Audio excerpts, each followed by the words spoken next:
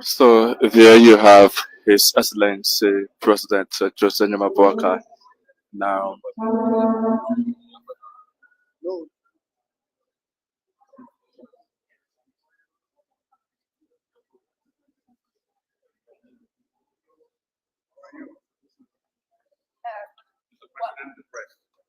Good afternoon, Mr. President. Welcome back. Tell us more about the trip. How was the trip?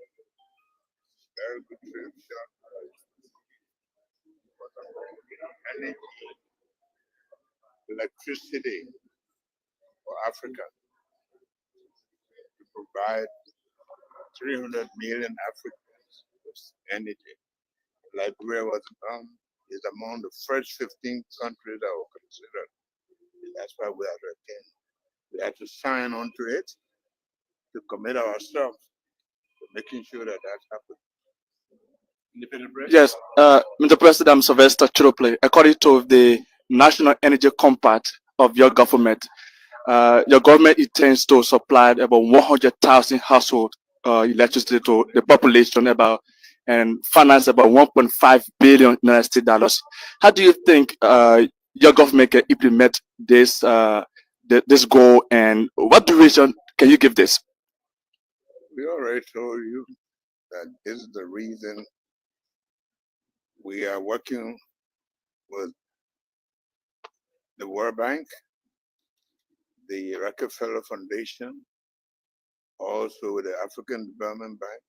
All of them are committed to helping us achieve this. Mr. President, Thank you. this Thank is the you. Liberia News Agency. Thank you. So you commended the World Bank and the African Development Bank. Yet instead you calling on investors to help Liberia succeed. In terms of, you commended the World Bank and the African Development Bank in your expose at the summit. But yet instead you call on other investors to come and help Liberia in Yes, achieving. because apart from investment in that nature, we also need private power investment. And a lot of private people can invest, which will make it easier to be able to reach our upcountry in solar and other areas that will be not only, that will be climate friendly and also be able to provide our people adequate electricity. Thank you, sir. Thank you. His Excellency President Joseph Nyamabuaka. There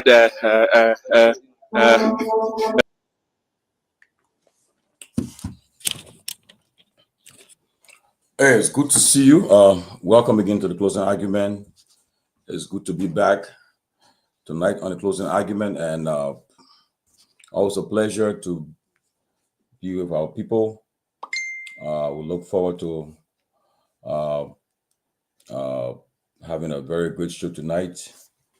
Join us. Let us talk about Liberia and what's happening in our country. It's very important for us to be. So please, let's get it going and have a good show tonight.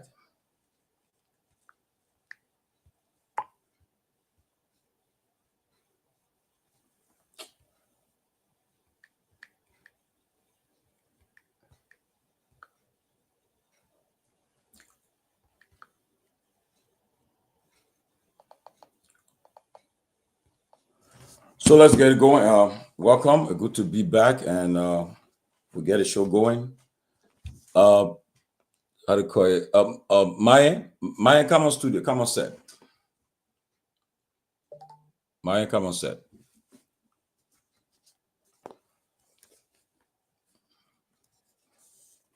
As soon as the guests get in the studio, we're gonna get this going.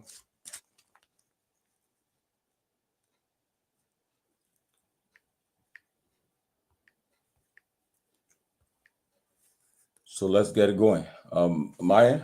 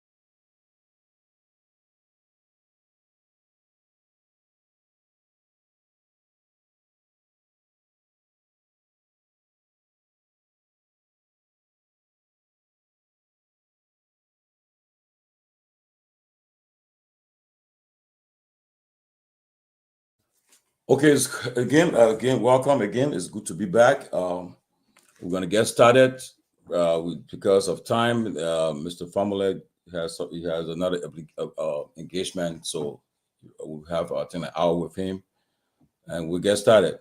So let's get started. Welcome, Mr. Famule, and also welcome for the first time, Fatima. Good to see you. Welcome. Good to see you, Mr. Famule. First of all, let me ask, how things are your end? Fatu, and then Fatima, and then we'll go to Mr. Family. How things?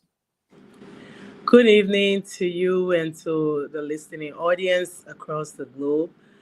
Things are very good. As you can see, I am in Monrovia, Liberia, and I'm excited to be on today to share the panelist with you. To share the panel with you, fine people. I thank you for inviting me, and I'm here to share ideas and engage in the discussions at hand. Thank you so much for inviting me.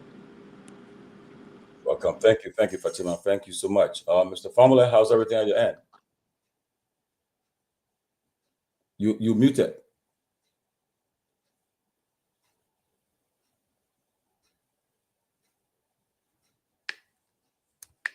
You muted, though. We can't hear you. We can't hear you. Something happened. Something wrong. Fatima, how's Liberia? Oh my God, Liberia is great.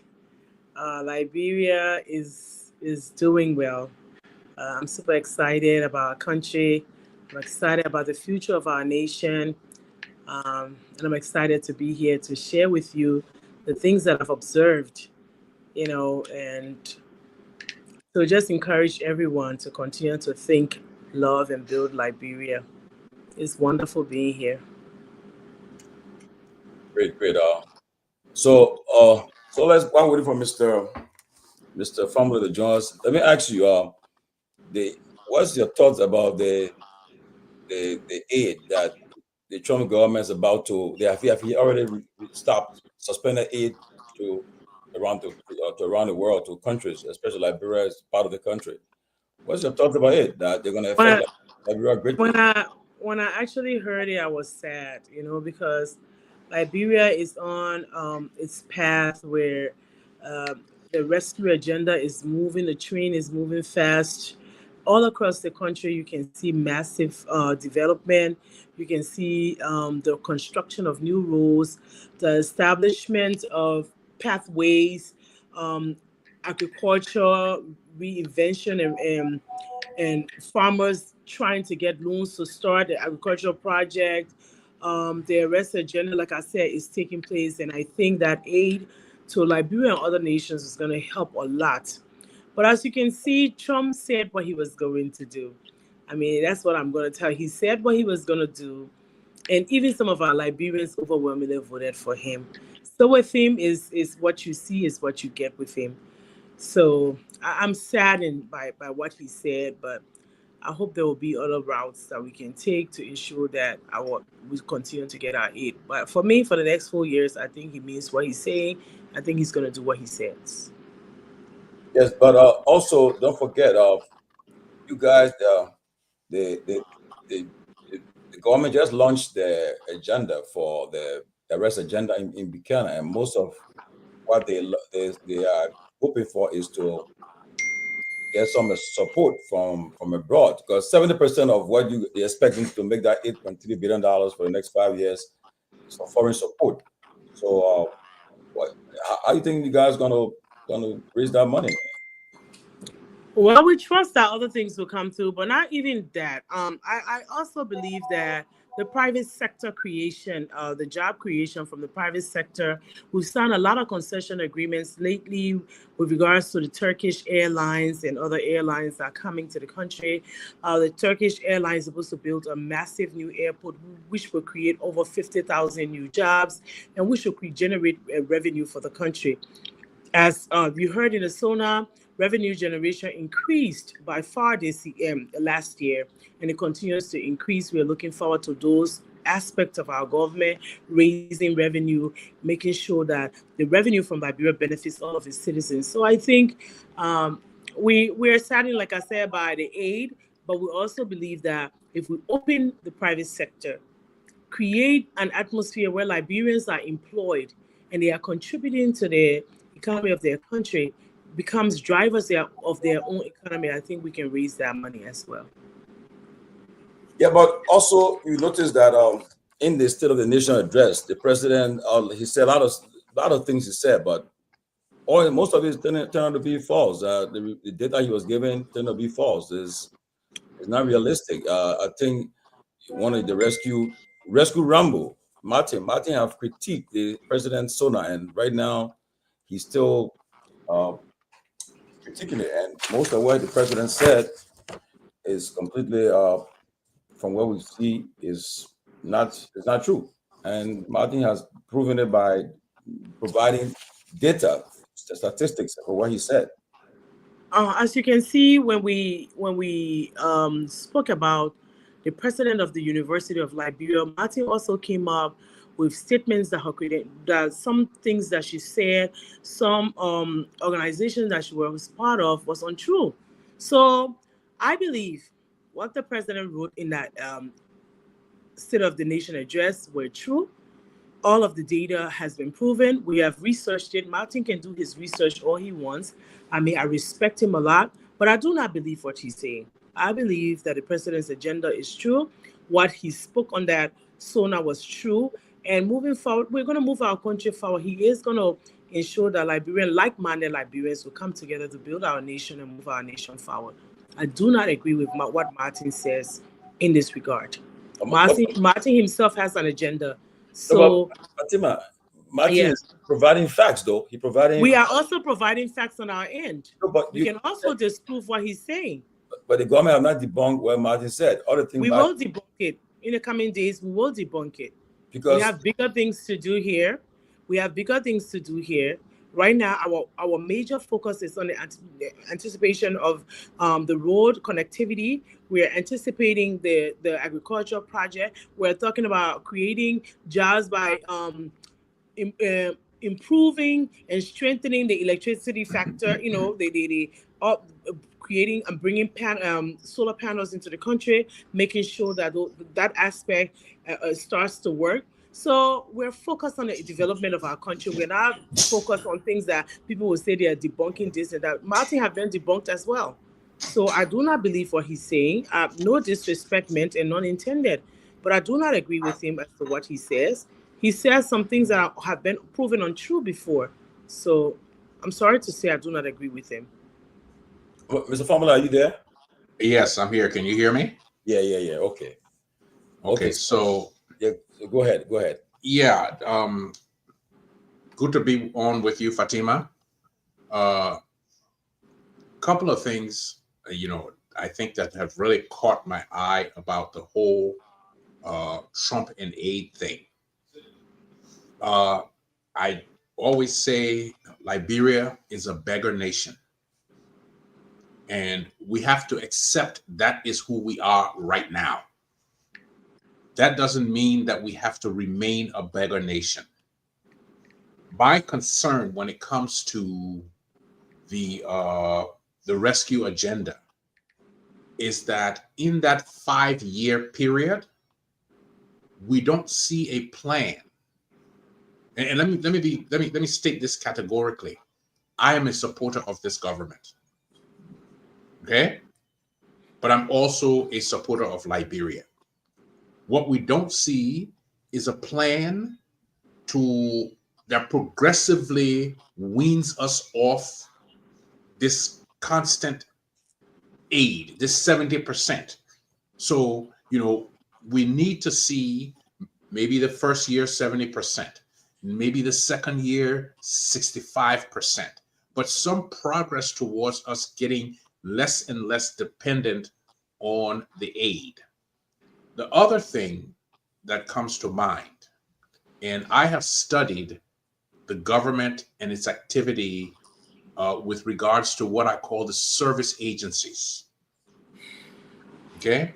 The service agencies are agencies like the National Identification Registry, the GSA, NFIL. There was recently an article, and what I know for a fact, and there's nobody who can disprove this, is that we are finding that the regular line agencies have been cannibalizing the resources of the service agencies. And that means that we are constantly spending more money than we need to spend. And if we don't act to arrest that as quickly as possible, this loss in aid will have an even greater impact on us. So let me give you, Fatima, a classic example. Libtelco is the government's communication company.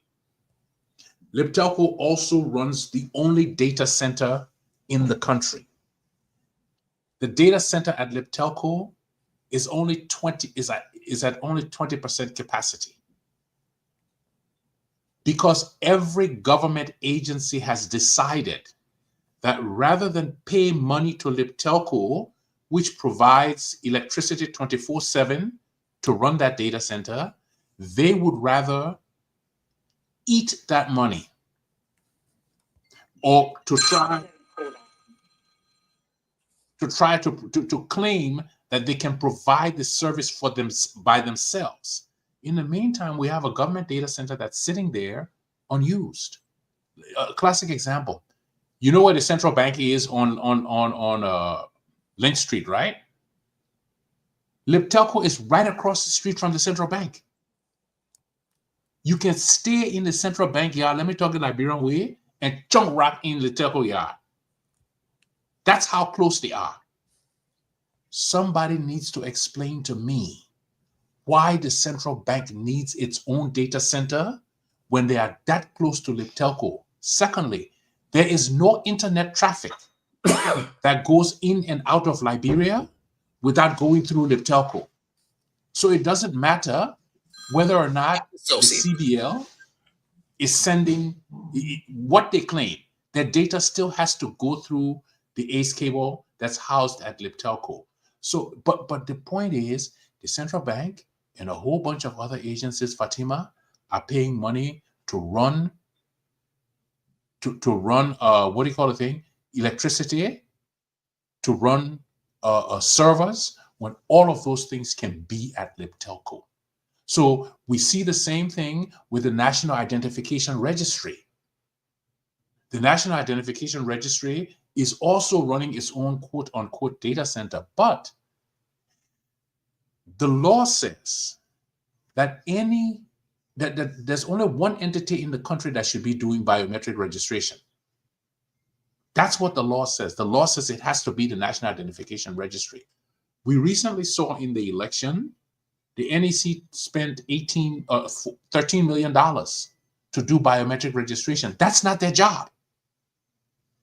That money could have gone to the NIR to register the 3.5 million people, to identify the 3.5 million people that the NEC had to register. So you see, Fatima, what I'm saying here is we need to corral all of this runaway cannibalization of government entities. We need to pool our resources so that we provide services more efficiently. Because the $13 million that the NEC spent to provide biometric IDs, none of those IDs are useful to the NIR. So that means that, guess what? We lost an opportunity to identify 3.5 million people. So how does the government intend when austerity is coming? Lastly, let me say this. We should not make the mistake that if the Americans stop supporting Liberia, the Europeans will step into the breach.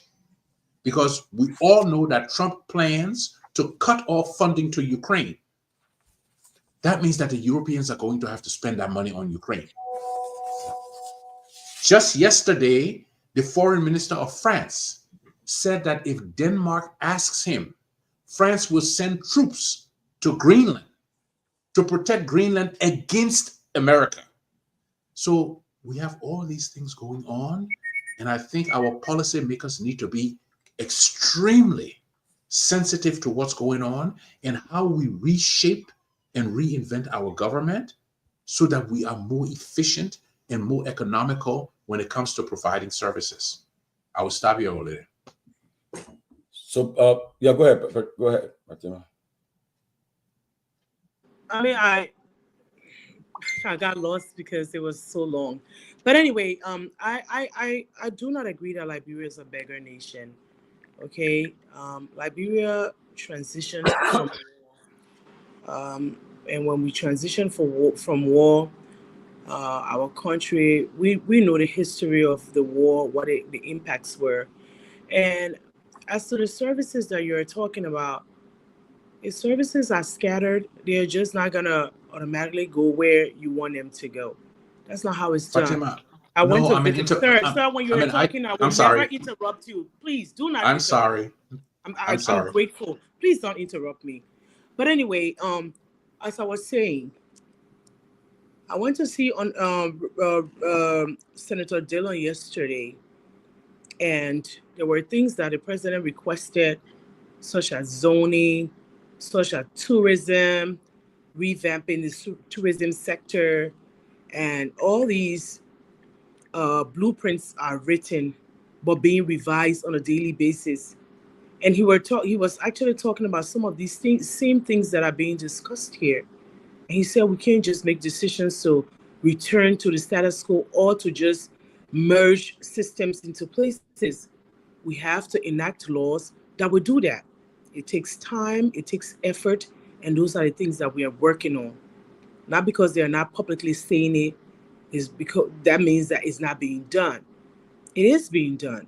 They're working on things. I sat with Senator Dillon yesterday in his office for 3 hours. And he showed me zoning. They're trying to zone the whole entire country, trying to name streets, trying everything. They're putting things together.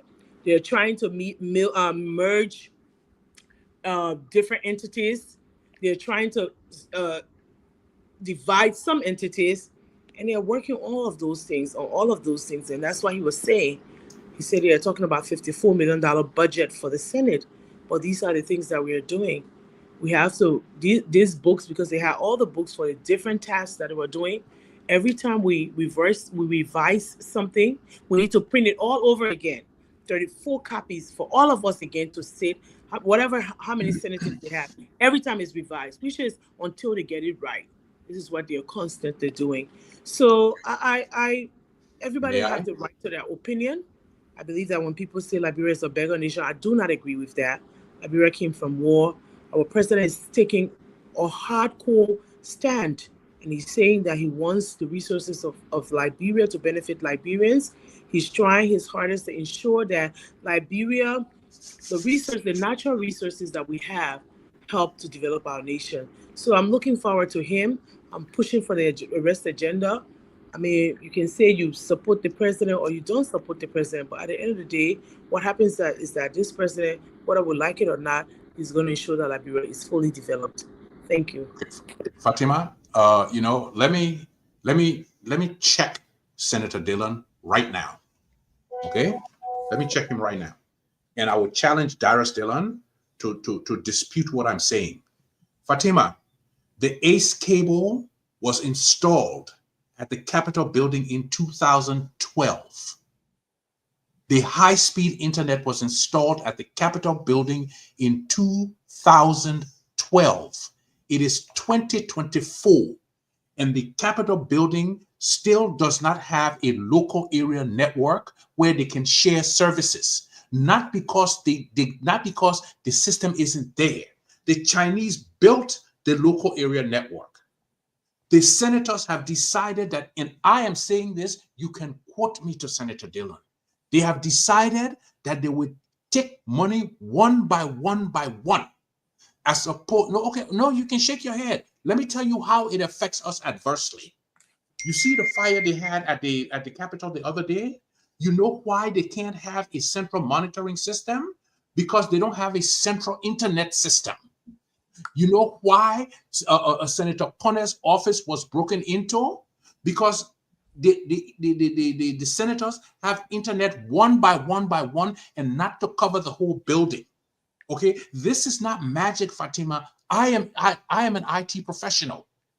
I am an IT professional. Okay, none of this is magic. They have the systems there. It wouldn't take them more than 3 months to turn it on. So I can't see how the Senate would say we're spending $54 million, but we don't have the ability to print and circulate documents. Tomalin, you work in America. Yeah. Okay. When you go into your office, you don't carry your own internet there? No. Okay. So why is it that in Liberia, in the Senate, you got 100 in the Capitol building, you got 103 people there. Each one of them is buying internet separately.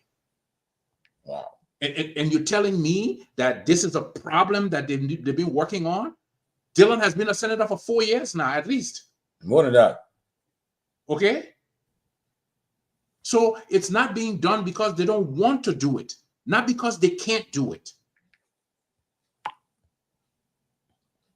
The entire Senate building doesn't have a printing office.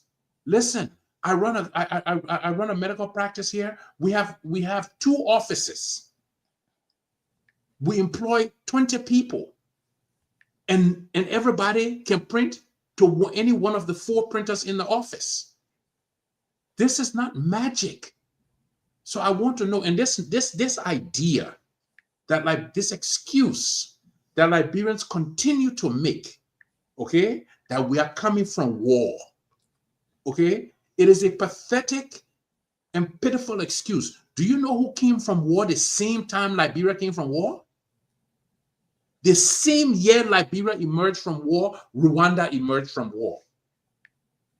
How is it that Rwanda is so much further ahead than we are? Let me tell you, the largest solar plant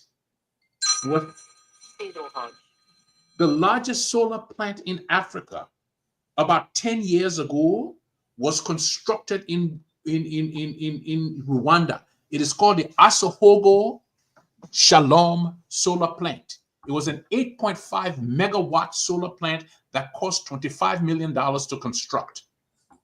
All right? Okay. When the solar plant was constructed, I brought it to the attention of the Ellen government. Ellen went to Rwanda to visit. When she went to Rwanda to visit, she signed an MOU in 2016 with Gigawatt Global, the company that built the system in Rwanda. Hey, Tomalin, it's 2024. You want to tell me? And let me tell you what was so magical about this thing in Rwanda. From the day they signed the contract to the day they turned the lights on in Rwanda, it took them 6 months to build that 8.5 megawatt solar plant. Ellen signed an MOU with Gigawatt Global in 2016. Amara Kone can attest to that. It's 2024. I wrote on my page what Rwanda has done in 6 months. We haven't been able to do in 9 months. In 9 years. So I think, listen, we want the government to succeed, but simple things like having internet in the Capitol building for everybody to use, meaning you could have central printing, you could have information sharing, you could have all of those things. They are not doing it because they are cannibalizing the money. They don't budget for that money and say, we need to buy internet for the whole building. No, let's buy our internet one by one. And like I asked you before, Tomalin, when you go to work here in America, are you responsible to carry your own internet to your desk, or do you use the internet that the whole company uses?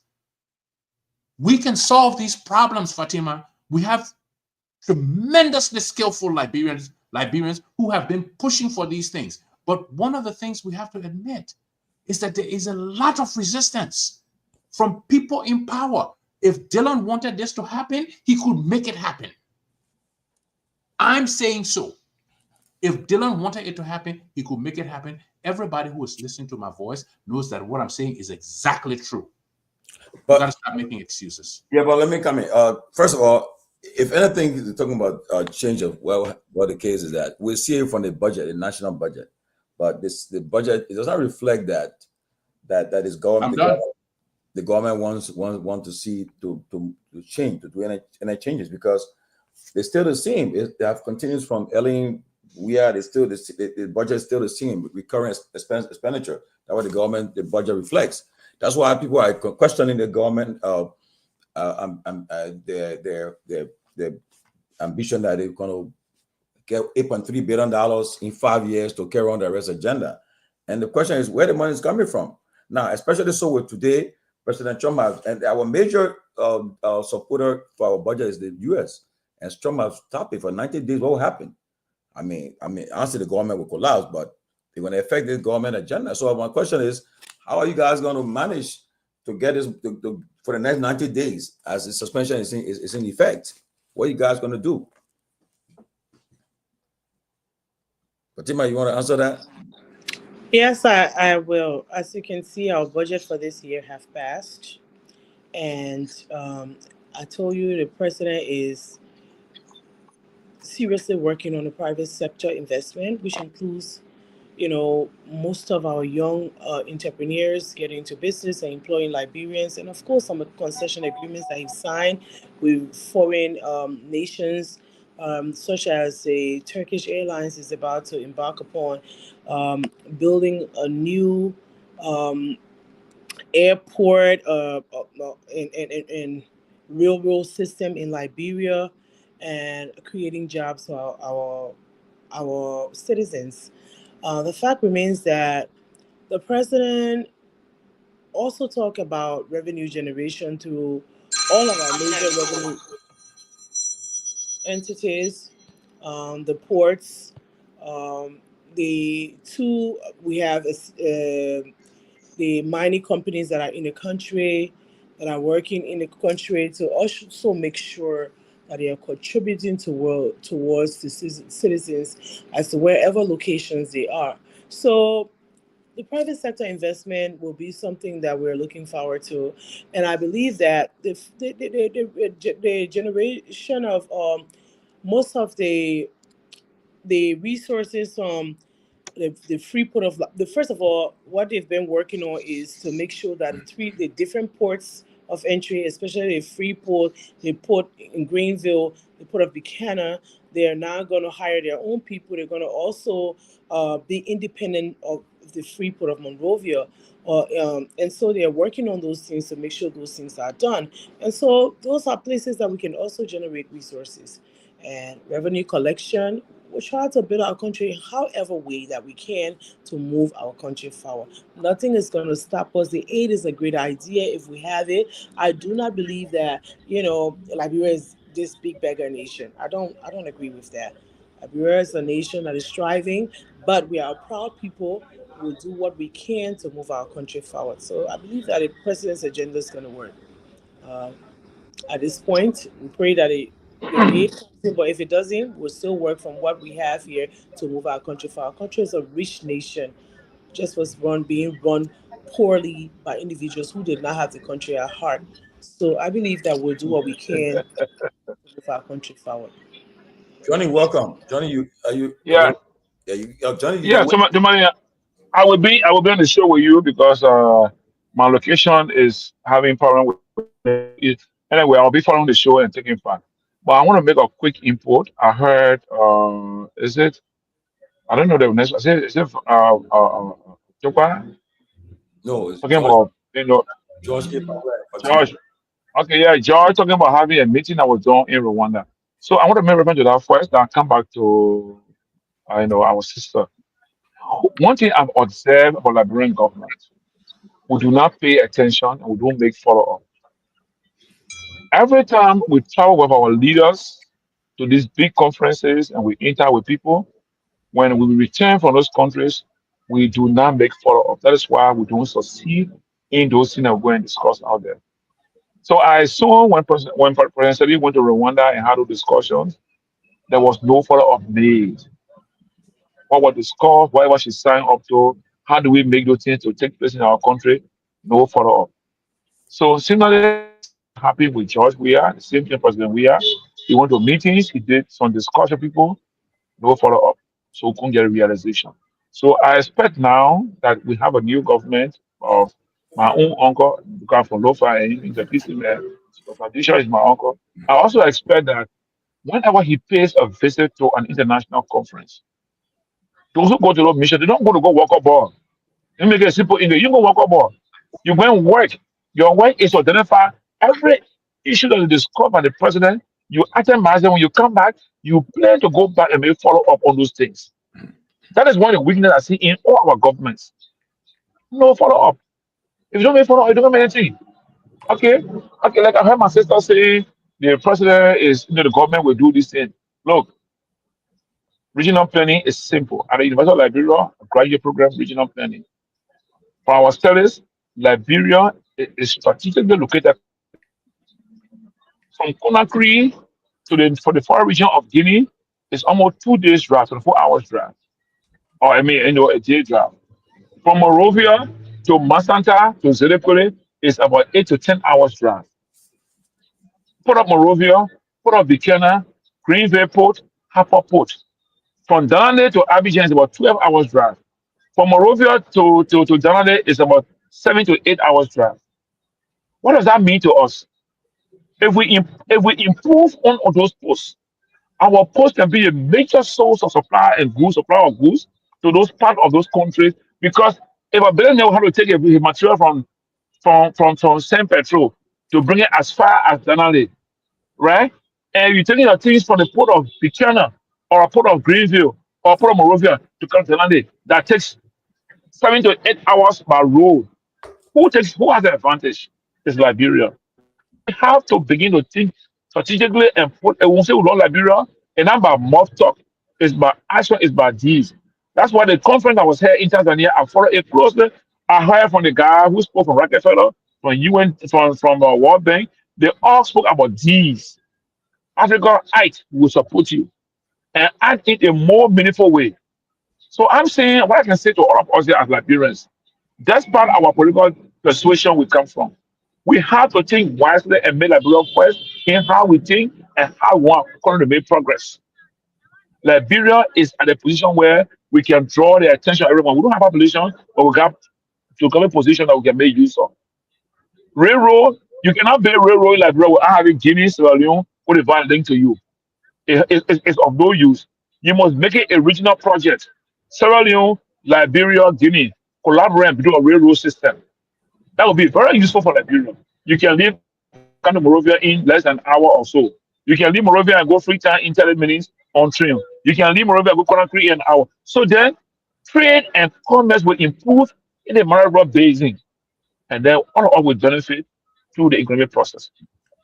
We have to be fast thinking, we have to be creative, we have to be innovative as a people. Our governments are not there for us to serve them, they are there to serve us and give us the best we need to live. We're not here to live for too long on earth. The short time we're here for, they must serve us and give us our basic needs.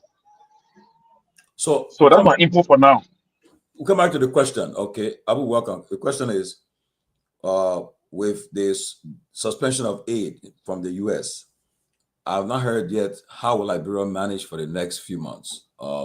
Perhaps Trump is maybe he decides to do it for a year. Who knows? How will we manage? How will we use to fill up? And other countries may not want to come in like the U.S. government to take this care of Liberia. So what are we saying? So how will the government manage with it to come up with support their budget, support their agenda? Somebody want me before Abu comes in, because I'm really involved with this process, right? Before Abu comes in, this thing happened in Trump's first term. He dropped USAID funding to developing countries by 30%. 30% when Trump first term. This time he has suspended USAID activities for 90 days. Where I work, all my neighbors that are USAID funded international projects, they are closed for the next 90 to 3 months. The first impact is unemployment is created. But I expect our government, there's a big thing, Tomalin. And the Ministry of Finance and Development Planning, they should have a department, they have a department that is responsible for all international development agencies and national organizations working to support national government initiatives. How effective and efficient that department is, I don't know. Except Abu will tell us, all about somebody else from the government will tell us. This is where we should be able to coordinate with all international agencies to know what role they are playing to support our government development agenda or drive. So now that you say has gone down for like 90 days, and you're asking why is it continue for 1 year? Well, what we should do, let's recast our budget. We are responsible for our people as a government. You understand? US government is not responsible for Liberia. It is our government that we elected that is responsible for us. So they must begin to think fast ahead of time to address our needs. So my first recommendation is go back to the national budget, just whether you pass or whatever happens, go back and redesign the national budget, cut down on the benefits, and see what are the areas that those agencies were supposed to bring government into development wide and money for those places. Cut down on the benefits. Okay. Cut down on the travel expenses in terms of if President Baka gotta go on a trip, he need 10%, looking to 3% or 4% or 5%. Cut down some money, cut down small money, and support these agencies that work and replace the agencies work by your own local organization. We got several local organizations here that do the same way that you say projects are doing. So that's my first recommendation. Cut down your current expenses and let begin to move as a national government to support our people. Because government first responsibility is to serve us. And the first thing, serve Liberian people, nothing more than that.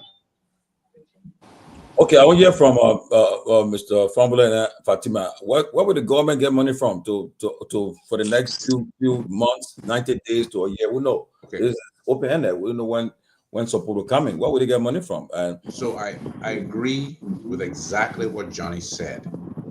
What we need to do is we need to sit down and we need to streamline the government.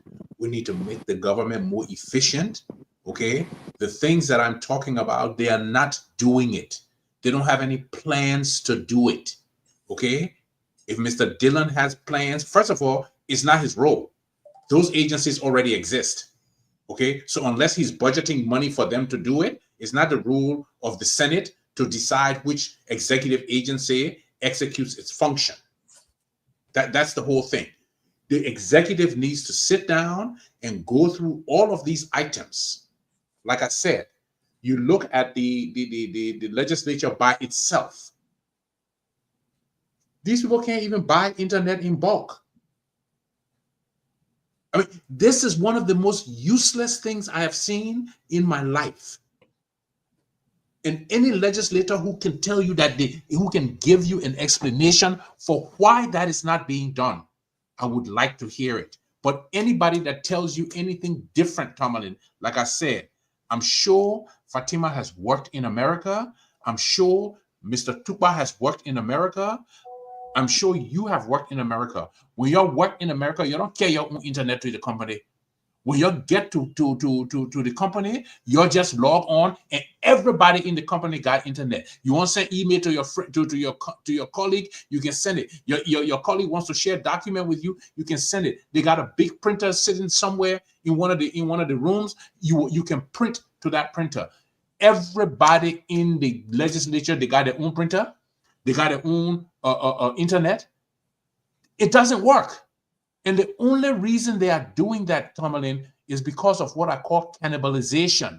Rather than pool the money to make the system work better, they rather eat the money one by one. I will challenge Darius Dillon any day. I dare him come and give me a better explanation for why it's not being done. He's been there for 4 years now. Fatima, where would the rescue government get money from for the next 3 months that the U.S. government won't be supporting our budget, supporting our country? Well, I come in before you. They have cut down almost everything. All the money, all the NGOs and so forth that is support, they cut everything down. So it will be tough. it will be tough, but like I told you, we also do generate and collect revenue in Liberia.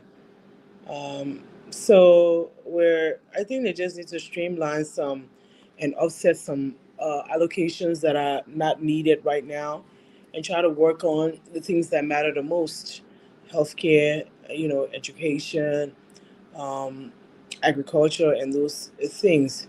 that are most important to the citizens of Liberia. So I believe that it will basically depend on the revenue generation in here and alternative aids that they are getting besides the U.S. You cannot make U.S. do what they don't want to do. But at the same time, we have a country to run, and we will do what we have to do to run our country. So uh, I'm just saying that the president is going to make sure that the arrest agenda works. However way he's going to do it, he's going to strengthen the private sector. That is his number one priority now, is focusing on making sure that he strengthens the private sector so that our people are employed and doing well. And then, with regards to revenue generation and revenue collection within the country, he's going to do that as well. Thank you for Abu. Yeah, Tomalin, good being here. See all of you on the platform. Let me first start the show by commending the then DEA boss on yesterday. The guy popularly known as Japan was sent to prison for not just supporting the upcoming generations, but he was one of the brains in inputting drugs into our country. So I want to salute Avi Kumar for being patriotic while serving the role as DEA boss. But quickly ask a question as to whether we as a government will not encounter problem with regard to the executive order passed by Donald Trump. To my mind, like I said during one of our shows, I think a couple of weeks ago, that this president is very conspicuous about turning or returning our economy to a normalcy, and that is to say, he has instructed authorities not just to cut down wages. There's somebody say, I think Johnny. Why is Johnny not on the show? He's in the back. Why? Why having the camera? Oh man, I'm on the show. I'm hearing you. Go ahead. You gotta see my face. Go ahead. Okay, so like I was saying, right? And this is to you and the rest of the folks who always sit on the show and compare all with our then administration. The president was very emphatic when he convened a meeting, or it was speculated in a public glare. Patrick and a lot of the folks from LTA are making 3,000 just for a generator, which is not true, or it is just meant to smear campaign like squeezy food are always doing. The president instructed the SOE guys to cut down benefits, and hopefully in the coming weeks, tomorrow that will be made known to the public. But like I said, the government will keep running. In regard to what Trump said, I think we have records to ensure that we don't encounter any diversity with regard to our budget. Yeah, for Mr. Tuba, welcome.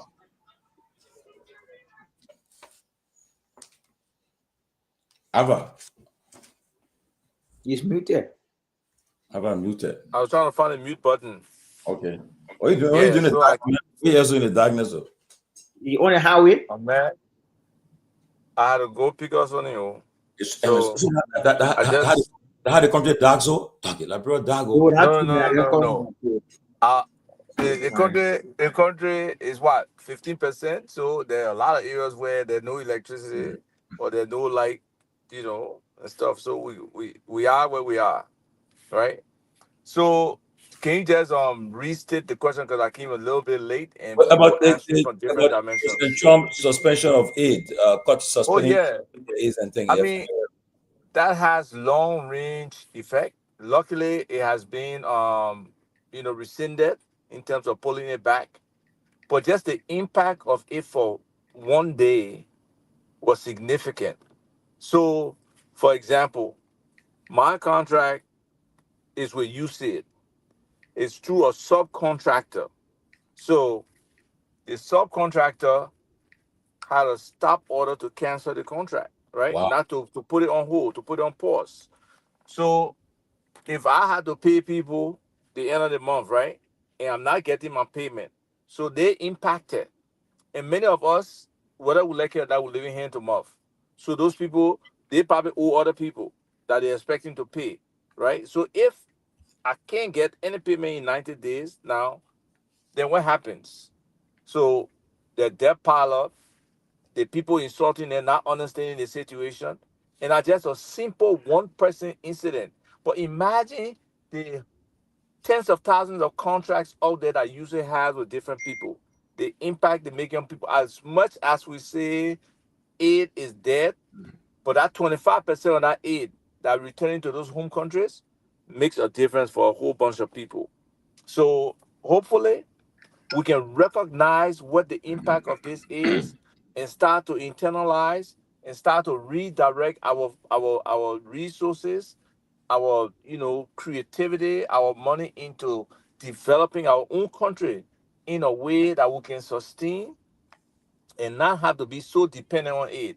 I don't know what the number is for the healthcare sector or for the education sector, but we know if we look at the $8 billion that we think would take us 5 years out and develop some things, that's 70% aid, right?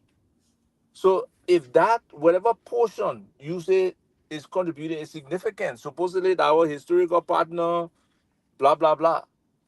So I don't see in that process, and maybe I need to look at the document more closely, how we wean ourselves off aid, how we move from 30% in year one to 35% year two, 40%. How do we progress? We can't be content with just getting things from these people. How do we really maximize our natural resources to benefit our people? How do we attract other businesses? The whole debacle with the legislature, puts us behind. And some people don't recognize the damage, those kind of things, that you investors lose confidence in you. You can make some serious decisions that are on the table, and those officials are losing respect. I can see probably in 2029, probably a 85 or 90% turnover in our legislature, in our House of Representatives, you know?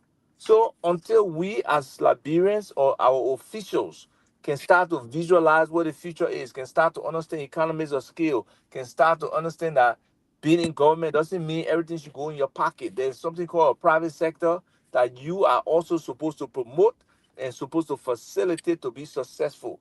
If government workers cannot understand that not every aspect of your position of authority is an opportunity to extort people or to get money from the process, whether it's your signature, whether it's your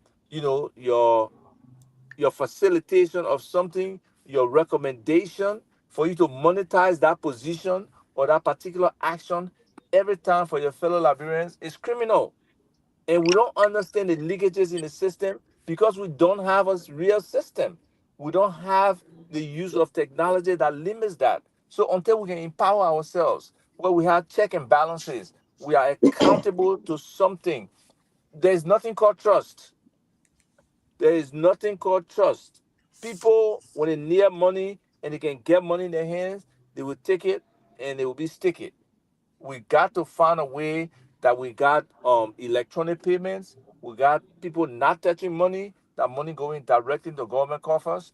And then at the same time, we hold those government officials who are getting the funding directly and cutting out the leakages responsible for its execution. And we have heard corruption here, corruption there. I think the president needs to be more decisive about some of these things. And he can be, we can move this country forward. Thank you. Welcome, Sarah. Ms. Dopo, welcome. We'll go back to Mr. Famule and Fatima.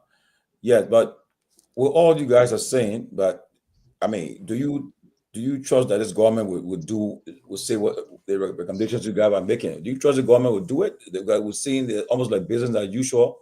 The same things are happening still that they accuse the former government of, and then with this happening now with the U.S. government suspension, people are afraid. Liberians today they are very afraid that things are going to get worse. The price. I was talking to someone today. They said the internet. I think what the guy told me. He sent me a message. He said, "We're talking something." He said, "Since the SONA, the gas price is on the increase. Internet has dropped from 2 GB to 1.75 GB. People are worried about what's happening, and they feel that the price of rice and the president said came down, but it was debunked by Martin Colley and other opposition leaders who responded to the SONA that it is not true. The price of rice increased. So with all of these things happening, what's going to happen? Well, I'm a technologist, so I will always speak on technology. You think the price of internet is high? Give Starlink 6 months in Liberia and see what will happen to the cost of internet. Let me explain to you how this works. The government of Liberia has allotted 45% of the capacity of the ACE cable. The government of Liberia is sitting on 55% unallocated internet capacity, high-speed internet capacity. When they set the rates, when the high-speed internet came, they set it so that the three companies, Liptelco, Orange, and Lone Star at the time, could be able to make their money back. But implicit in that is that they would build what's called a terrestrial network so that people could have high-speed internet in their home. They never did that. As a result, a lot of communities in Liberia are underserved, and they are bringing in Starlink. This is what is going to happen in Liberia when Starlink comes. I run a company in Liberia that is extremely data intensive. I'm moving 10 to 12 gigabytes of data every single day out of Liberia. So as soon as Starlink lands in Liberia, guess what? I'm never buying internet service from Liptelco or MTN. The power users will switch over to Starlink, and that means that the money that is made by the current companies will go down, and they will have to increase the rates on the basic Liberians. This is simple business math. But we are all excited that Starlink is coming, as opposed to saying we need to build our terrestrial internet so that we don't cannibalize the other companies there. Look, let me tell you something, Tomalin. Mark my words. When Starlink comes, you will see every legislator in that building, they will have Starlink in the window. They will buy one by one again. And Fatima, I will come to you and you will speak via to me again.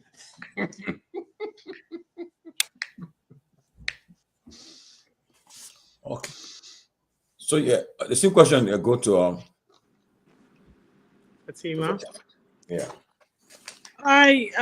We've spoken about this, and I think you were saying that I'm in Monrovia. I'm in Liberia. I don't know which part.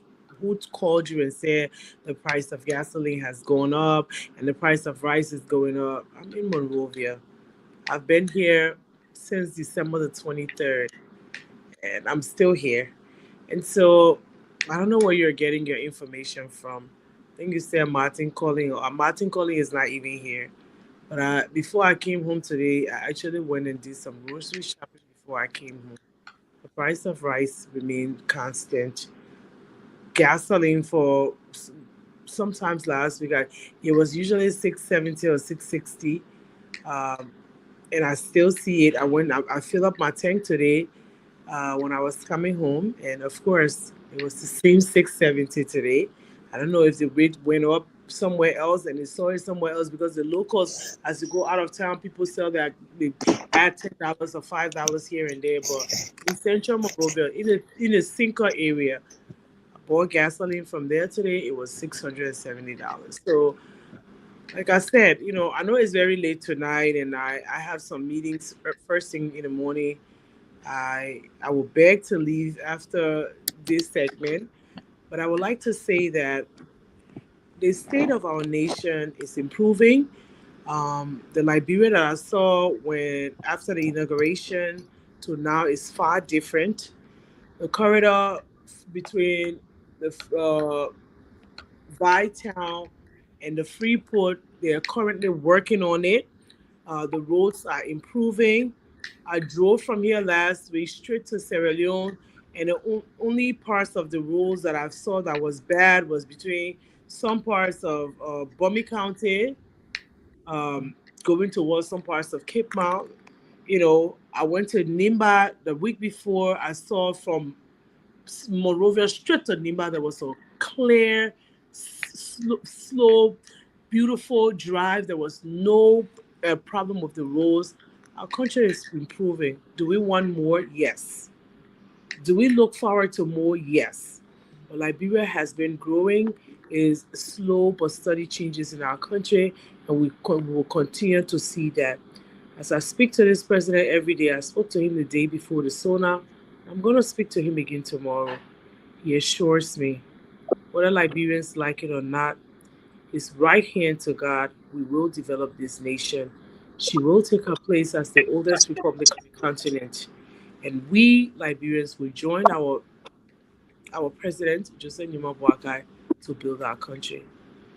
If you guys do not mind, I will beg to leave. As I said, I have several meetings tomorrow morning, and so I beg to leave.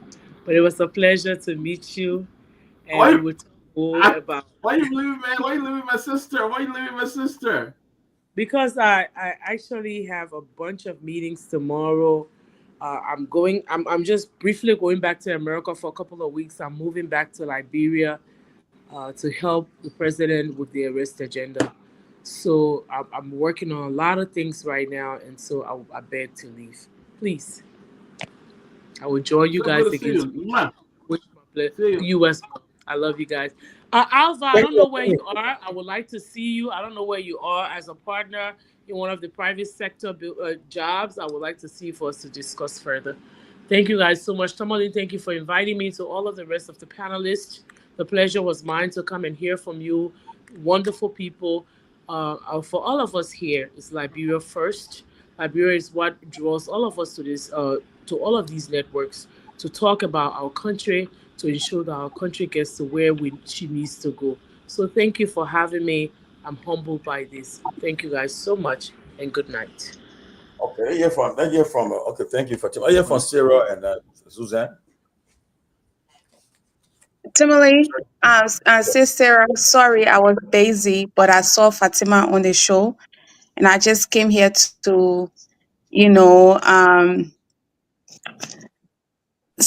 just highlight some of the lies that she was spilling out here.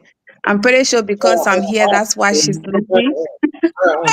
So because I was busy, so I decided to come here to just, the rescue mission is the biggest disappointment to Liberia. And it's so shameful for her to come on this platform to tell the Liberian people that, oh, I went for grocery shopping yesterday and the prices are the same. Obviously, it might be the same to you because you're just coming from America. So things are okay. And moreover, you are close to the president. You guys are eating free money. So everything will be okay for now. We saw on the internet how the price has increased from, I think the rice price was about 19. It has gone to 23. So when people coming out here to spill all lies, they should be able to stay around. So when some of us come around, so they can be able to respond to our questions, not to just run off. But myself, I will be leaving tonight because I'm busy at the moment. I'll leave it with you, sis, Sarah. Yeah. I just wanted to also rebut what she said, or debunk what she Some said. of the nonsense that came out. I talked to my nephew. As a matter of fact, I sent some money to him today to take care of some stuff for my family, and I was asking him some questions, and then he was like, "Auntie, it's not easy. It's so disappointing." He said the road they are complaining about, the corridor she's talking about, they're just patching it up. They're just patching it up. In a few months from now, it's going to go back to the same. A short-term solution. That project was passing. A short-term solution. Please let me change. I will stop you. They're not talking. Don't do that, man.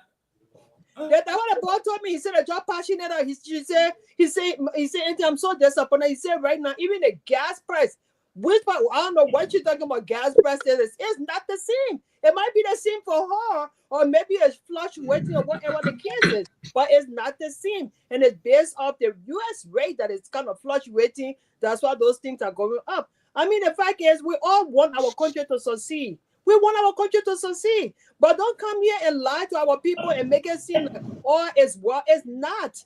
And this rescue mission must rescue. That's what they told the Liberian people they would do. But don't rescue with lies. Because lies is having a hell of a big colors running behind you. That's what it's doing for you. Thank you.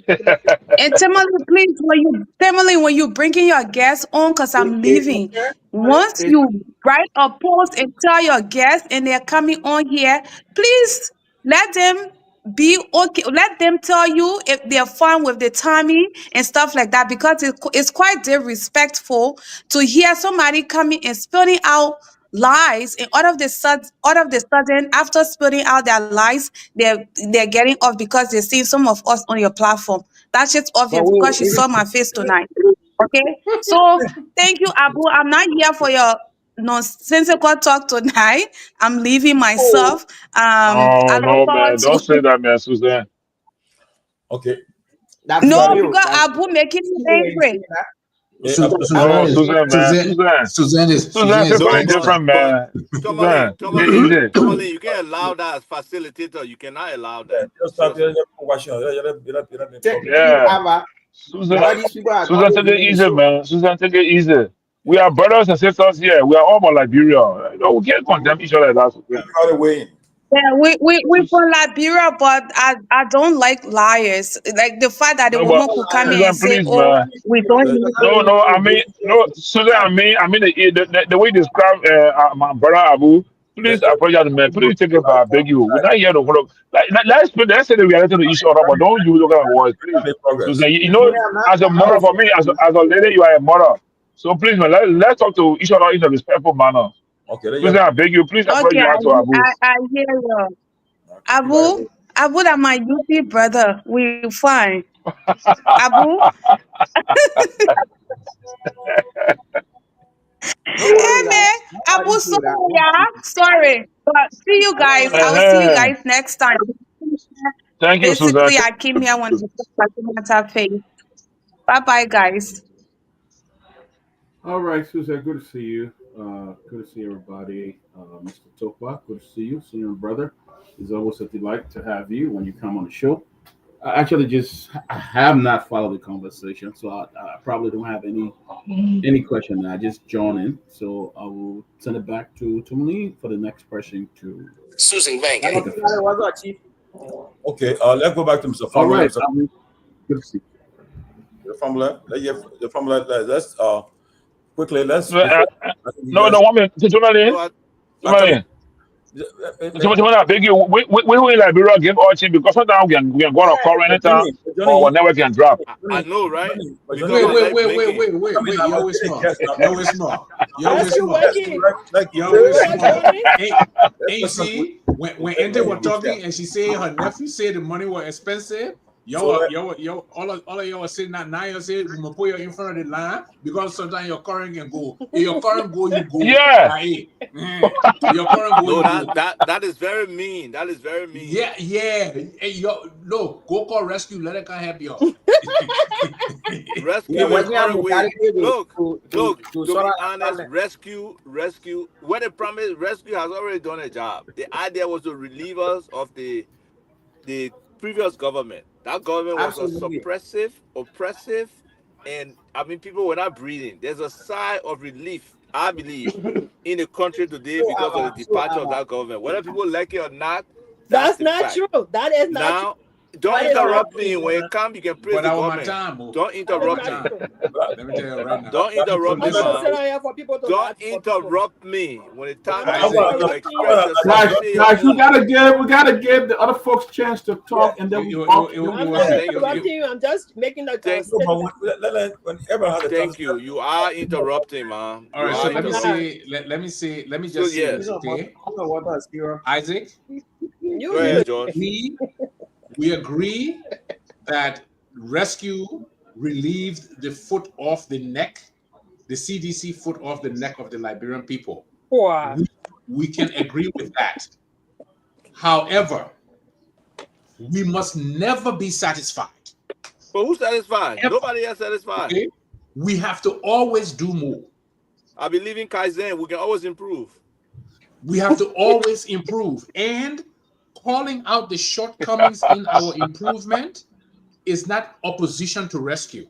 It's not, and that's why some people don't Exactly. understand. But the insecure people would think that. As I sit here now, okay, I have made a substantial investment in Liberia. Isaac is a part of the company. We both have made substantial investment in our drone company. This is not something we could have done under WIA. But other WIA are to let other people use name for company or involved with. What kind of stupidity is that? So at the end of the day, Tomalin, let's pick up where you wanted to pick up from. Yes, so I can address that. Yes, I was talking about. I mean, we already talked about the usage, the suspension. Can I respond to that, Tomalin, please? But the Yes, respond to me. But what kind of Kesali red you eating? What kind of Kesali red you eating? Then you want to respond. You need to eat your Kesali red. But Mr. Formula, the question we're asking, we already talked about the usage business and the suspension of is by Mr. President Trump. But the reality now, like for instance, take for example, the sonar, the president's sonar he delivered. Already, people are already critiquing the sonar, and from what we see, I don't know who wrote it for the president, who gained information, but most of what he said is not true. But you guys, I mean, you say you support him, but I want to hear your honest perspective from the president's sonar he delivered, because most of what he said is being debunked with fact checkers, and okay. Why don't we have a show and break down the sonar? Okay, but let me say this. Let me say a little bit tonight. Let's talk a little bit small. Let me say this from my perspective. Yeah, the look at the sonar was very bad. Okay. The fact that the Supreme Court justices, all of them, did not show up, it was bad. And what the absence indicated was that they made a ruling that the executive has joined the legislature to contravene with the installation of this current majority black person. The rule says you need 49 people to remove the speaker. You can't remove him with 47. You can't remove him with 46. And I can tell you, I am extremely disappointed in the president that he went down that route. Because what the Supreme Court's action actually said is that whatever they are doing is not lawful. So I would think that now that the president has returned from Tanzania, he can go and he can call the majority black. He can call Speaker Kofa and say, y'all need to sit down and y'all need to have a vote. If you can't reach 49 majority black, you need to stand down. Okay, this country does not belong to what he name? What the other man name? Coon? Richard Coon. It doesn't belong to Richard Coon. He doesn't get to demand that he must be speaker, even if he doesn't get the votes to remove the speaker. He doesn't get to do that. Okay, he doesn't get to do that. It's crude, it's unsophisticated, it's barbaric. And the fact that the president sanctioned him to do this, I have a big problem with it. I have a big problem with it. So let me just go on the record. If I'm the president and I'm trying to save face, you know the first thing I would do? I will fire the justice minister. That's true. Immediately.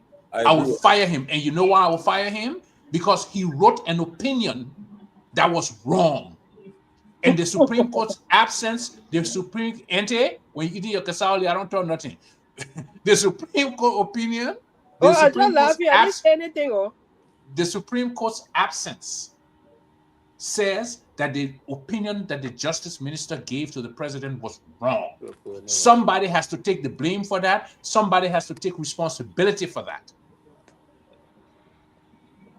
It's a problem for investors. Everybody is watching. Investors come to Liberia and they see that the executive will not respect the ruling of the Supreme Court. You know how many times investors end up in court with people? Suppose the court make a ruling in favor of the investor and the executive say, oh, we're not going to, Richard Coon can say, oh, we got 36, we're not going to do it. That's not how government is supposed to work. We have been around too long, almost 200 years. We are unsophisticated like this. Why?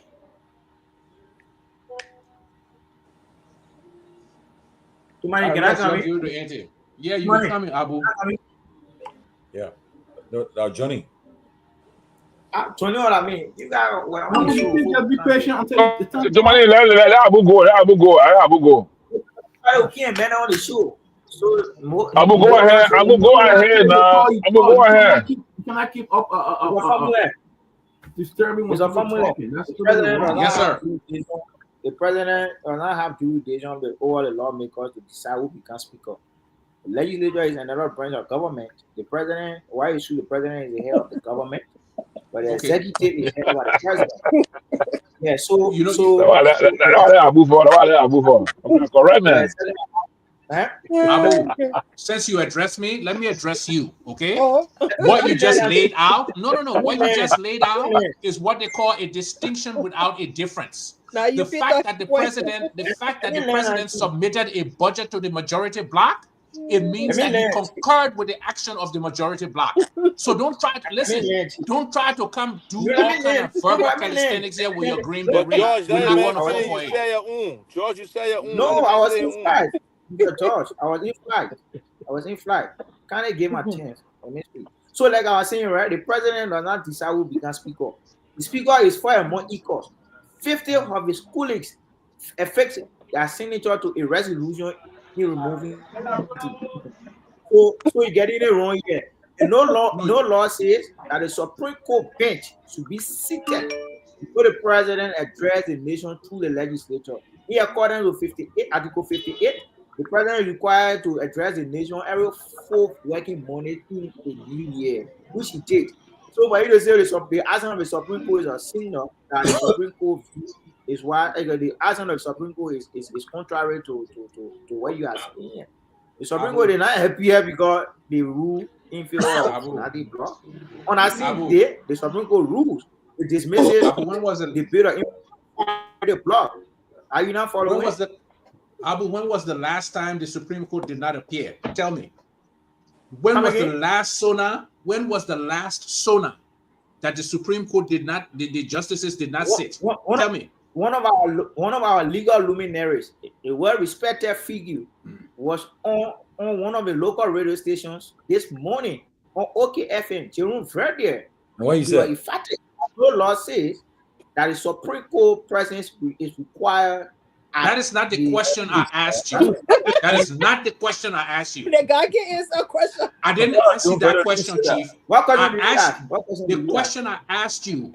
When was the last time the Supreme Court justices did not attend the SONA? That's the question. I don't care what Virgil say. That's the question. Why should that question be asked? So because it did not happen. Let me tell you why. Let me tell you why. Okay? Because the last time the justices did not appear was with the, I believe, Edwin Snow scenario with Johnny Lewis. Ellen refused to honor the Supreme Court's decision, and the justices did not attend. So you know what this tells us? That is the same reason they didn't attend. There's only two times in our history. Oh, my man, sit down, man. That's not the reason. Yeah, man. Okay, so let me come in now, right? So let me come in. Let me come in, please. So I can remember during the Ebola crisis, many people died because of denial. So I see us in the system. For us in Liberia, we know the truth, but we deny it because we don't want to believe that what's happening is wrong. And look, everybody in the show, keep mark this thing what's happening in Liberia. We will surely see the results in Liberia. To see Supreme Court not appearing at the conference, people say, "Oh, it's not law, but it's not my law, it's my law." That's good. It's not my law. We take it as it is. It's not my law. But we have three distinct branches of government that must coordinate to govern Liberia, and this is a sacred duty of the president. To say that is nothing at all because the full ban on that president nothing, that's a denial you're living into, Abu. And all who believe in that listen to my voice. You're living in denial. The people live in denial during Ebola, they die. People live in denial in COVID, they die. No, listen. Abu, listen. I'm not going to constitution. Abu, listen. Abu, I'm not a lawyer. I'm not going to constitution here. Look, we gotta be clear. And the same thing we do in our country. We lot of people in the country so much. We found so many excuses.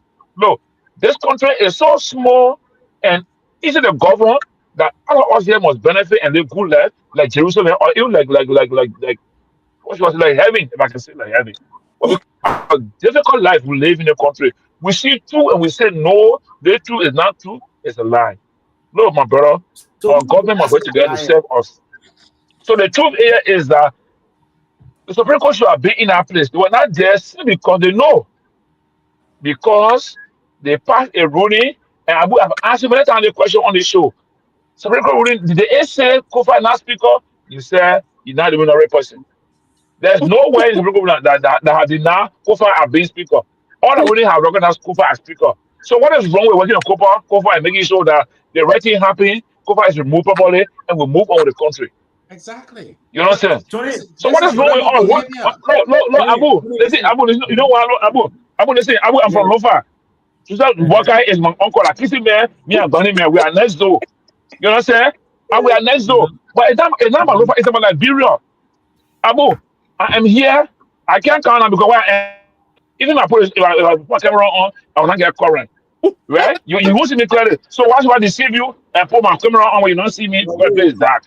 That's something you Abu, inherited. You are working Liberia about is that. So Liberia is our home. can I Abu, one can minute, I go Liberia now? is our home, right? We gotta try our best to make Liberia the best place. City Parliament. If we go wrong, let's learn to hold our government accountable so they can serve us. That's all we're gonna do. Abu, you know, Abu, in But any I, case, I benefit. Abu, I benefit. Because we're gonna present for Liberia from Lofa. I will benefit more than you. Abu, if you came on, how much you benefit? Because the one feel from Madina to Rawsport. Abu, No let me, fight on came on. There you go. no. Abu, So let me give you a little You bit from of Lofa? understanding. no, let me come in now. Let me Yeah, come Ava, in. yeah, Isaac, I beg you. let Ava come in now. Abu, Okay. Abu. Yeah. Abu, I just want No, before I I'm make my listening. stand, I wanted to ask you. Mr. Money, I was just talking about not time to talk to. Ava, But you not a whole. Ava, But let Avatar, you go finish eating up your salad. Guys, one at a time. Can we do that? Ava, Isaac, go ahead. Ava, you there?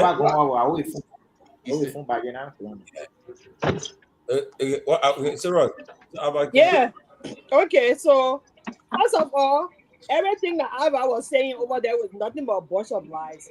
Before he say anything, he needs to tell the Liberian people that he personally had a beef with former President Weah, and that is the reason why he comes on here to spill all the lies that he's spilling.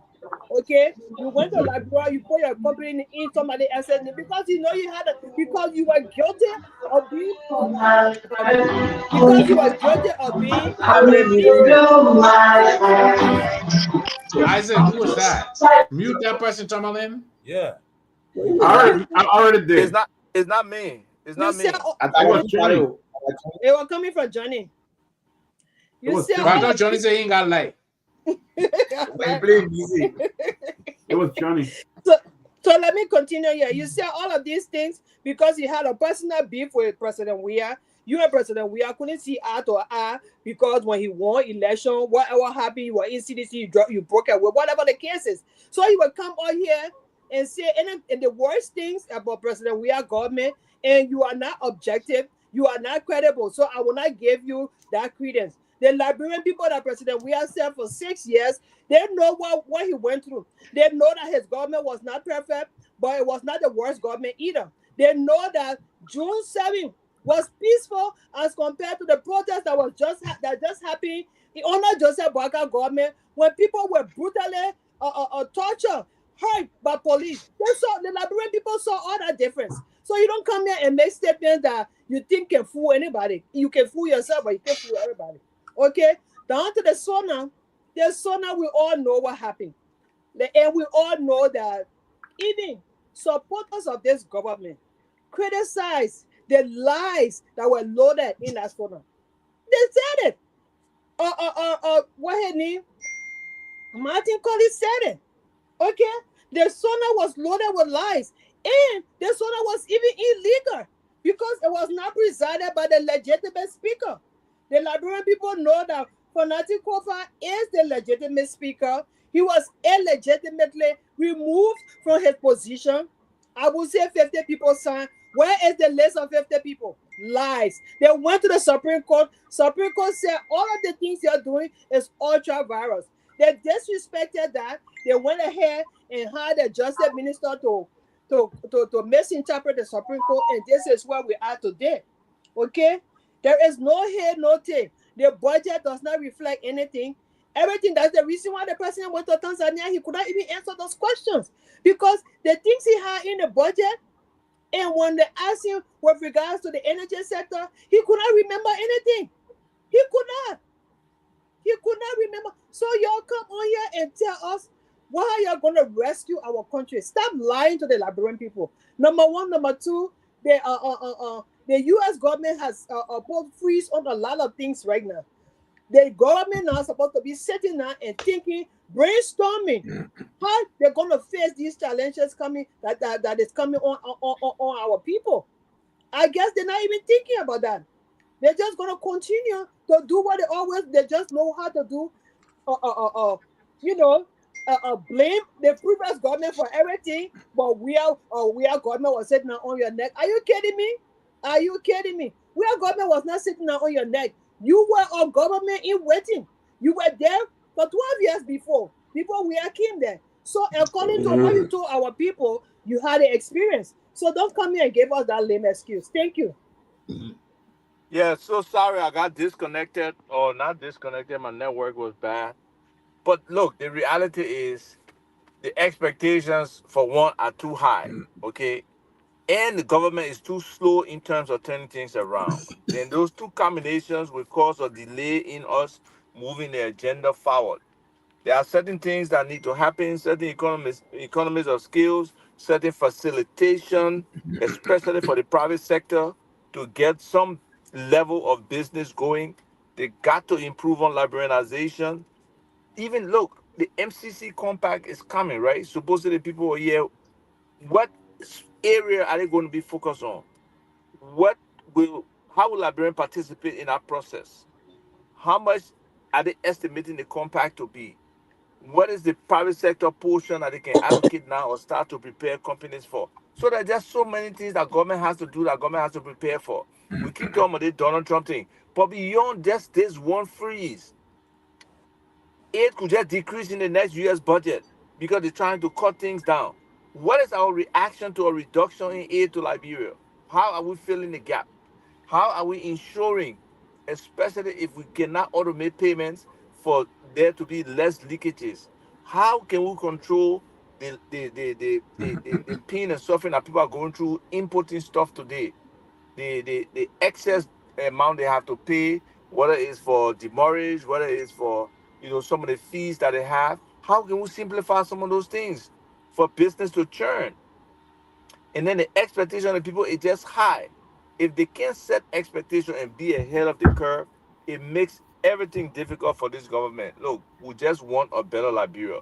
For some of us, as long as we are not being bothered by the specific government in power, we don't care. We can manage. We are professionals, verified professionals, so we don't care. We can work on, except you discriminating against people, or you try to undermine them as business people. That's when different issues come in. But the expectation of the people, they themselves, we as Liberians, we have to do more. That's why Fatima was saying about the Liberian Diaspora Equity Fund. I'm excited about it because it's an opportunity for Liberians to gain skill in terms of investment. It's not the same individual person, oh, I got only 5,000, I got 10,000 to do business. No. If we pool our resources, we can do substantial and substantive business that can generate significant profits, especially if we are our own customers in special areas, specific sectors where we can buy our own product. And that's why I keep telling Liberians all the time, let the dollar circulate around Liberians. It will impact us a little bit more. Now, as soon as you get your first dollar, you run into a Lebanese, Indian, Chinese, Nigerian, Ghanaian store. No. Let's buy Liberian. Let's support Liberian. Let the dollar circulate among us before it go outside. In other places, it go 5, 6 times around within that community. The Lebanese community, the Indian community, the Chinese community, all of them, they support each other. But among us, the first thing we do is to go buy something outside. So if we can change our mindset towards each other, that we don't count each other money, that we are supportive, that a Liberian can get rich because he's doing legitimate business, that we support him or her, then we are moving our country forward. We are building nationalism. We are building ourselves to be committed to our nationhood, committed to each other as Liberians, and being able to work together. So these kind of opportunities, we should look for them. The government should help look for them. The government should facilitate the whole agricultural sector. Look at the cassava sector. Cassava is a major product on the world market today. I believe, and the numbers I saw the other day, I don't know, it was in double-digit billions. But we can grow cassava here. But how are we opening the market for our people? I can't believe it. I got to verify, but somebody told me, say, we'll go Sierra Leone to buy Gary. For the amount of cassava we got here, why should we go Sierra Leone to buy Gary? Makes no sense. So there's just some things that government or people in position have to look at, especially when it comes to trade, when it comes to trade policy, when it comes to small businesses, for Liberians to be able to benefit, for Liberians' capacity as business people to improve, because it takes a certain level of skill to understand your business, to understand the seasonality, to understand the fluctuations, to understand your market, to understand how people buy, the timing they buy with, to have goods ready on time. All those things take capabilities. And for the private sector to boom, government has to be more supportive and involved in making sure Liberian businesses are successful. Thank you. Mr. Tokwa, great point that you came up with. But the basic thing that we need, the basic thing in our country is the rule of law.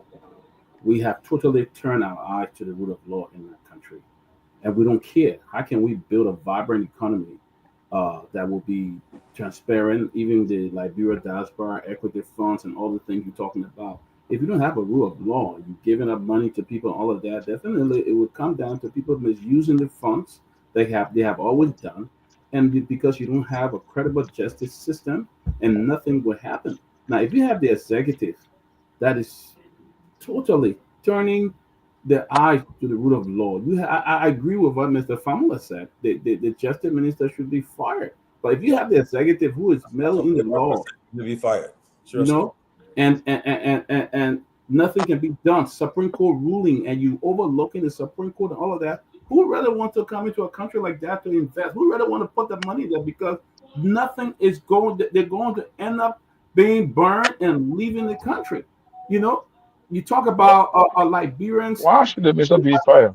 Liberianization policy. We don't have it. Look at the very airport that we pass through every day. Go to the business lawn. Who run that business lawn? It's a Ghanaian.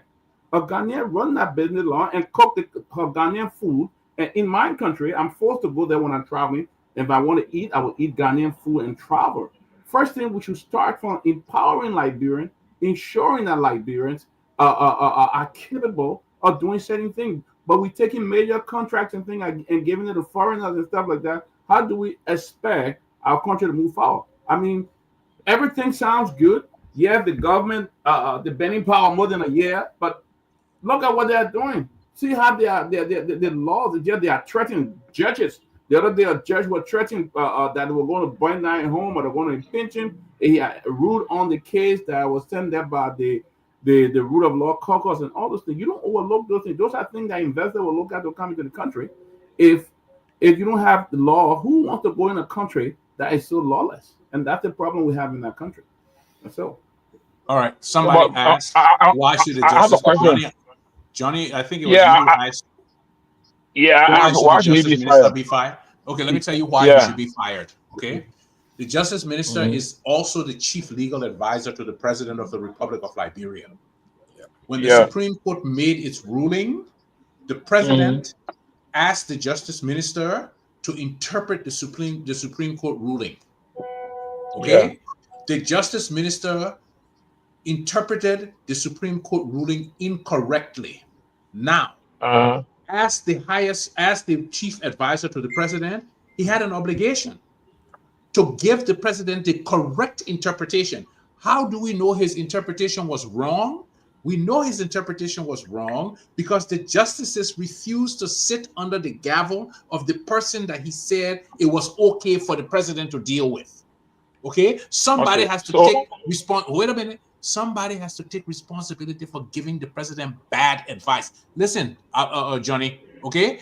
There is nothing the justice minister can say that will make his explanation to the president correct now that the Supreme Court justices have decided that they are not going to sit under that gavel. That is an implicit, is an explicit expression that his interpretation was wrong. So let us agree that the Supreme Court's absence is an interpretation that the justice ministers is reflective of the fact that the justice minister's explanation was wrong, and in being so wrong, he needs to exit the stage.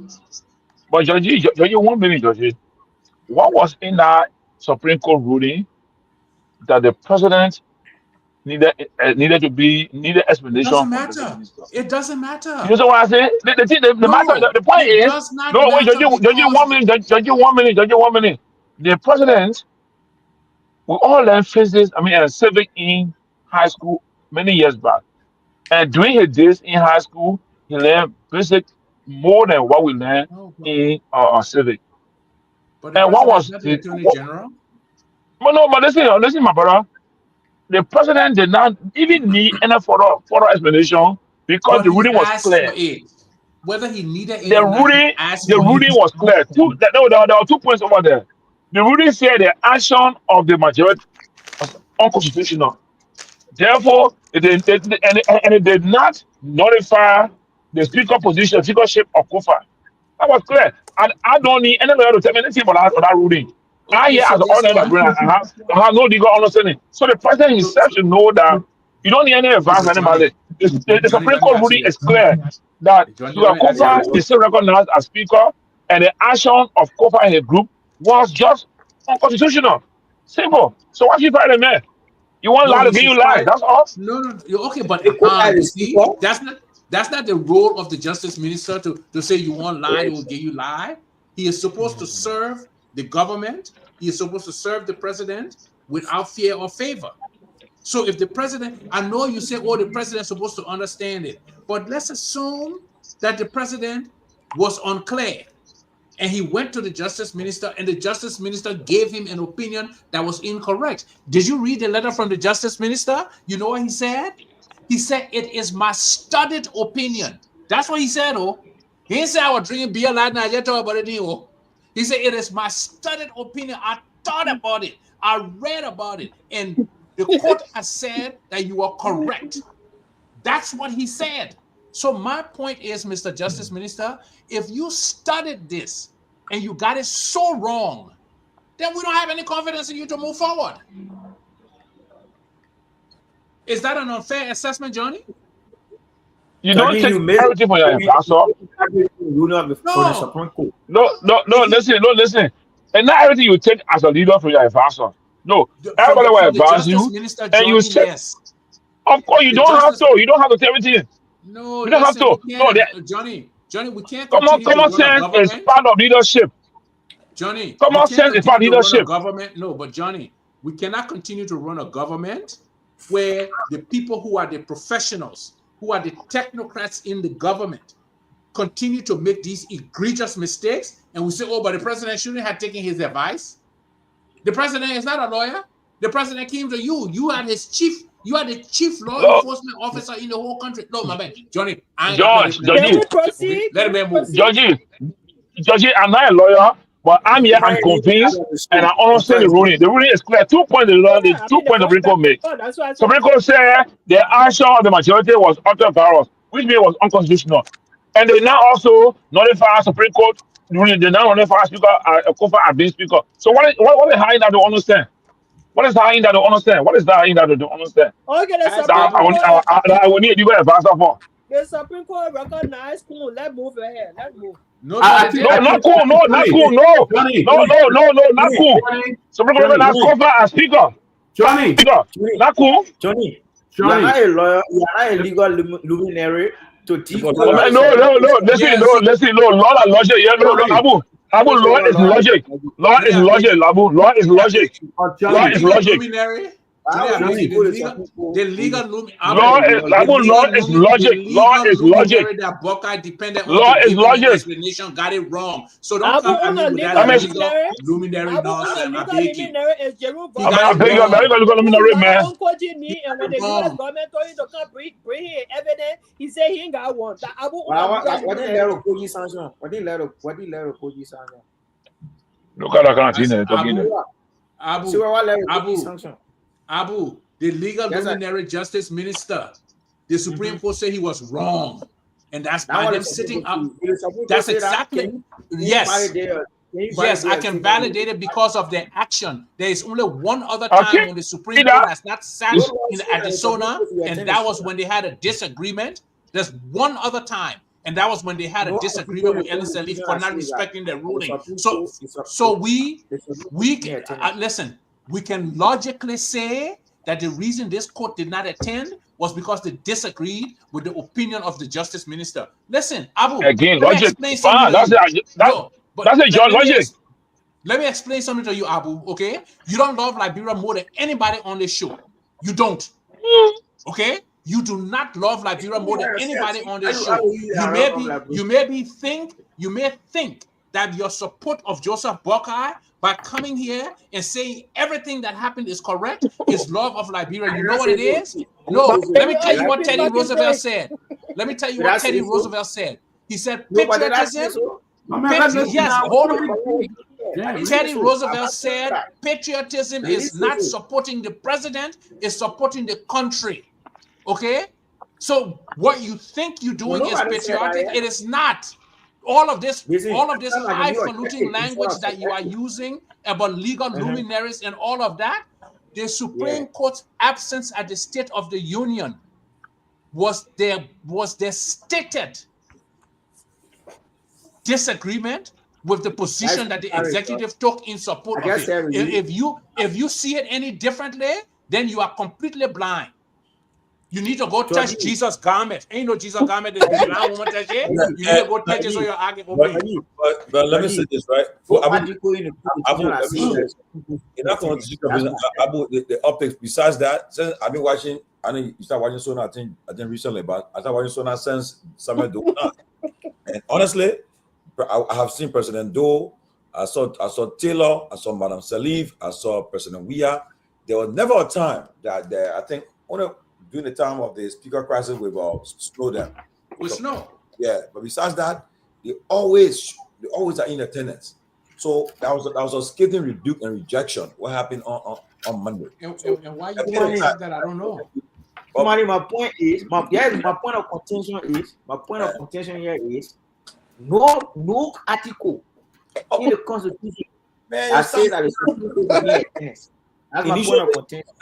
You know something? No. But hold on. Now. You know what? Let me try to help Abu here. Okay, Abu. When the President of the United States gives his State of the Union address, just let me finish, boss man, because a lot of what we do is patterned after the United States.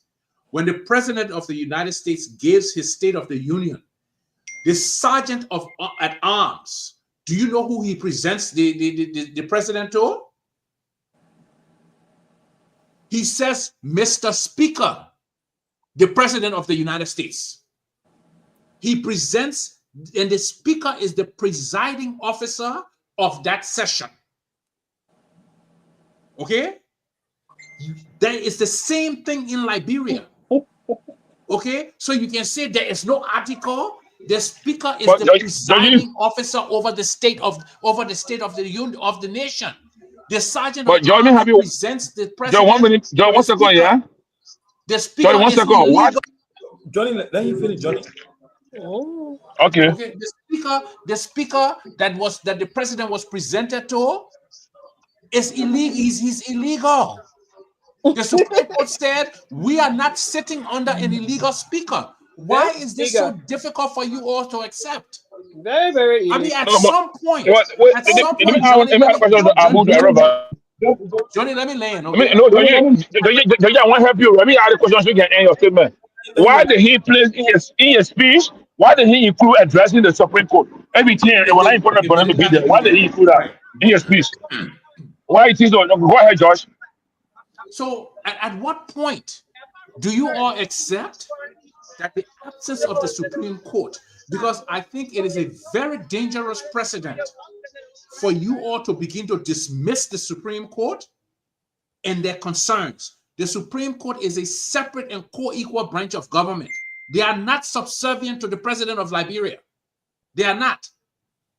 And for you to dismiss them and say, well, they don't have to be there, you are wrong. Every branch of government needs to be represented at the state of the nation address. Every branch. And you can say there's no article. Well, guess what? The article that said that you need 49 people to remove the speaker, you don't even want to follow that. So it tells me that this is just hooliganism. I've landed. Georgie, I consider a quote discerning though to say I don't love Labrador than you. You don't know. No, this is what I said, Abu. I said you don't love Liberia more than any one of us here. Okay? Just like I don't think I love Liberia. You don't love Liberia more than me. You don't love Liberia more than me. Can you prove that you love Liberia more than me? Points that you gave here. I have done that. Abu, how do you prove that you love? Abu, how do you prove you love Liberia more than me? George, it's fair to let Abu land. You landed. No, let him prove that he loves Liberia more than me. Well, do you know how long I've been involved in Liberian politics? Tomalin can tell you it's been more than 35 years. I don't even think you 35 years old. Right now, I don't think you 35 years old. Are we protected by me? George, I have acknowledged some of the mistakes we have made as the government. That is an objectivity from an objectivity standpoint. And at times I can be subjective. The reason is people who believe that upon assuming power as a government or as a party, the UP, that we are not leading as we promised the electrics. Should be you. I don't know your political identity, but it should not be the folks from the CDC because these people desecrated the sacredness of our states. That has been my point over and over. So folks on the show who comes on the show and portray themselves as a moral voice, which in my mind they lack, obviously I have to call them to check Sarah and Susan who just left the show. So for you to say I don't love LeBron and you, I don't know the yardstick you're using to detect that. I have called on my own government on this show many times to correct some of the wrongs. Can it be corrected? Yes, because we have a listening leader who is so passionate about uplifting the people in the destitute communities. So for you to say I don't love LeBron and you, I don't know which standpoint you're speaking from. In my memory, there is a first of it kind of like both of us are sharing platform. So you can't just make a blanket statement without fights. What I'm saying is you don't love Liberia more than anybody else on this. Well, that other narrative discussion to that though. You don't. Okay. So you love Liberia. I love Liberia. Sarah loves Liberia. Johnny loves Liberia. Tomalin loves Liberia. We are not here to measure love. Okay, that's not what we are here for. Okay. My point is we have to be honest. We have to be honest. Okay. So you're not saying what I object to.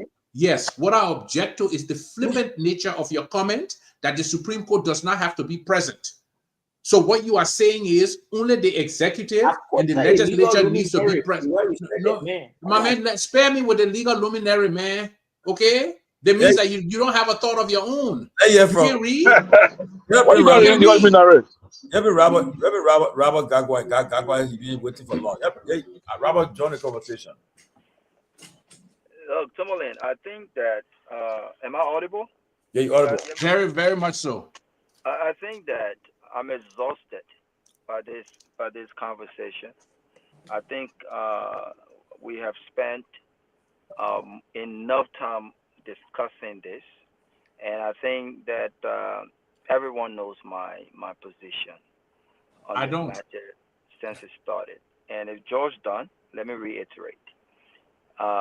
What has happened from the genesis of this removal process has been unconstitutional, I believe that the entire process have not only violated the Constitution of Liberia, but it undermined the procedures and rules of the House that were put together by the very guys who have deliberately undermined. They know exactly what they're doing.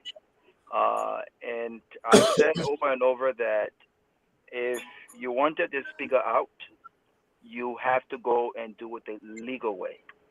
Allow him due process, allow him the opportunity to respond to claims made against him, some of which are very alarming. If you have the numbers, then prove that you have the numbers by allowing the process to play out, right? He recuses himself. The deputy speaker takes over, and you test the strength of your vote. He leaves, and you allow the election process to play out as stated in the House rules. But they have not done that, and so as far as I'm concerned, Richard Cohn is unconstitutional. Richard Cohn is illegal. Richard Cohn cannot, in a serious country, be recognized as the Speaker of the House, the 55th legislature. I mean, anyone who thinks otherwise, I'm sorry. I'm sorry. But you know, that's what we've done in our country. And when people talk about patriotism, I want to see this level of patriotism to say, you know what? I'm a diehard UPist. I'm a diehard seditian. But I love my country more than I love these parties, because parties, will come and go, right? Political leaders will come and go, but Liberia remains. And a very important part of us sustaining this democracy and this peace that we have enjoyed over the past few years, though fragile, is the respect of the rule of law. Any country that is not guarded, if our leaders are not guarded by our Constitution and their own rules, then what else guards their decision? And so that's just my position. It's unconstitutional. Richard Cohn was not elected. There was a resolution signed to remove the speaker. That's not how you elect the speaker. Was Fanati Kofa elected based on a resolution? Absolutely not. They went through the process where he was elected. So you had the power to elect him based on your rules, based on the Constitution, and you also have the power to dismiss him based on your rules, based on your procedures, and based on the Constitution. And they've chosen to do the contrary. So Richard Cohn cannot be the speaker. And now, the politics of this all, when it comes to the interpretation of the judiciary not being present, will say, well, the Chief Justice was out of town. I saw the spokesman of the judiciary try to make that point that the Chief Justice did not attend the SONA because she was basically not attending the SONA. She was out of town. Okay, granted. If the Chief Justice was out of town, what happened to the associate justices? Were they also out of town? They were in Cali Hospital. They were in Liberia. So if the Chief Justice was out of town and this was not something discussed and planned, then the rest of the guys would have shown up. Look, the fact of the matter is, they did not show up because I believe, in my opinion, and I'm not a legal luminary, but I have common sense, that in my opinion, they did not show up because, again, people have said that they were not ambiguous enough. People have said that they needed to be very clear. They needed to be very explicit in their ruling. But listen here, there are complications here with regards to how far the Supreme Court can go because of the separate branches of government wahala. I wish they have gone a step further to say, listen, where you are seated is not only ultra-virus, but I would demand you to return and allow the speaker due process. But in many, many different languages, an intelligent person, including the justice minister, understood the ruling because the ruling was very, very clear. Very clear. Ruling was very, very clear. Yep. And so people took advantage of the fact that they said, oh, where you are sitting is ultra-virus, but they didn't say, oh, you must return. And so based on that, we are able to constitutionally conduct business here. But who is the presiding officer? The presiding officer is the guy who was elected a Speaker of the 55th Legislature. And I believe that the judiciary did not attend because they needed to send a message. Now, however that message is received by the government, by the political parties, it's up to them. But again, any sane person will understand that the judiciary does not just normally not show up to these events. This is a very important event. Anyone will understand that. They don't have to give an explanation as to why they didn't show up. But we can all deduce that, you know what, these guys did not show up because they wanted to send a message. This is just my own opinion. And I respect them for that. I respect them for that. But let me close on this note. I thought strategically the speaker and the other guys should have shown up and demanded that the legitimate speaker presided over the what you want to call the SONA. I think that should have been the case. And if there were any embarrassment that would have happened in front of guests and the nation, that embarrassment would have fallen on the foot of the executive and not for Nati Kofa. But hey, they chose to not appear. I think Ellen Johnson Sirleaf herself did not show up. George Weah, former president, did not show up, and the judiciary did not show up. So, what does that say about what has happened? That's for me. I think that was enough signal that Richard Cohen is unconstitutional, and the judiciary would not have been part of that unconstitutional process. But so this whole topic is exhausting, man. We've exhausted this thing. We talked about it, but Richard Cohen will forever remain unconstitutional unless the legitimate speaker decides to resign. Until then, Richard Cohen will always remain unconstitutional. Robert, in 30 seconds, I want 30 seconds of the topic we're having today. Just weigh in on it quickly before we move on about the suspension of aid by President Trump.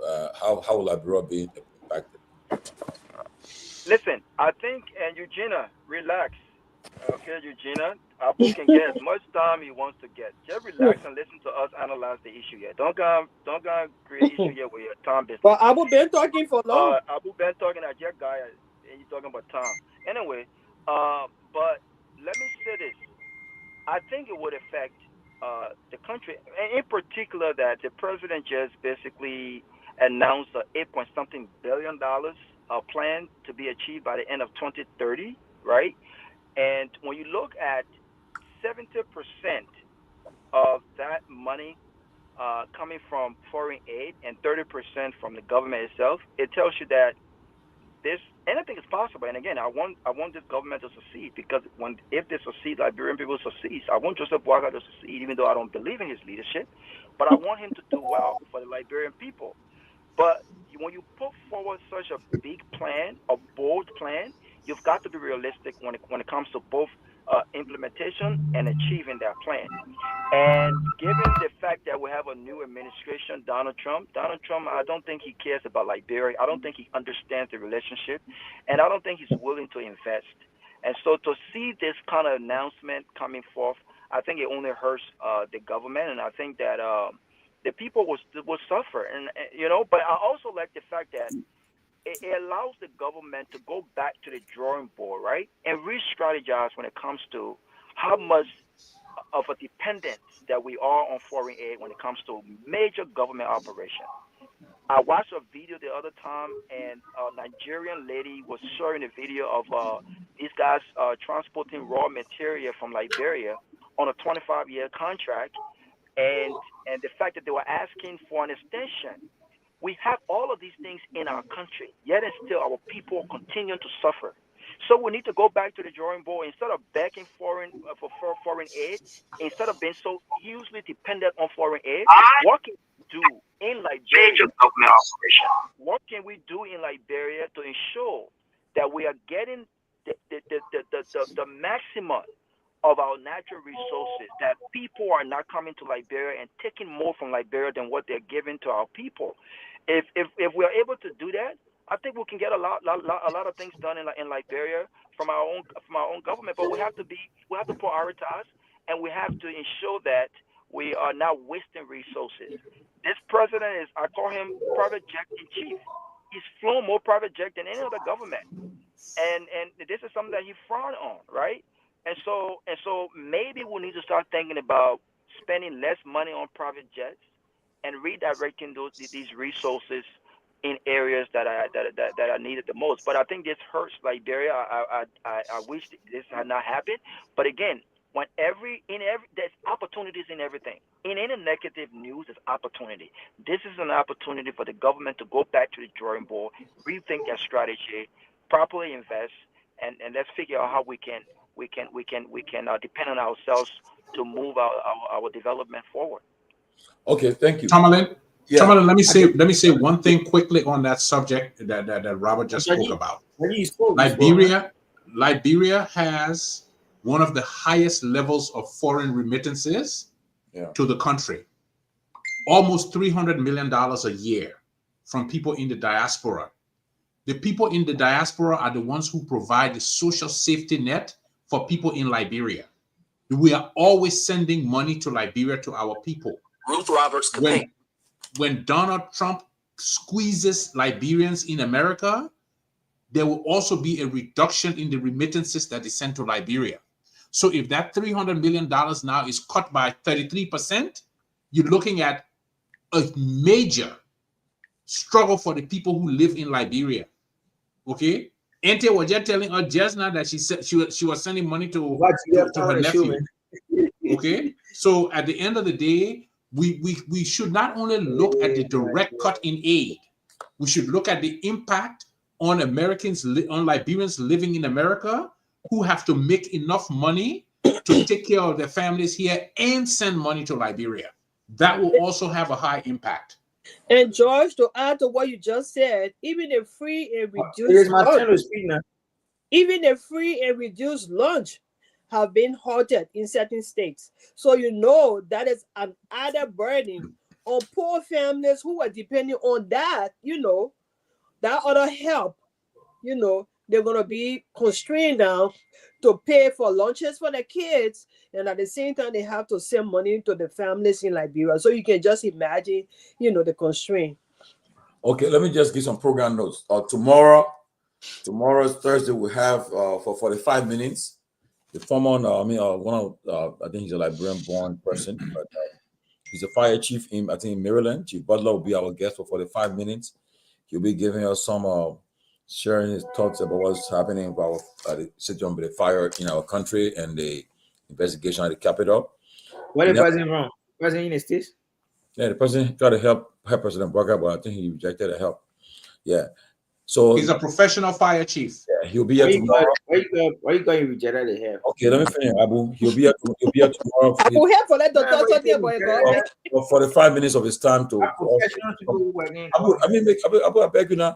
45 minutes with us, and then on Friday, you heard about this guy. He's a popular Myean. He'll be our guest. He's a senatorial hopeful. Garrison Yellow will be our guest, former chair of the Governance Commission. He'll be our guest on Friday. One of our Garrison Yellow, Abu, you gotta stop when people talking. Don't do that, man. He'll be our guest on Friday, and then on Monday we have some immigration lawyers here for a couple of minutes to share with us how to handle this issue about this Trump deportation stuff. We're having some immigration lawyers will be here to help guide us, to tell people how to handle them, how to engage them when they try to approach them about taking it out of the country. They'll be giving us some advice on Monday. And also, I'm waiting for the date now. But I spoke to the former ruling party chairman, Moba Malu. He's presently in the U.S. and he will be appearing with us. But he will give me the date very soon. So he just told me that he's committed that he will appear. So we're trying to work on his date till he will appear. That's our lineup for the coming days and so forth. But Abu, you're 2 minutes. Yeah, thank you, Tomalin. And thanks so much for reaching out, man. To be honest, I'm utterly proud of you. You make it frankly ever in bringing express. Stop pushing me by the thought. Yeah, trust me. I'm very true. I'm very true about that. Okay. Yeah, but quickly, this president will not. I got current now. I got current now. I'm going on current now. I got current now. I'm going on current. All right, I want to. I said we are working on modality. I was smart. I should tell you, say the outcome of the Mars are fire luminary. Go ahead. Yeah, so quickly, Tomalin. The president of this country, President Joseph Yuma Boakai, has appointed people in this government that he did not meet prior to that appointment. So your assertion about the president rejecting and assisting, wanting to offer by a professional librarian in the US, I think you have to check that before coming on this platform to say that. But quickly, I have to share that same view that George talked about the decision by Trump administration to deport 1,500 Liberians. It has a bad implications on our economy. Most of the people in the US, I may not agree with some of them with how they classify we are in Liberia, how they classify in a demeaning way that when election comes, they want to have stake. They want to decide as to which candidate the president should vote for. But trust me, your remittances is sent back home. Your remittances is sent back home, making an impactful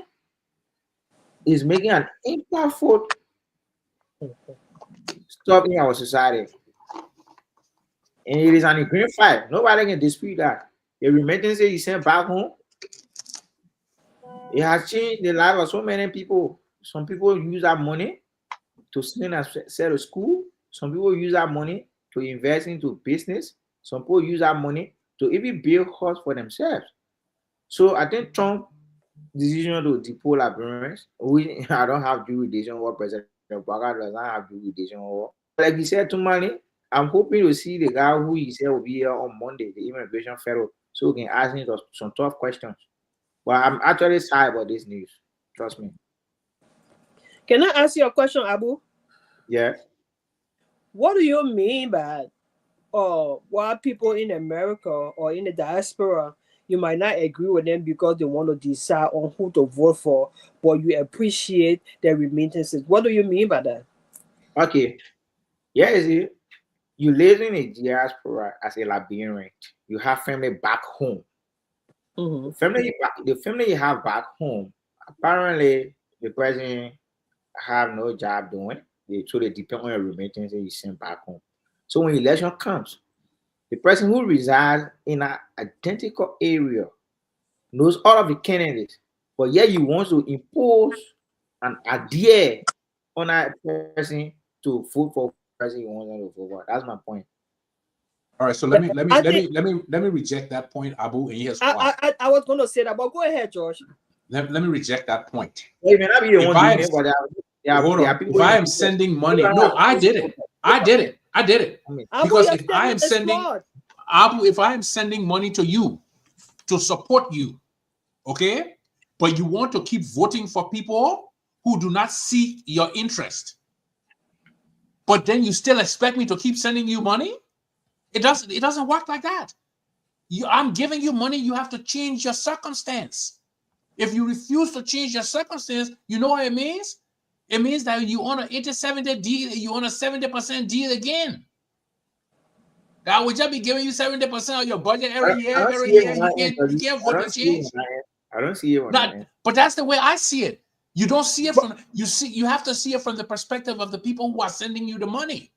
So if somebody is sending you, Oh, just 1 second, Sarah. If somebody is sending you $100 every month, that's $1,200 a year. Over a 6-year period, that's $6,000. That's a significant change. If that person says, listen, this person who is in your district, they are not good for you. I'm seeing what they're doing. You need to vote in a way that that person will change your life, and you say no, they're not asking for money again, boss man. Well, how do you know the person like a pedigree to represent them? Boss man, let me tell you something, Abu. Okay, the people in America, we are not ignorant. We can see what's going on in Liberia. We can see what's going on in Liberia down to the district. Okay, if I got to pay your school fee, if I got to pay your lay, if I got to buy your gas and all of that, and I have to keep doing that and I've done that for 5 years. So let me ask you a question before another person comes in. Yes, sir. You have a family. Let's say you have a biological child. It is an obligation on your part to send him to school. So when election comes, will you dictate to that person who's over? Yes. No. Yes. That's not democracy. No. You know, let me tell you about democracy. No. Let me tell you democracy. But Sarah, let me just tell you, you want to be democratic? You can be democratic with your own money. Don't be democratic with my money. Before you could gain, I mean, asking them, before you could gain stability, George, were your parents, were your parents imposing decision on you? Yes, absolutely. Absolutely. You think I was just free to do anything I wanted to do in my house? No, I mean politically. Absolutely. That's why. No, because that is why Abu. No, Abu. Listen. That's why you have to be 18 and you have to be an adult in order to vote. Let me say something, right? Let me say something. Tomalin. Yeah, listen to you. Let me say this to you. My father is a citizen. Your father? Yes, my biological father. Where is he? Where is he? Yeah. Where is he? He is a citizen. Where is he? He is a citizen. A citizen? Yes. My biological father. I will find out. No, between call and man. My father is a citizen. Okay. Ain't getting me? Yeah. So because he is a citizen, as against stability, you think I should follow him because he's a citizen? Is that what George is saying? But like Mr. Famula said, when you reach 18-year-old, you make your decision, right? But listen to me now. If I'm in the US, right, and I'm sending money to put my family in Liberia, and I know that I believe that whoever will be elected will be in the interest of the country, the greater good of the country. I will try to influence their vote. It's up to them, right? That when they go to the poll, I won't be there. They'll make a decision, but I will tell them. I say, if you want for us, I mean, like, because if the money will be sent there, will be used for the internal purpose in the country, helping the economy, everything. I want you to vote for John Brown. I will encourage you. Like, I mean, we all did it, encourage people, but again, it left for you, But now I can hear example with my family, right? My entire family, people, I think, yeah, they all supporting the rescue.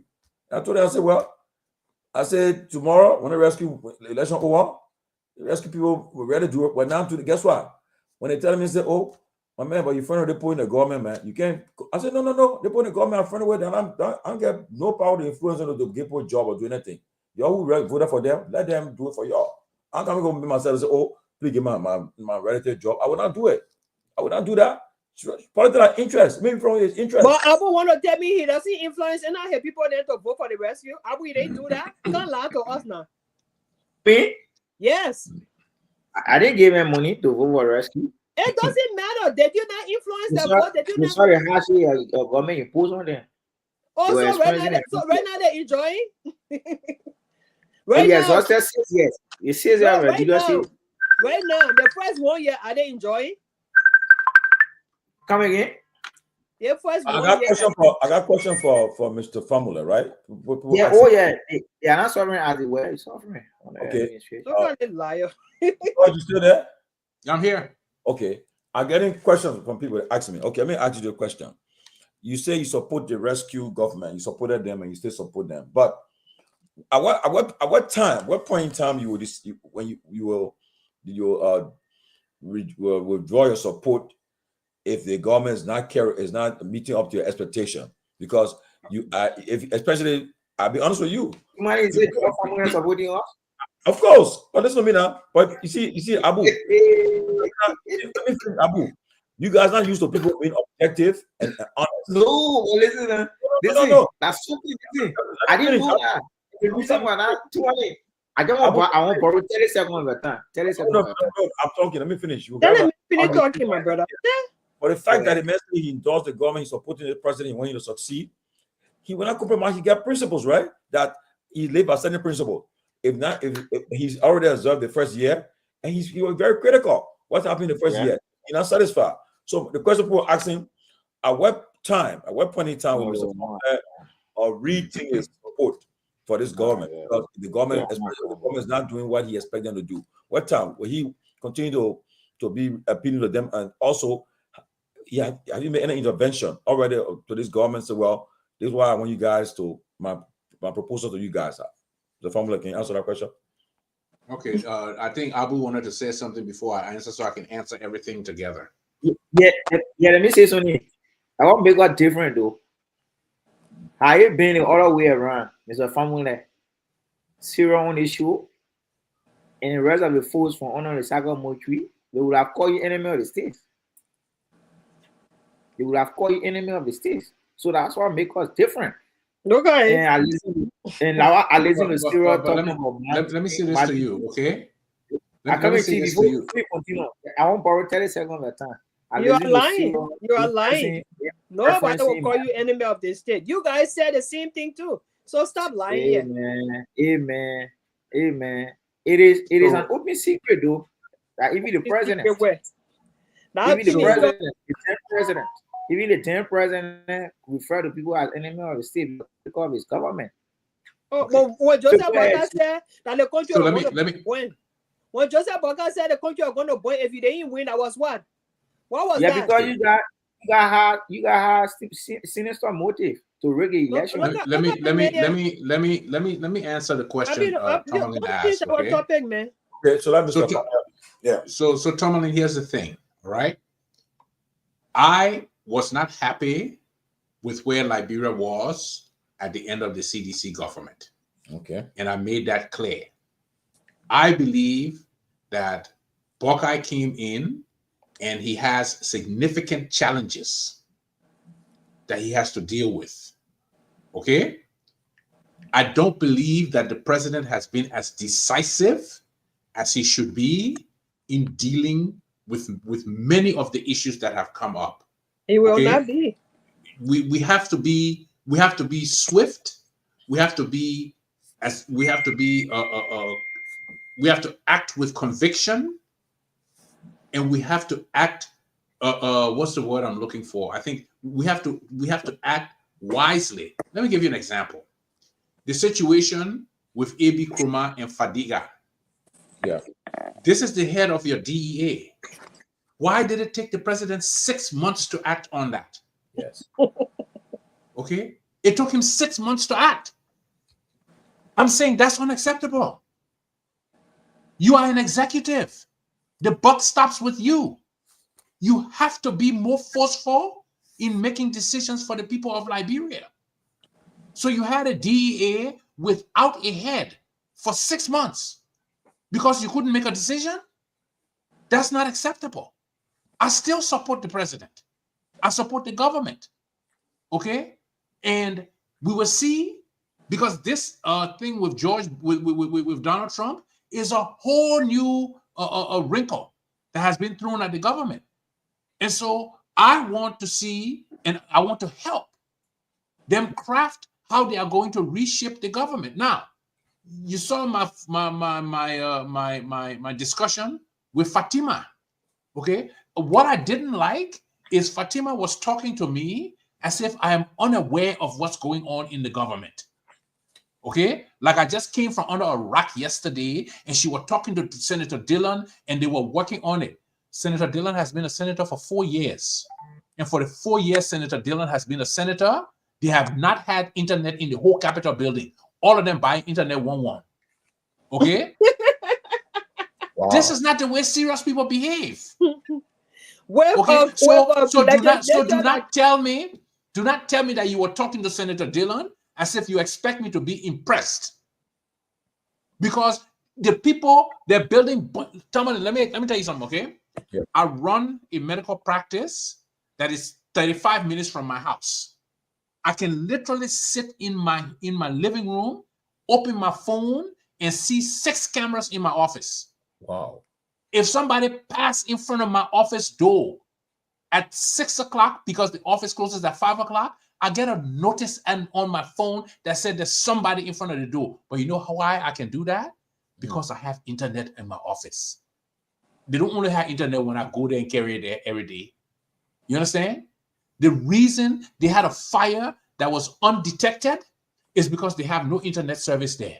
The reason they broke into Amara Cornell's office and it was undetected is because they have no internet service there. Okay? Wow. But these people who sit there and call themselves leaders, they have not been able to solve this problem, and it's not that they can. So let me close with this, Abu. Every problem Liberia faces has been solved somewhere in the world before. Every problem, let me repeat that. Every problem Liberia faces has been solved somewhere in the world before. They are Yeah, I not want to see your unique to face, man. Liberia. George. So let me see your face, George. Let me see your face, I'm please. a handsome dude. Yeah. Every time. No, I want to know what you have. I want to know who I'm speaking to. I want to put face on Okay, him. I will turn my camera on. Hold on 1 second. Yeah, Every please do problem that. Liberia faces has been solved somewhere in the world before. You know what the difference is for Liberia? No. It's the people. When you just go like It's the people. So, Brother George. My man, right now, I'm also Lord. I'm also Lord now. I'm also Lord. Don't worry, I'm also Lord. ma'am. Brother George. Yes, ma'am. I am sorry. I think you're Vi man. Myself, Vi woman. My mom is Vi. I speak Vi very well. I am so sorry you guys made the wrong decision for our country. Reason what I said, there were other bees. Even if you have problem with Weir, there were other credible candidates in the race that could have made a difference. Then this old man, you didn't see the man, you didn't see his age factor. Okay, so let me Sarah, let me say this, okay? Let me finish. Let me land. You didn't know. I work in the nursing home as a nurse, and I know an 80-year-old man that as one of my patients, I know what they can do. I know the mindset. You guys throw our country way back. Let me just tell you that. Y'all threw our country way back.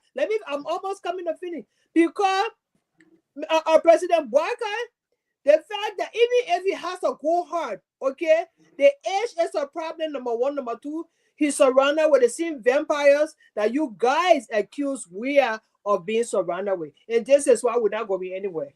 Thank you. So Sarah, let me say this, and then I will listen, okay? You know, when George W. Bush was president, there was this joke where he said presidenting is hard. Okay? When you are a president, you have to delegate leadership. I mean, you have to delegate decisions to a lot of people. One of the principal mistakes I'm seeing with Joseph Boakai is that the people he delegates to make these decisions, he always has to come back and correct them publicly. So it should tell the president that these people should not be trusted with making decisions. If every time the president makes a decision, if he delegates, and he has to come, like the issue with the yellow machines, he had to come back and he had to correct them. It says to me that his trusted lieutenants are not necessarily acting in his stead. So that's my 2 cents. The fact of the matter is, Joseph Boakai is president. The fact of the matter is, when George Weah became president, I wanted him to succeed. I wanted him to succeed. But then I saw he built 17 villas. Your country going on. No, but Sarah, come on now. It doesn't matter. It doesn't matter. The only bad thing there was the optics, but the contract work was still going on. No, it wasn't the optics. Where did he get the money from? Where did he get the money from? No. What? He got a paycheck. He worked. To build 17 villas? Are you kidding me? That man was making money before he became president. No. He wasn't. He wouldn't have money to build 17 villas. He didn't build it before he became president. Sarah. He didn't have to. No, but why not? If he was making all this money, if he was around his house until he became president. If he didn't, no, but guess what? The fence around Boggart's house is a matter of national security. They have to put it there. Yes, it is. The government has to put the fence. But George, 1 minute, George, listen. I agree. The president had to protect himself. Right now, the public road that was used by us that live around there, we cannot use that road anymore. But here's what happened: the government has created a mansion for our president to live in, so they can be in our community to embarrass us. However, they want to remain in their private homes to keep giving us problems in our community. And not just Bokar alone, Bokar Jele, George Weah Jele, President Salim Jele, President Taylor Jele. But the mansion is built for them to live in with everything in the mansion. They have they got nothing low for outside, right? But the point I want to make here, yeah, so I agree with that. But the point I want to make here is that President Boakai came to presidency with 100% surety that he will make the total change that people have been yearning for because he has all the experience. He's been around government for the last 30, 40 years ago.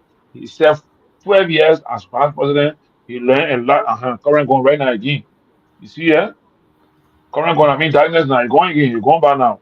I got to go back solo again. However, but let me let you guys know, this is Liberia for us. But Johnny is gone. But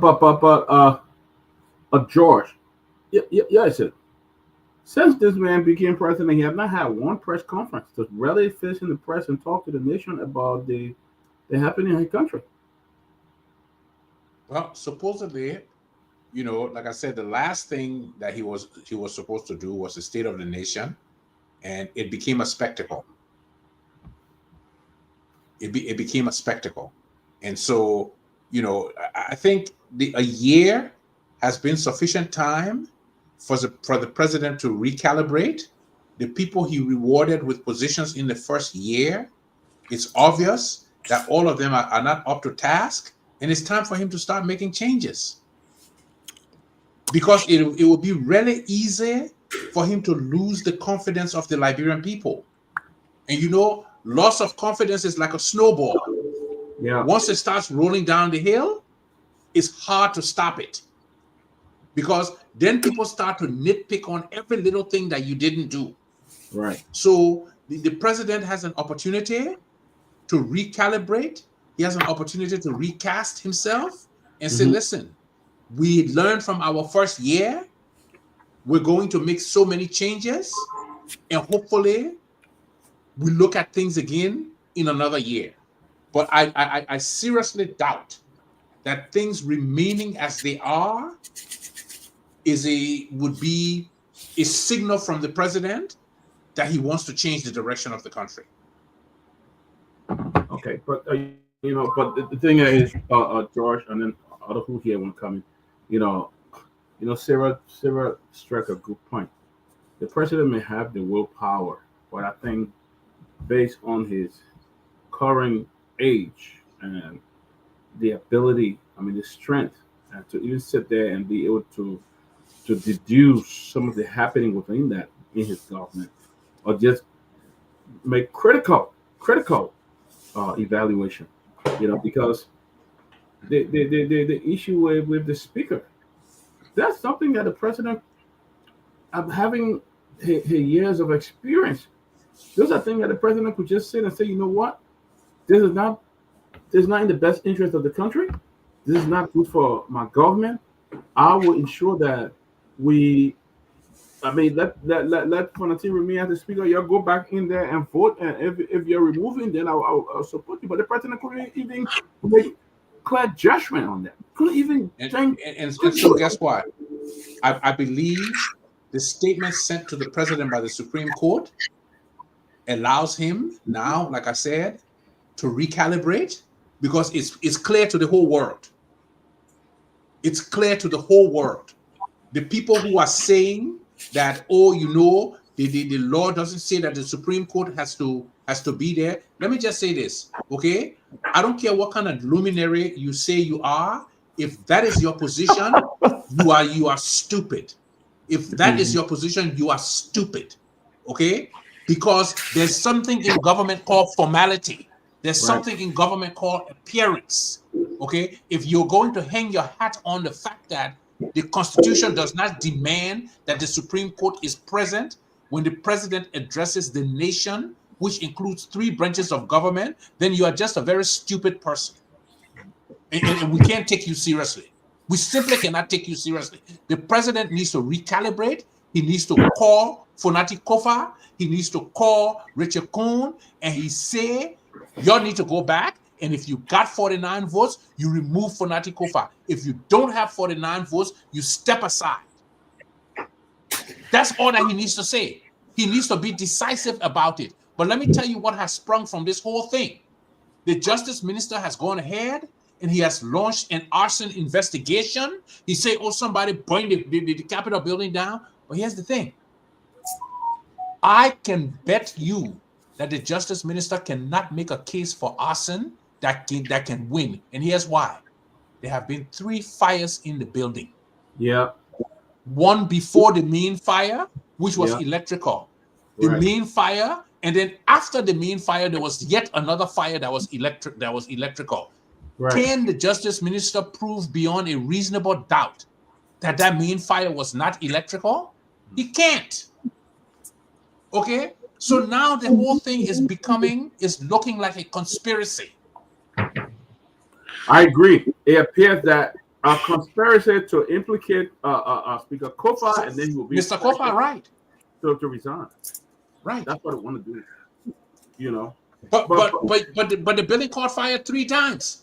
The other 3 times Fonati Kofa didn't burn it, but guess what? Jetty River Farm burned the other day that Fonati Kofa burned it now. Yeah. Okay. You know. But Judge. Peabody. Yeah.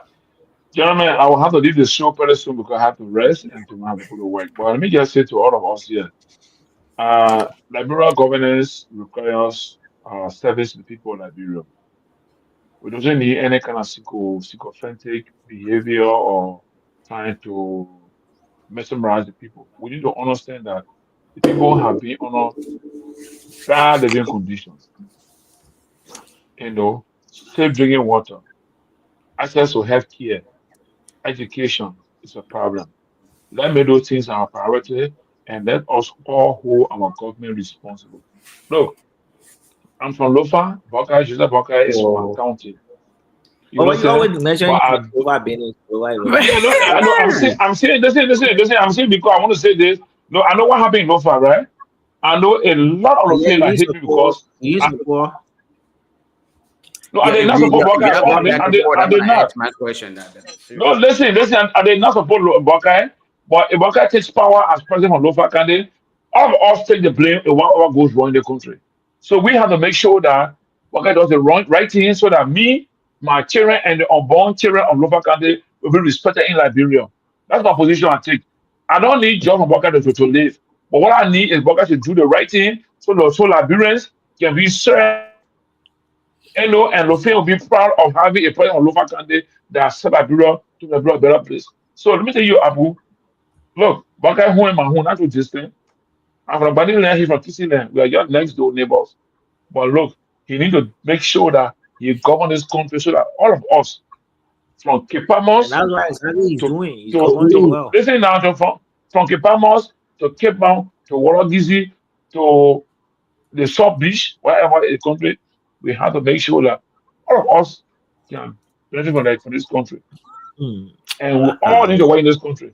Look, Abu, you are from, is it from Lofa? I agree with you, fan. I'm from, do you know that? From Brongedu. If you're from Brongedu, right? Ah, Brongedu. If you're from Brongedu, look at the road from Kuluka to Brongedu. Right? Then you need Lofa. Look at the road from Kamata to Vahon. Eh? Ahon. Fahun Road is the people in Fahun are using Salion, the Leon to transact business. In Fahun, the whole of Fahun district, they use Salion money, more than our brand money because what? Access to our brand dollar is limited. Johnny, when the president are going to Lofa to graze the No. I'm outlying. I'm outlying that way. If I using the other to business, I'm outlying. But a Bullery, ain't got a Bullery. No. No. Abu go to Nibakante in Cample or in Logwato. That brand is still being used as a business. But go to Vahun. I was there. And I had the people in Dion because I was saying the US dollar to Saloon to be exchange for Leon to pay both the post they prefer dealing with Leon than the French dollars. No, Abu, Liberia is our country. All of us belong to this country. We must ask our government to be accountable to us. That's all we need, Abu. That's all we need. So, Mr. Gentleman, thank you. My sister Sarah, whoever is all listening there.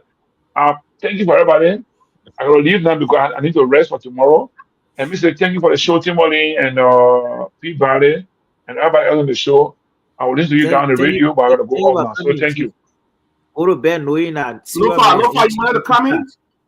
Yeah, I want to come in. Thanks to you guys again for the show. I want to talk to a specific Mr. Family. A comment that was made, and I'm going to pose a question before I even made my comment.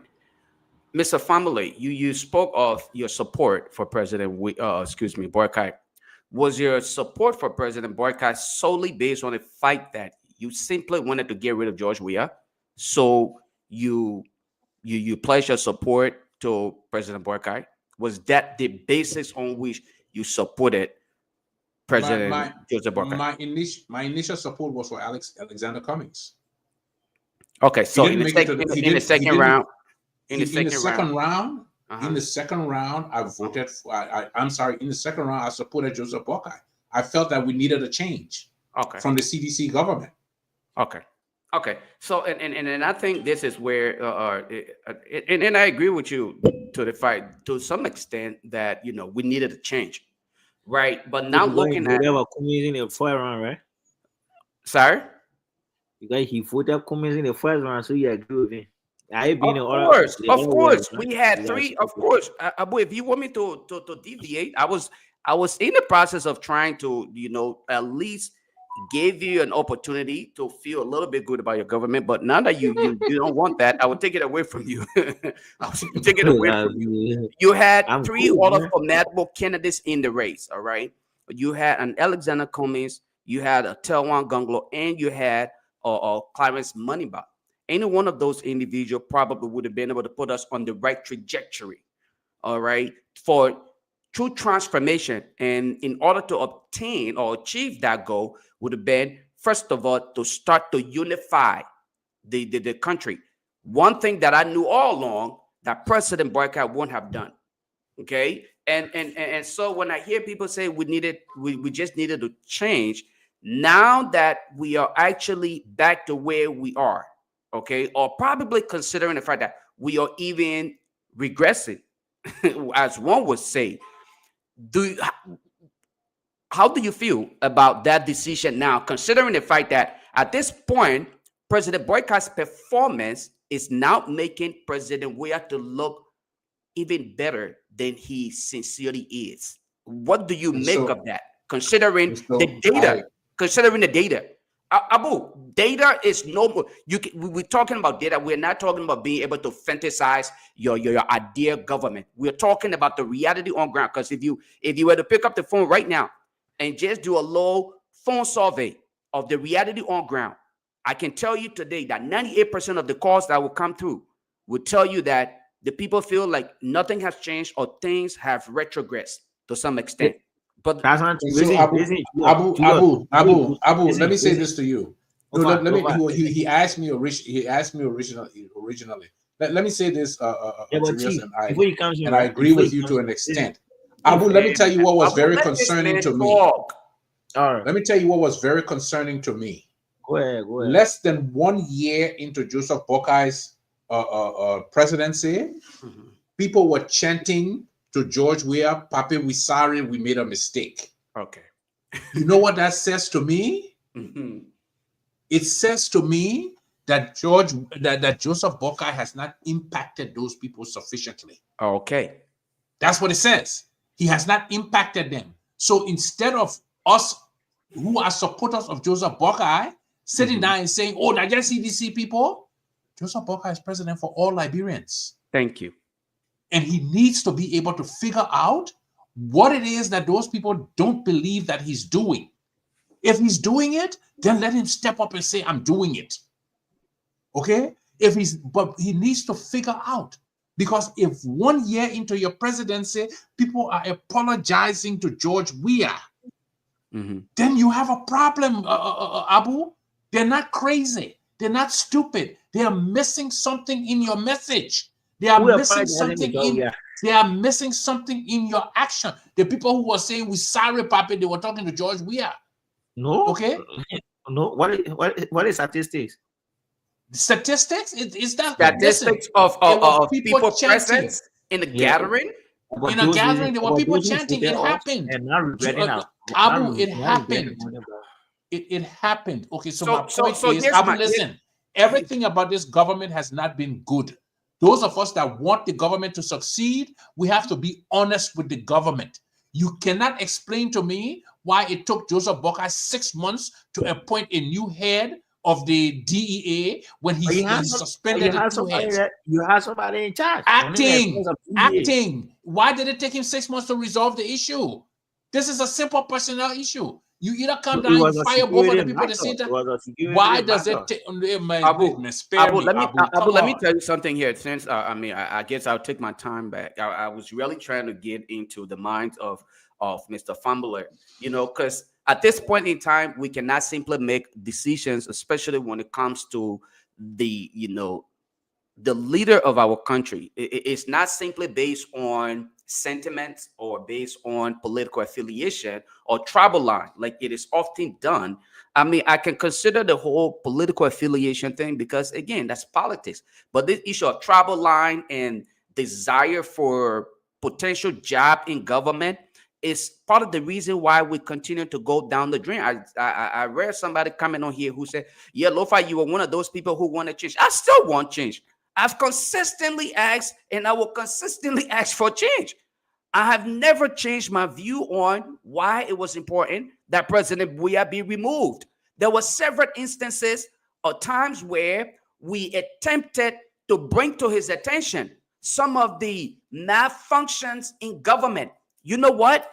The likes of some of you thought that the best thing to do was to be resentful, and you reference us as enemies of the states. When we call your attention to some of the human rights abuses that were taking place in the country, what did you do? You did not ask President Weah and his entourage to listen to us. You know what you did? You were dismissive of our contribution. Here you are today.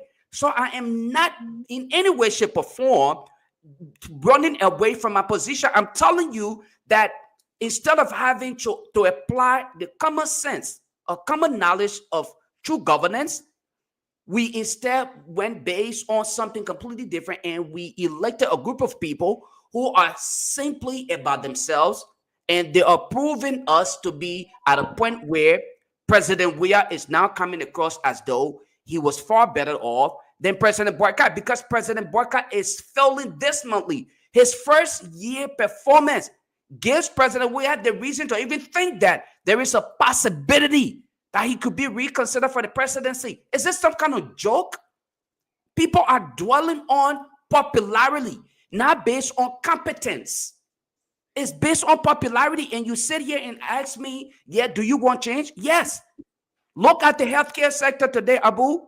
Listen, Lofa. Are they any better? Lofa. Abu, hold on one second. Hold on one second. Lofa. Abu, let me tell you something. A genuine leader. Abu, a genuine leader. Facts. Abu, a genuine leader who understands leadership and is innovative. You know what? Upon their ascendancy to that position, they will first of all address priorities. Okay, key issues. The issue of healthcare, and it would not be based on words of mouth. The people would feel it within a year. Liberians should start to feel. Can I tell you something? No, you can't tell me nothing while I'm in the middle of deliberating. You can't tell me nothing because then I won't be able to hear you because I'm talking. Now we are talking over each other. So let me land, and then hopefully you can. It is opposite. We are talking back and forth. I'm not hearing you. I'm not hearing you. Honestly, you're talking. You're trying to talk to me, and I'm using the mic. You're not going to hear me. I'm not going to hear you. What I'm saying here is there are key issues that need to be discussed in the country or addressed. Unfortunately, President Boyka and his entourage are still on the honeymoon.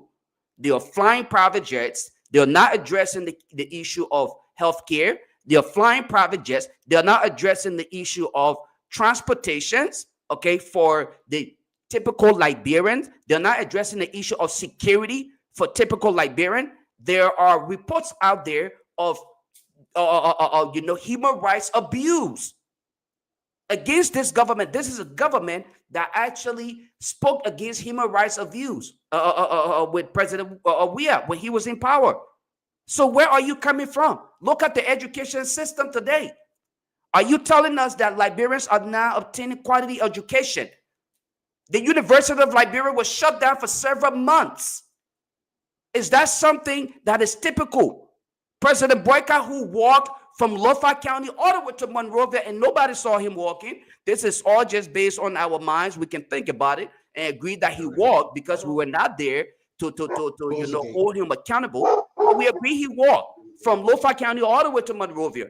Granted, but he sees no reason to value, education for the young men and women in Lofa County.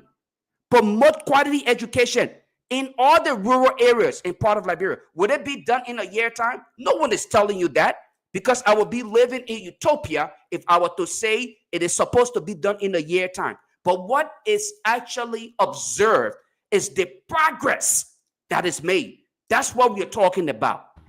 So you can sit here and tell me what to say. So in short, let me just tell you, the 1 year performance, the dismal performance of this government in 1 year, hopefully people can see reason to recalibrate. The likes of you and other people can see reason to come to the table and accept the reality that you're feeling dismally and you must recalibrate, or else it will be too short for you guys to start to realize that the people will rise up against this government. All right. This is my turn to respond. I will go. Okay. Lofa. Yes, sir. You know who is responsible? I'm sorry? Because the man you support. The reason for which I will not hold you responsible, because the man you support that never presided over the affairs of the nation as president, or nor has he worked in government. That's the reason I will not hold you responsible. Well, thank you. At least none of the people I supported ever. Well, one of them did. Money by working the UP government, but actually two of them. But I mean, leading the charge or leading the affairs of our country. That's what I mean. Oh, okay. Yeah, you're right. You're right, and I'm grateful for that. At least let me just say this to you, okay? Of course. No, but Anthony, I have a speech. You were speaking. I didn't interrupt. No, just let me land. This is George. Okay. If your claim that Alexander Cummings not having been in government would be a reflection of his leadership, Joseph Boyka's being in government for 40 years is a dismal reflection of his capability. I'm sensing deception, Chief. No, there's no deception. I'm simply saying if you claim that Boyka has been in government for 40 years, he's been in government for 40 years. Your claim is if at all different levels. The point is that you said that Cummings would not have. All of what Boyka said prior to becoming vice president, he said with distinction. Okay, but so why is he struggling to be president? Under his stewardship as APMC boss, Lofa was one of the highest producing counties in terms of cocoa. Bossman, as chief operating officer of Coca-Cola, the budget of Coca-Cola that Alec Cummings ran was 5 times more than the budget of Liberia. Of course. I mean, and that's why. What are you talking about? It takes to be a What are you talking about? Their budget was more than. Well, yes. Listen, leadership is leadership. Don't tell leadership is leadership. You want to tell? Let me tell you where Joseph Boakai is failing as a leader. Over 5 million Over 5 billion people, and you couldn't manage a dispute between 2 speakers. You couldn't manage that, and you say you got 40 years of government experience. I beg you, don't let me disgrace you here today. Excellent point, George. I support the president. Don't let me disgrace him here today. Okay, I support the president, but don't try to cry down somebody else when a small government like Liberia, this man could not resolve a simple dispute, and they went and disgraced him at the State of the Union. It was a disgrace. It was a disgrace. Excellent point, George. He been in government for 40 years and can't even resolve. That's why he couldn't resolve the issue in the CPP and allow it to go to court. Nobody brought anything in the CPP. That's what happened. He was the head of CPP when the whole thing went no, down. The diversification, listen now, the diversification tactics will not work out to there. It will not work out of Peabody. Georgie said he and his ANC friends on the show said Mr. Cummins managed, I think, $1 billion Coca-Cola company. So it is against our backdrop. He could better lead this country. And why is that? Because Liberia budget is 7 times less than Coca-Cola. We're managing a welfare of over 5 million population that are Peabody. That's what we're discussing here. Chief. Okay. So Abu, what's your point? I mean, what is your point of contention? My point of contention here is folks who claim that Boakai was a bad goose or it is a bad goose must not say that because all of where he served prior to becoming president, he served with distinction. Not a day man as a leave publicly.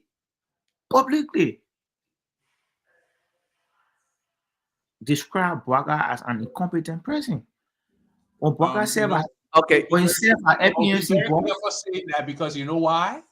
There's something called did not support her vice president to succeed her. Listen now, George. They pick President Boakai, then Vice President Boakai, 2 terms. Yeah, and when it came time to succeed her, she didn't pick him. She picked 2 terms. When it came time to pick her successor, she did not pick her vice president. Thank you. Not you. Okay. When she won a Mo Ibrahim award, she did not. When it came time for Joe Biden to pick somebody to succeed, and who did he pick? Mr. Family, can I just ask Abu a quick question, right? And he picked a vice president? Yes. What a question. And he picked a vice president? Abu. Why didn't Ellen Sirleaf endorse Joseph Boakai? You see, listen, you need to stop living in the past because she did not endorse him. She did not endorse him wholeheartedly. She didn't. Did Ellen canvas for anybody? No, she did not. She didn't and the fact that she didn't canvas for her vice president says more about him. No, that's not the truth. What are you missing? Because of the award she won. No, because of the award she won, she was advised not to participate in the electoral process. That is you kidding me, right? Abu, stop it, man. Abu, stop, man. Abu. That's a reality. It seems like y'all making Abu the guest now. Let's continue to expand on different topics. They're not very good as you talking to boss, man. Listen, here's the deal. I just told you. It's because of the Mo Ibrahim award. Boss man, Joseph Boakai is president right now. When I was growing up in Liberia, we used to have a saying, you say you pineapple, show your juice. Okay? When you say you must show your juice before you become pineapple, he pineapple right now. He need to show us his juice. And right now, he ain't got good juice. The thing that happened on the State of the Union, on the State of the Nation, was a disgrace. Which one was crazy? Which one happened at the State of the Nation was a disgrace? They messed through for 1 hour, 20 minutes. You say it was a disgrace? Boss man, it showed his government was fractured. It showed the government is fractured. 1 year after. Yeah, let's go to another topic because his government was fractured. But Abu. All right, let's continue. Welcome, Councilman Russell. Good to see you. Good to see you, Council. I ain't seen you for a minute, man. I ain't seen you for a minute. Thank you, man. It's always great being here. Yeah, thanks for having me, and it's good to see all my brothers that out there, even though they're not showing their faces. But I don't know why everybody else decided to block their camera. At least it's Now great the to only reason be I'm not showing my informative. face because I'm in Liberia and I'm spending time with Abu. When his current goes, our current goes. Okay. But it's wonderful. It's wonderful to be on here, guys. So thanks again. You've been following the conversation, man. What do you think? I don't know. I've been doing some work in the background on behalf of the show, but so I've not been really following the conversation. What's the conversation? Maybe I can throw a couple words in there, so hopefully it will spike the conversation here.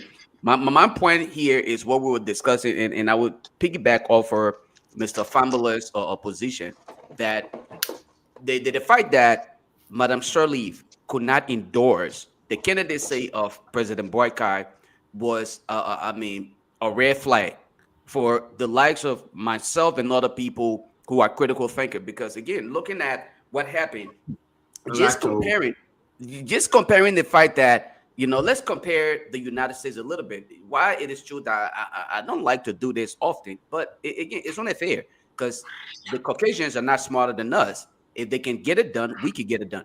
If Barack Obama, all right, could endorse the candidacy and actually got on the campaign trail for Joe Biden, okay, and fought for him tirelessly, how is it that Madam Sirleaf, even though folks will want to say, considering her accolades and everything, she may not have been allowed to participate in political rally, to at least sit up and say, understanding and knowing this man that I have worked with, okay, he possessed the characteristics of a true leader who could transform Liberia after the time that I have worked with him. Using that as a reference, how is it that she couldn't do that up until today's date, to the extent where she refused his first State of the Nation address? She did not attend it.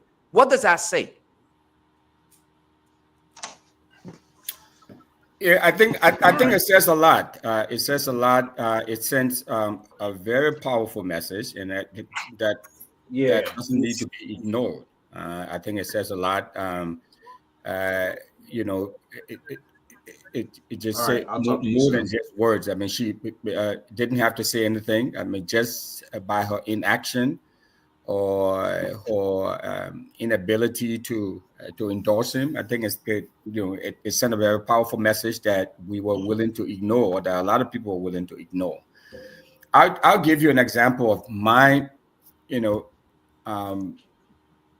particular situation in my circumstance. For example, when I ran for mayor, I had the previous mayor, the outgoing mayor, endorsement. So it was important to get her endorsement. And she lifted my hand and said, "This is the guy I would like to replace me." In fact, she called a meeting with about 12 community leaders, including, our friend and brother Henry Custer. He was part of that meeting. But community leaders across the board. And she said, "I'm stepping down from being the mayor of Brooklyn Park, but I would love to be replaced by a West African. And the West African that I would love to replace me is one who served with me on the Brooklyn Park City Council. And I want to do everything possible to support him. So I'm calling you all as community leaders to rally around him, to support him, so that he win this." So that was very powerful. That said a lot. But not only that, but even the former mayor, so I had two former mayors, lifting my hand and supporting me. And if they had not, granted I didn't win, but that said a lot, that, we worked together. She talked about how, both of them, one was a county commissioner, talked about how we worked together and the things that we did while on the council and the policies that we pushed, and they, and they wanted somebody who had the experience to get there and continue those policies, like police reform, for example, like renovating our parks and playgrounds, especially in depressed areas of the city. So it was important that continue, and so their support meant a lot, and it was a big boost to my campaign. So having the immediate past mayor and the former mayor there supporting me says a lot. So the fact that she didn't lift up President Barker's hand, I think it said a lot about about what she thought of his leadership and all of that. Thank you. Maybe Abu might want to respond to that, because that was his discussion point, or his But Abu, go ahead. Okay, yeah, is it right? Is a Rose or vie for a position in the U.S. I think city council. I may not be specific. Go ahead and follow the election. The former president, President Sirleaf, was awarded, along with, I think, 2 Liberians, for the Mo Ibrahim Award, which states, and I quote, that once you are a beneficiary of that award or said award, you cannot participate into an electoral activities. That is a fact. It is an green fight. You can go and check it out there. All right. So let me ask you this: What is Mo Ibrahim's relationship to Liberia? Come again. What is his relationship to Liberia? If I am president of Liberia, and I'm interested in seeing the continuity of my country, do you think I would take an endorsement from Mo Ibrahim? I would sit down. The honor is on you to do your research. I won't accept that. I will not accept that. I will not accept that award if it will restrict me from doing what is best for what I believe is best for my country. Because of the award, she was restricted from participating in politics. Boss man, this woman won a Nobel Prize, so don't be telling me about no Mo Ibrahim Award. She won a Nobel Prize. George, let him land. George, let him make his point. You will get your chance to. It is an green fight. It is an green fight. Do you have evidence to substantiate that Manaseli canvas or any political actor when she left the presidency or when she was leaving the presidency? You don't have it. It is an green fight. You can do a research. You can do a research, Chief. Because of the war, she was restricted from participating in politics. So, boss man, let me just So, if you have landed, let me say this to you, okay? Whoever would suggest that you are president of a country, you are leaving a legacy, you are now being succeeded, and I come to you and say, "Oh man, I will give you one award, but the award I gave you, you can't endorse anybody to continue your legacy. You just got to move from there." Does it sound to you like somebody? So you think the Mo Ibrahim Award is an ordinary award, Josh? It's not more valuable than a Nobel Prize, and you better not even think so. Don't even think so. Don't even think so, boss man. Okay, outside of Africa, nobody know Mo Ibrahim Award. Nobody know it. It is not an ordinary award. It is not a big-time award for somebody who won a Nobel Prize. And the fact that you are sitting here and actually saying this with a straight face is shocking at the amount of sycophancy that you have. Because this woman won a Nobel Prize. She won a Nobel Prize, boss man. And here you are telling me that the Mo Ibrahim Award is comparable or even exceeds that. That's what it sounds like you're saying. Do you know who won Nobel Prizes in the world before? Henry Kissinger, Albert Einstein, Jimmy Carter. Jimmy Carter. I mean, Jesus, man. Some of the things that you people do. Barack Obama. You got to understand proportionality, Abu. You have to be able to understand proportionality. When we talk Nobel Prize, we don't talk about Mo Ibrahim Award. We don't. Mr. Famler, Mr. Famler, quickly, right? Let me ask you a question. When did Barack Obama win the Nobel Peace Prize? The year he was elected. The year he was elected. 2008. And after The year he was he elected. left, he still convinced and literally supported the candidacy of President Biden, right? He actually went on the campaign trail and campaigned for Biden. And he still canvasses. And he is still doing it. There's no way the reason you win an award like that is because of the impact you have had on your people. There's no award like that that can be given to you that says, we appreciate your impact, but from here on out, you can't have any more impact.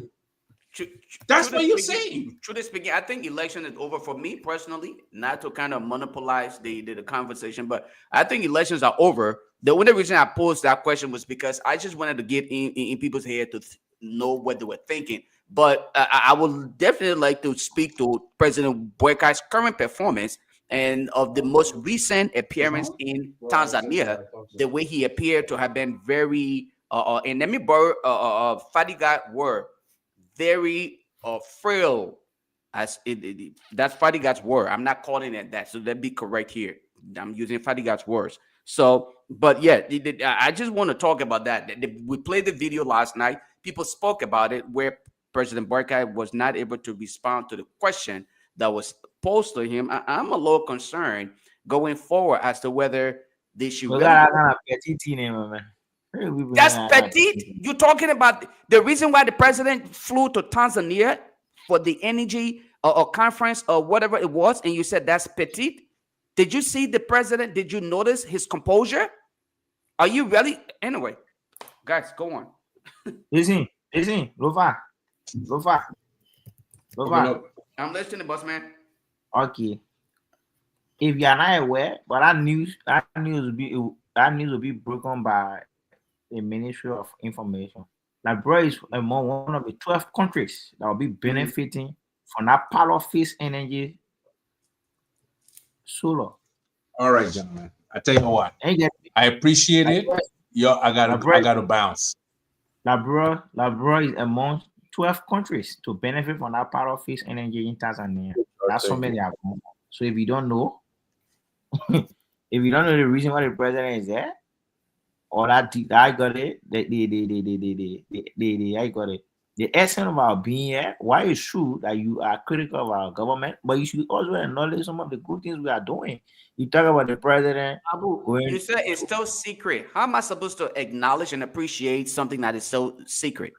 We have done a couple of things that you have not acknowledged as an opposition. We have done so many good things. We have done so many good things. When you acknowledge good thing of the government, about the government. You got a scorecard for me to be tracking when and when not?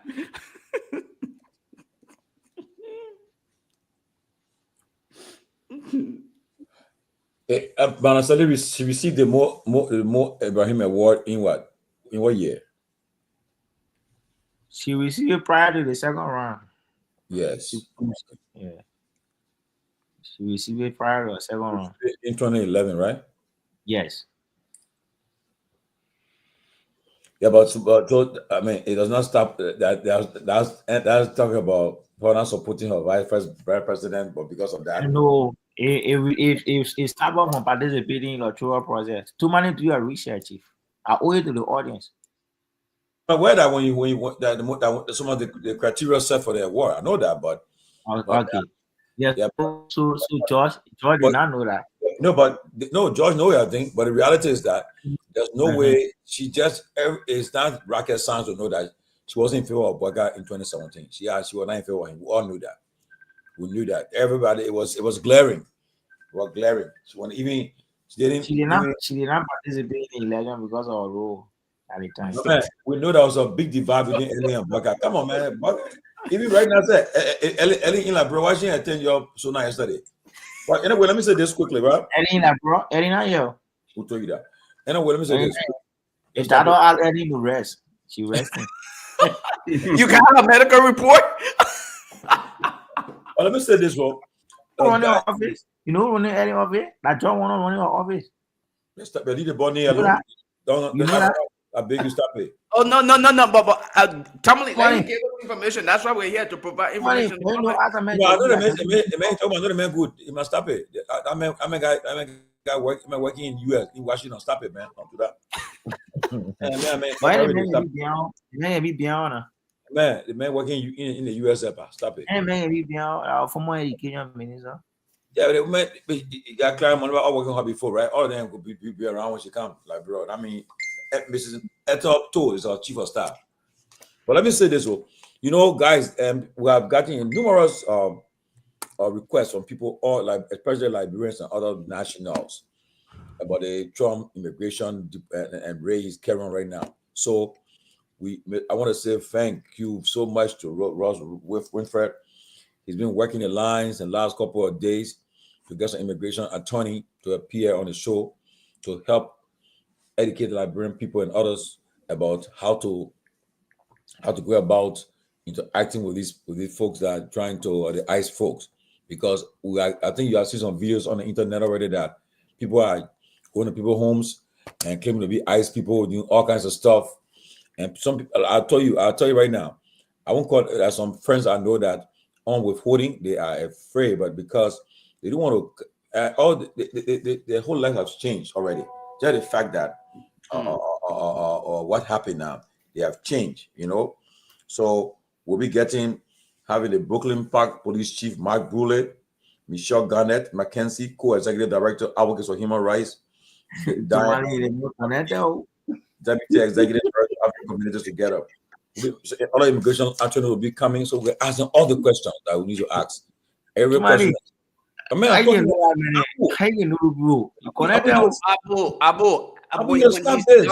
Abu, when he's done, then hit him in the back, bro. For those kind of information, hit him in the back. Yeah, so we'll be asking all the questions that we can ask, and I pray we can comment, because some people asking whether you're a naturalized citizen and if you have a felony record on you, whether you can be denaturalized and deported. All the questions are being asked. Whether if you own, I know today President Trump revoked 6,000 TPS Venezuelans that own TPS. He revoked their status, and I know also to people who are in prison, but they have status. Whether they would take a status from there and send them back home. These are questions they will be answering. So we are preparing for that program on Monday, so we can really come and help our people, because I mean, it's affecting us. If nobody's telling me it's not being affected. You got friends, you got some relatives, some co-worker, somebody down the line that's going through all these things. So we need to really thank you, Winfrey, so much to bring these people forward to come and help us understand how to handle this whole immigration crisis because we have not seen it before. For the 25 years we've been in America, we haven't seen it before. Even I remember when we were on TPS, the one moment that came first, I remember when we were on TPS, I just come to America in Connecticut, working at this facility, and the guys there who have been in America long before me, apparently were undocumented, Liberian guys. So we went on break. On came back, my man, they said actually around, my man. They said, and the guys then started to run, my man. Were like, I thought it was a joke, my man, until I saw the thing for real. I said, what? Wow. I said, Georgie, man, if the guy we are caught, we done. You know what I mean? You ain't come out of the country, he's now in right now. It'll take us maybe a decade to come back here. So it's not easy though. Can you imagine?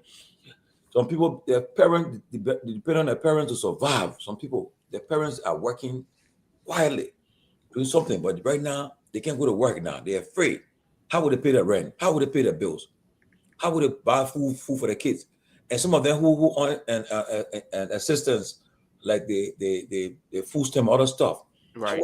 And the medical stuff. How would they get the assistance? They're afraid to show up now. They feel that if they go to go for the get benefits, they will catch them.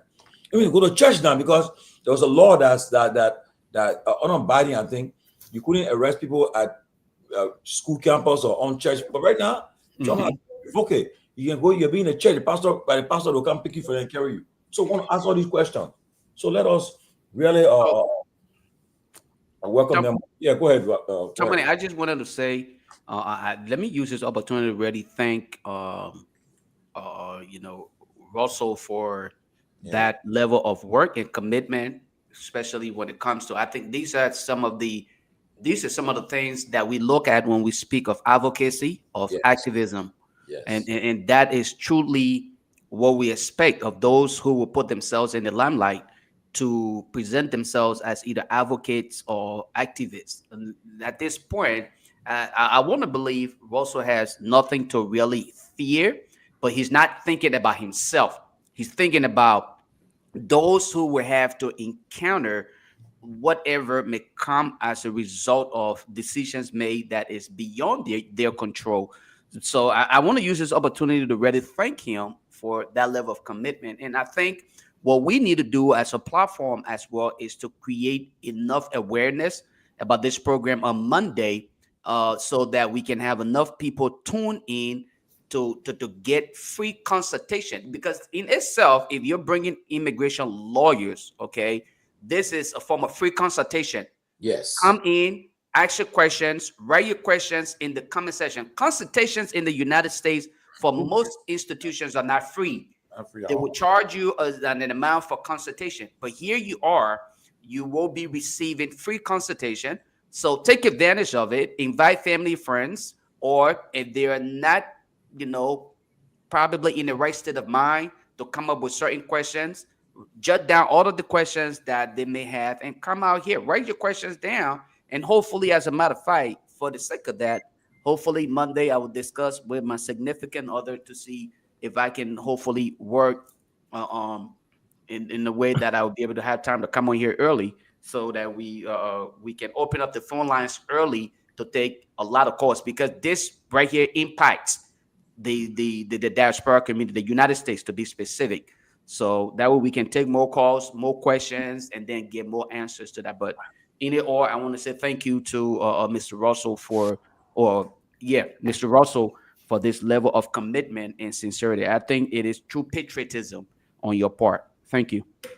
Mr. Russell, I've been joining to tell you thank you. I've heard a lot of good things about you. But too many. Yeah. I didn't hear you talk with you. You connected with now he's taking us all the way back here. I hit tell you. Hit him up in the back. What would Russell thank you for? He said, thank you for. I mean, I tell you thank you. I tell you thank you for coming on the show. Like what Julius said, I've heard a lot of good things about him. Thank you, brother. But I'm always on here. These are all my brothers. These are all my peeps. So we all in this together. I think Tomalin tomorrow we have another big show. The fire chief from Fairfax County, Virginia, Chief John Butler, will be appearing tomorrow. Is that right? Yes, Chief Butler will be our guest tomorrow. We'll be giving up for the 1 hour, maybe for the 1 hour of his time. So we'll just try our best to see what we can do, so that we can we can do that. So let's try our best. And then on Friday, the Senatorial hopeful for NIMA, the former Governors Commission Chairman, Councillor Garrison Yelu, will be our guest. He's confirmed it. So let's see how best we can. He will be the first person who will be breaking his silence that he's running for the senatorial seat of Prince Johnson. We'll know about Friday, and maybe a person will provoke other candidates to say, "Well, the guys started running a campaign already," No, but he's going to do. He's going to do. I mean, I agree with what he's going to. He's going. And Garrison Yelu is a former lawmaker, right? Garrison Yelu, I think so. Yeah. Former lawmaker. Yeah. So, from your, I mean, considering the fact that you worked in local government. What are you hearing from your standpoint as far as this entire ICE issue and all of the orders that are being given? What are some pointers that are being given to immigrants when it comes to ICE? Especially in the Minnesota area, what are they recommending to people to do?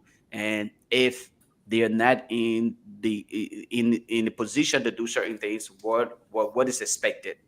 What are you hearing anything in that line? Yeah, we're hearing a lot of things, but Lofa, I think we don't want to preempt the show on Monday. We want Okay. a lot of people to tune in on Monday and call in on Monday, because we have the police chief from Brooklyn Park, where we have the largest concentration of Liberians in the United States.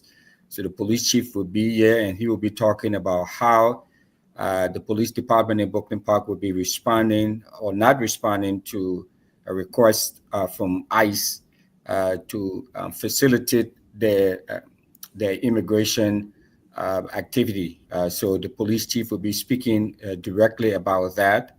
And then, as Tomalin said, we also have 2 immigration attorneys who will be appearing alongside the police chief, one from Washington, D.C., and the other from Minnesota. So they all will be talking about the whole immigration issue that pertains to the executive order that was issued by President Trump. So they're going to be directly talking to Liberians, and this a lot of what they'll be talking about is about the Liberian community. So we're calling on everyone to pass the word and share the information, and tune in on Monday at 5 p.m. Eastern, 4 p.m. Central. And we have all of these knowledgeable folks here who will be providing us some information. And so, Lofa, maybe we should just wait until that time, just so we're not. I agree. I agree. Just my final question though: will Abu still get his visa to come? My man, what I can say about me though. So also, you can say about me. You can say visa for me. Yeah, I mean, one of the things. Why are you saying very? I was kidding. That was just. What is it? That'll be funny. Yeah, so let people put in that, put the questions together and all of that. We have that'll be good though. Pretty high, powerful team here. I think this is the only podcast, the only show that will be doing something like that. So we have some really high power delegation here representing different aspects of the whole immigration issue. Wow, that'll be really big. Yeah, so they will also talk about the LRF, they'll talk about TPF, TPS, they'll also talk about asylum, and then they'll talk about deportation. So all of these issues will be covered here on the closing argument. So spread the word. Tomalin is going to get the flyer out there, and we'll let people know. Let's imagine, when the time we're on TPS, they're gonna trying to do some more. I've been worried. But imagine, because I'm hearing that you will say, and every year. Well, Russell, somebody asking the comment section. People saying visa for people. You'll be praying for either I can't drink Clinton town. Clinton will give 1 year. Yeah, every year. Yeah, when it comes to renewal. Then I remember in Raleigh, we'll march, we'll go to Washington D.C. Then they'll say, "Oh, President Clinton just extended 1 year." Then Bush came every year again. They say, "Hey, God, Liberians." Then they get our own Liberians. They will be on Facebook talking, say. They worry now. Look at them. They worry. They come in and about. Yeah. You're going on TPA. They come say about who you're on. No, I don't be behaving like you don't behave like. Who like each other. That is the same behavior you guys have in that Liberia over there, you Abu. That behavior where you see wrong and you support it. Don't talk about why would it. You don't leave me, man. Why you see wrong? I'm not leaving you. What you don't say about me? I make a visit, Anna. That's not how you do the kind of thing. But yeah. Wow. So, I mean, so it's so good for it. I mean, it's so good people can come and get clarity and understand. Because what Trump want to do to our people, man? Trump say I didn't want to to win the election. All my friends are in the U.S. I told them I advise and they say, "Oh, Trump when Trump wins, the American economy will get back on track." But suppose which was supposed to support Trump for as a Liberian? Is it because Trump sanctioned? Is it Biden then sanctioned people?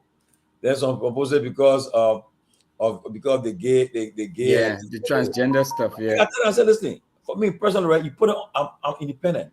You put it on a ballot to vote. I will vote because I don't believe in it. But I respect anybody right of having the choice that they're right. You know, you choose to live a life that way. It's up to you.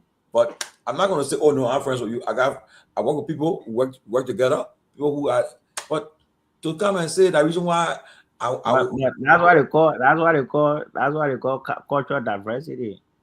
Unity in cultural diversity. Alone, maybe not to vote against your vote for this thing. And someone else was championing, man. No, but you know, until it comes close to you, and when you will know that it's exactly. Yeah. Like a lady, right? Yeah. A lady from Liberia, I know her good. She in someone in New Jersey. Before the election, she want post. She'll be coming in a post and be defending Trump. Yeah, I said, you ain't on social security. Who the other person here? Nakumi Sokoto, eh? Abu, you know. I want to come in that higher. Hey, Nakumi Sokoto. I care about that person. I can see it. Well, look now. I told her, I say, you know what's going to happen, right? When that mess up cutting the prescription drug and prices start to go up, social security, all the time, you understand what we're talking about. Now, she said, the thing people doing that, I think the Medina man. I said, Medina man, it makes sense. You know that? I beg you. That man just doing executive order every day. The thing I was saving minutes on judges that will help you right now, but right now, he doesn't care. But I think no immigration, any guy immigration lawyer there, I can make that case, right? Yeah, but Abu, for instance, right? If that was the immigration, they'll tell you when the guy come. I'm sure they'll tell you this. They'll tell you. Abu, you'll be here. We will ask all the questions. If arrest, for instance, arrest my one lawyer told me, said, we think you understand if you are having such a problem, right? Your status not correct. If they arrest you, by the time the lawyer can go to the court, they put on you back already, and to come back to be a long war. So that's why they say. Ready? God forbid. Okay, so here's my question. You being a brother, why the book going quoting your absent? So foreign minister can dispatch in Washington. Abu, let me ask you a question. The fact that you have this close proximity to the current government, considering everything that you're hearing, what preparation are being made by our government? Showing kids, God forbid, and we are not. We're praying against this. If the unexpected happened, what are you hearing that is being done in the back as a government? Because in preparation for the unforeseen circumstance, what are we doing as a nation to prepare ourselves? Lofa. I listen I'm about repenting and exuberant support of this government. We're not coming to mislead the audience. The audience deserves nothing less than the facts. I don't have an answer to the question you asked. Those are in authority, foreign sector. Yeah, it should be reached out to. Okay, so in that case, then I will pose my question to Russell, but in a different way. Russell, I beg you. Is this true? Did Trump really say this? What? Donald Trump explained his statement against African. If after 50 years of independence, you have not built there is an infrastructure for your people, are you human? Did he really say that today? No, I've not heard No, that. but that's go food.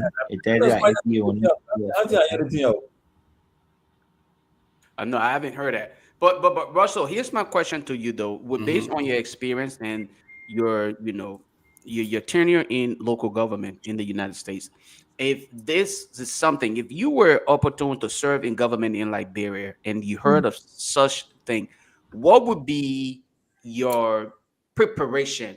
What idea mechanisms would you consider putting into perspective in order to hopefully address this problem going forward? The fact that the threat is already known, you know what the threat is. Going forward, what would you be doing in preparation for the unwanted situation? Well, I mean, what I would do, especially in our largest city in Monrovia, try to establish a reception center to see, how we can, adequately receive these Liberians and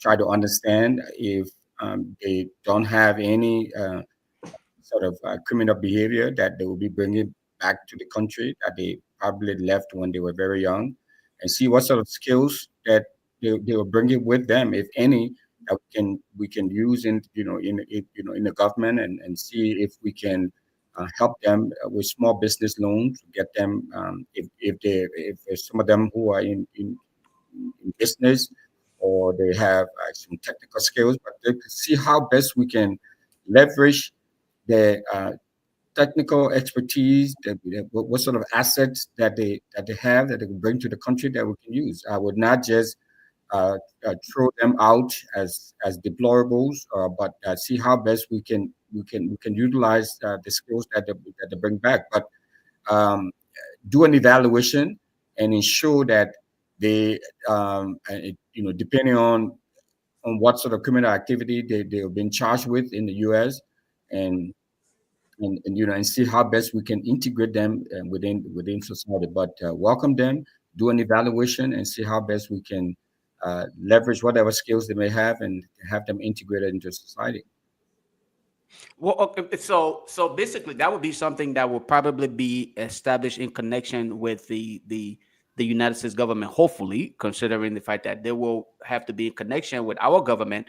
But would that be something more like where, upon their arrival, you pick them up from the airport, put it in, into consideration that you have transportation, like buses that will actually ride to the airport, pick them up, take them to that repatriation center, or however you want to term it, and then make that decision, get them enrolled in the program, and then have them dispatched to their relatives, or have their relatives come and pick them up from there and then continue with that. Or that would be something you're not in a position to make the decisions, but I'm just trying to pick your brain here because you've had the opportunity to work in government, as far as what will be that right, tool to put in place to help the entire process, so there could probably be some form of smooth transition so that these people are not impacted. Because considering it, we have young and elderly folks who possibly, God forbid, may have to be impacted by this.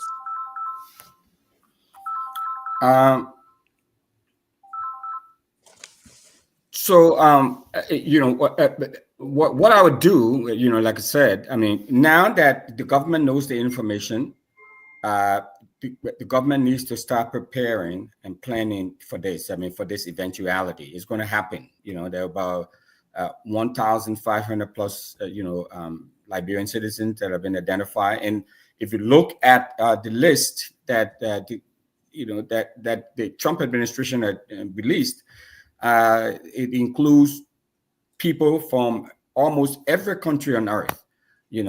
All of the Western countries are there. The closest allies are there. Britain is there, France is there, Germany. All of these countries are there. So it's not just Liberia. So we know this stuff is coming down the pipe. So we need to start preparing for it. So we have transportation there to pick them up. But I would not just receive them and just release them into the general general community. And this is not the first time that Liberians have been deported, but maybe this is the first time that they're being deported en masse. So we need a very methodical process in how they will be received and how they'll be integrated or reintegrated into society. But we receive them, have them transported, taken care of, well taken care of. I think if you've been following the news, you may have seen the deportees that went to Colombia, the Colombians who were deported. And one of the reasons why the president objected, or refused to receive the C-17 planes that were taking them was because of how they were deported. He felt that it was very inhumane and all of that. So these guys have been, for the most part, there are a few women, among them, but these guys, for the most part, they've been roughed up, and they're not treated warmly. So they're handcuffed, from this 8-hour journey.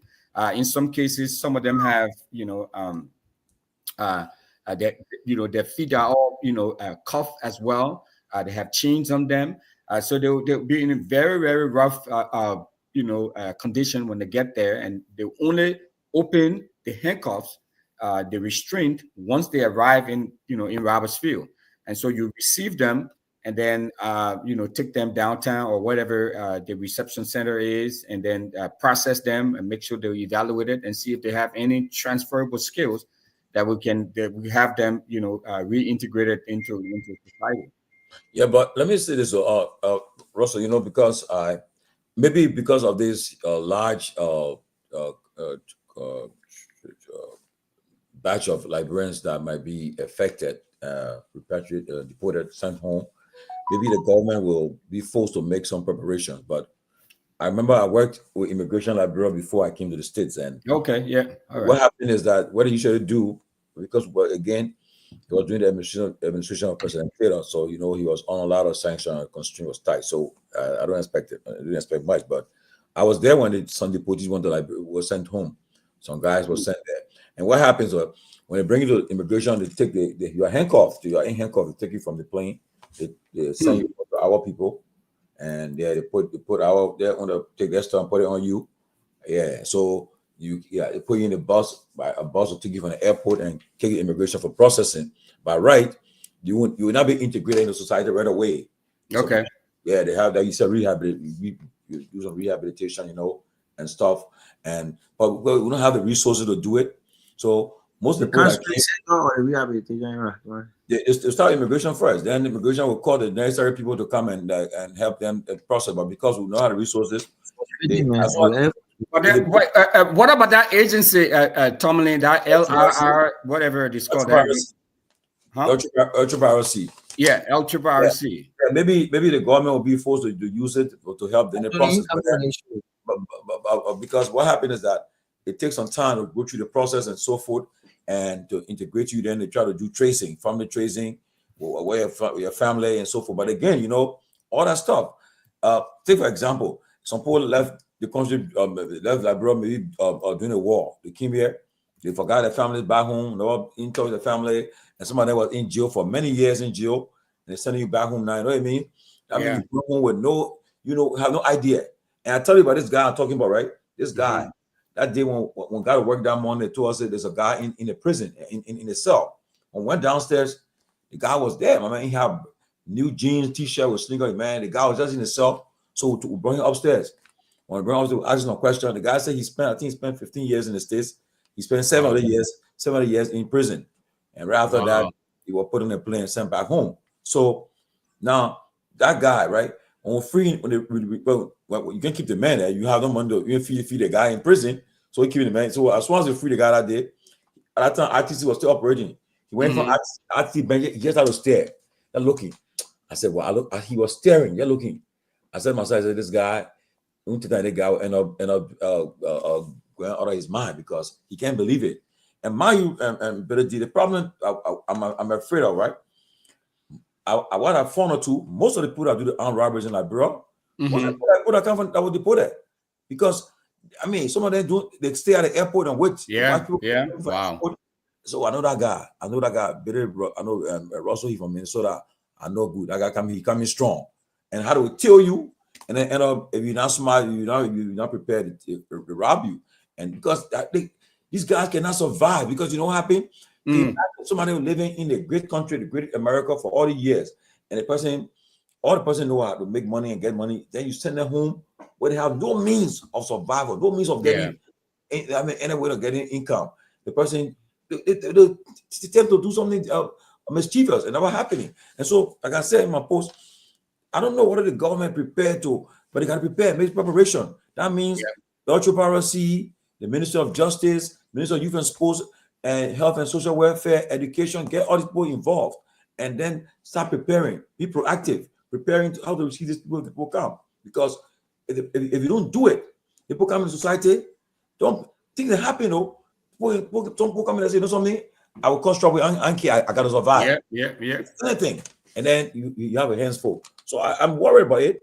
And I pray that our government and all the Liberians organizations will be prepared to receive them if they are taken home. Because but some people, I got some people right now, and I got people who can't even go out right now. They're afraid because they have a psychological impact on you right now. You're thinking, say, oh my God, I've been here all these years. And don't mind you now, you are here, I wasn't here.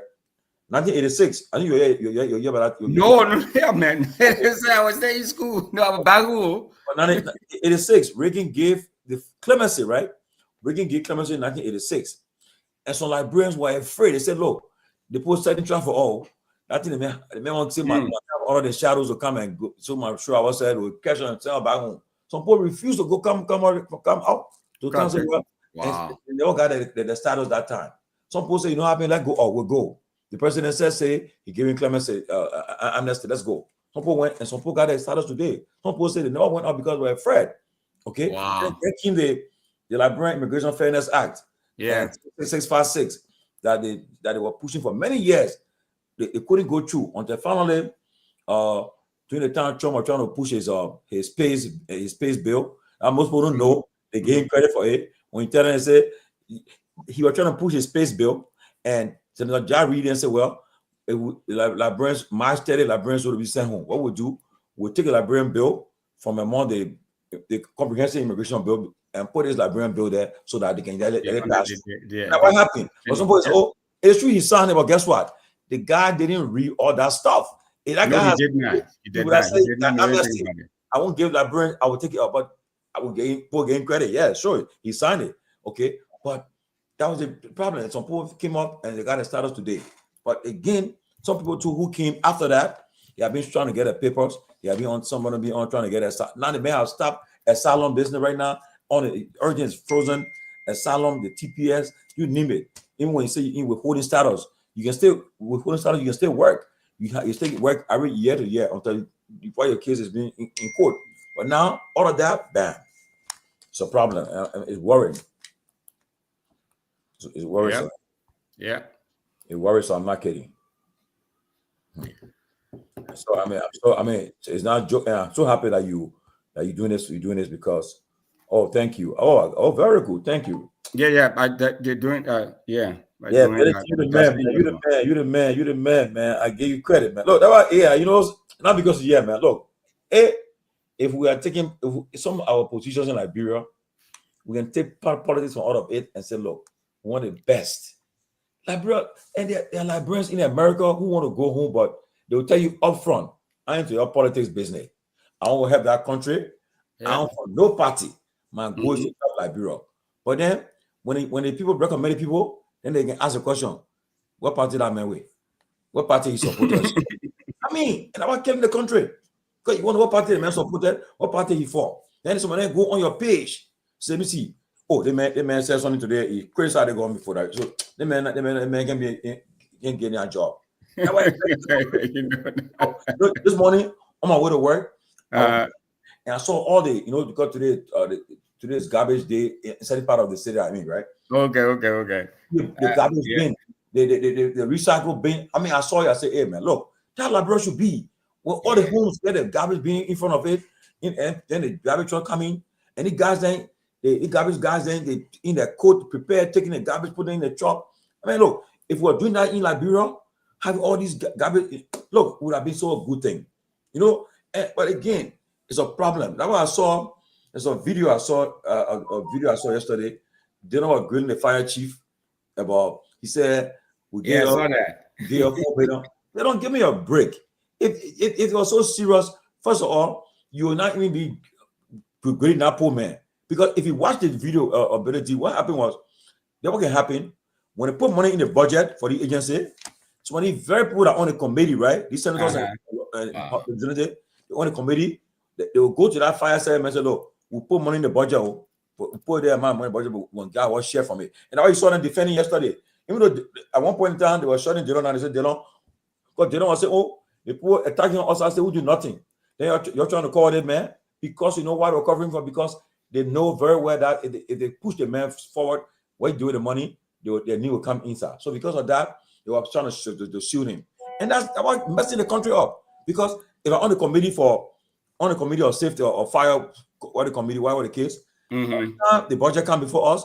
We increase the budget.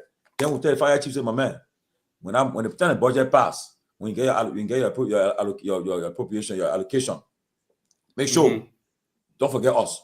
We'll put it on there because of us. That's about killing the country. The country is being killed because they put money in the budget, and then once the budget passed, you see, look, and some of them, right? I can't stand it. That Prince Moiga, he's saying he's one of the most corrupt man. That man, look, if that guy should be on sexual by now, let me frank. He's seeing he all but the money, the budget, ways and means. You see him there. That whole group see that so. All they have been doing for the last, they can't lose election. They win every election because what? They go and buy the way to these things there. But yeah, so the time the fire chief when they don't say, oh, the fire chief, you're right, they don't on point. But the senators then were backing him because you know why? They were pushing the fire chief, and had they pushing him too much, he would have said, the money, the $4 million you give me, I don't receive all the money, but they start covering the offer, start covering the main offer, and that was killing the country. I mean, when are we going to get people who to put the country above their own personal interests and their own personal agenda? I think that's where the problem is. It's sad. And, sad. I'm not kidding. It's sad. It's very sad. And we'll take it for a joke until until one of these days that these people with the citizens will rise up and say, look, enough is enough. They can't come like Juman Jara in the comfort of America, but he said, like, bro, we're not burn. Juman, not too low.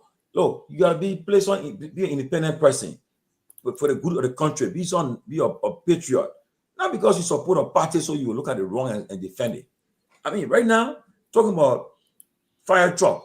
Why I did not video? He was on point, right? He was pressing the fire chief to asking why they put $2 million extra in the budget and he didn't buy a fire truck. And the fire chief was storming. Then they started to rush their street. They started to interrupt because they know what they've done before. They get share of that money.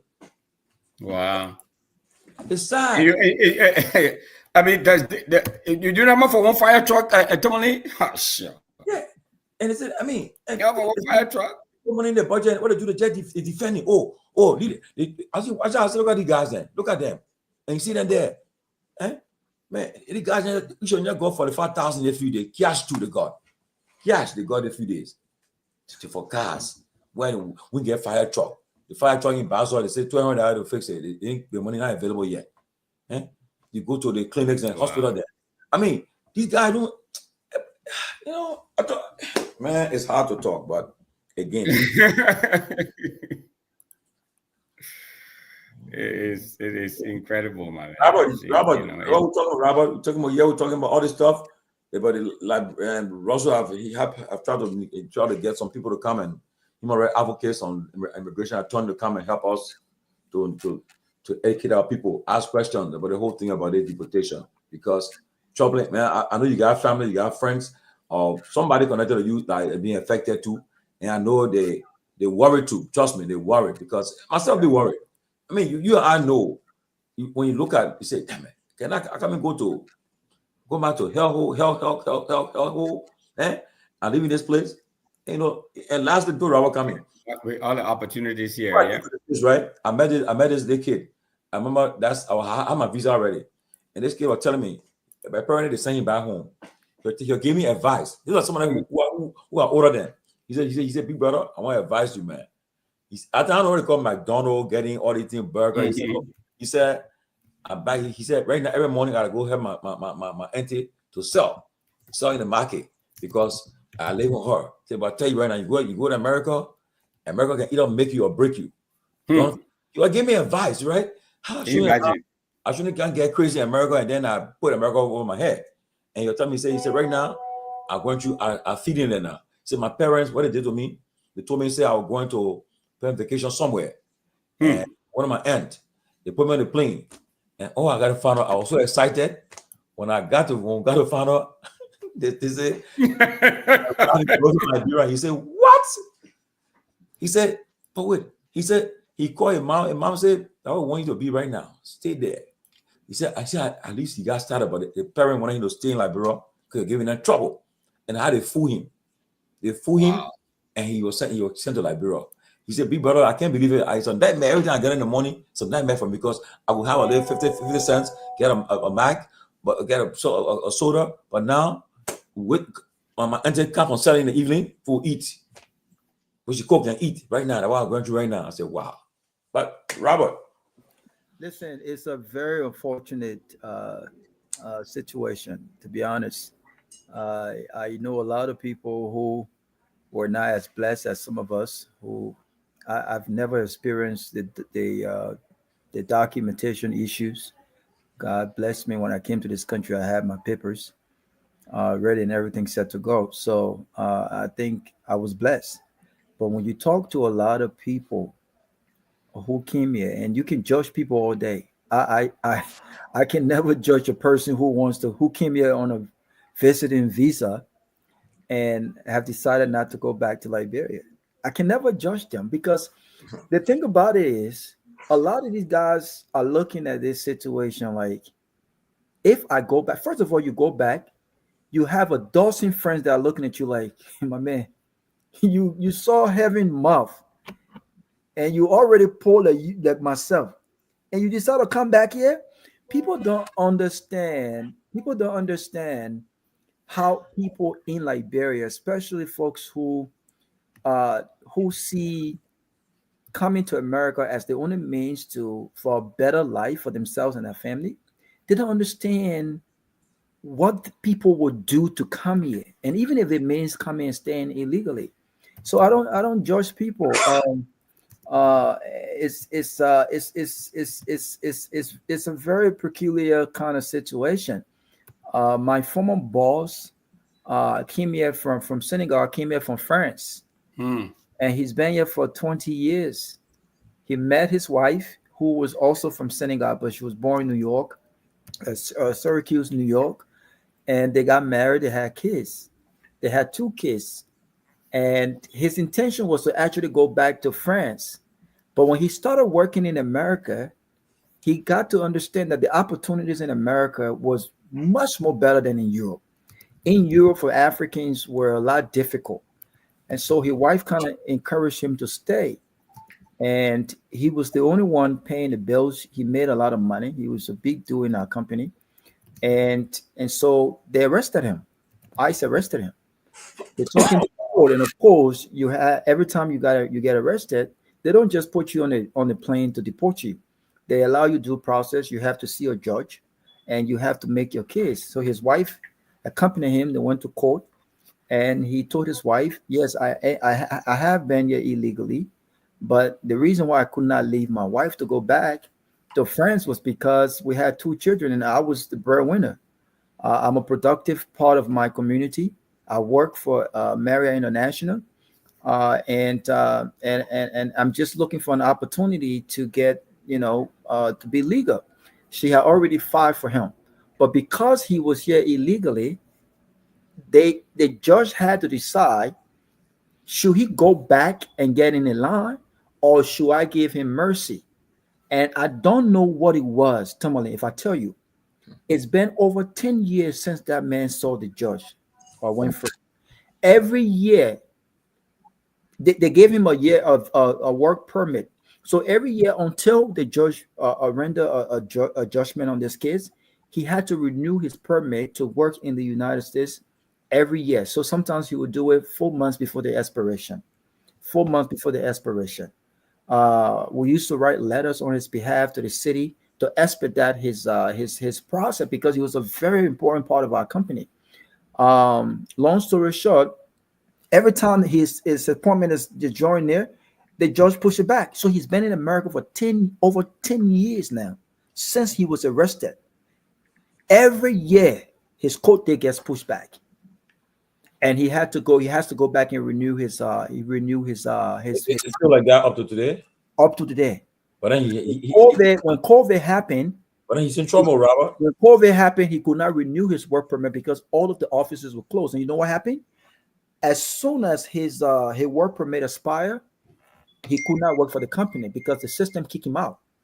So he had to go to Florida where our former boss was, and she was able to do some stuff, and they got him over there. So when you talk about people who are going through these things, these are real life stories. These are real people.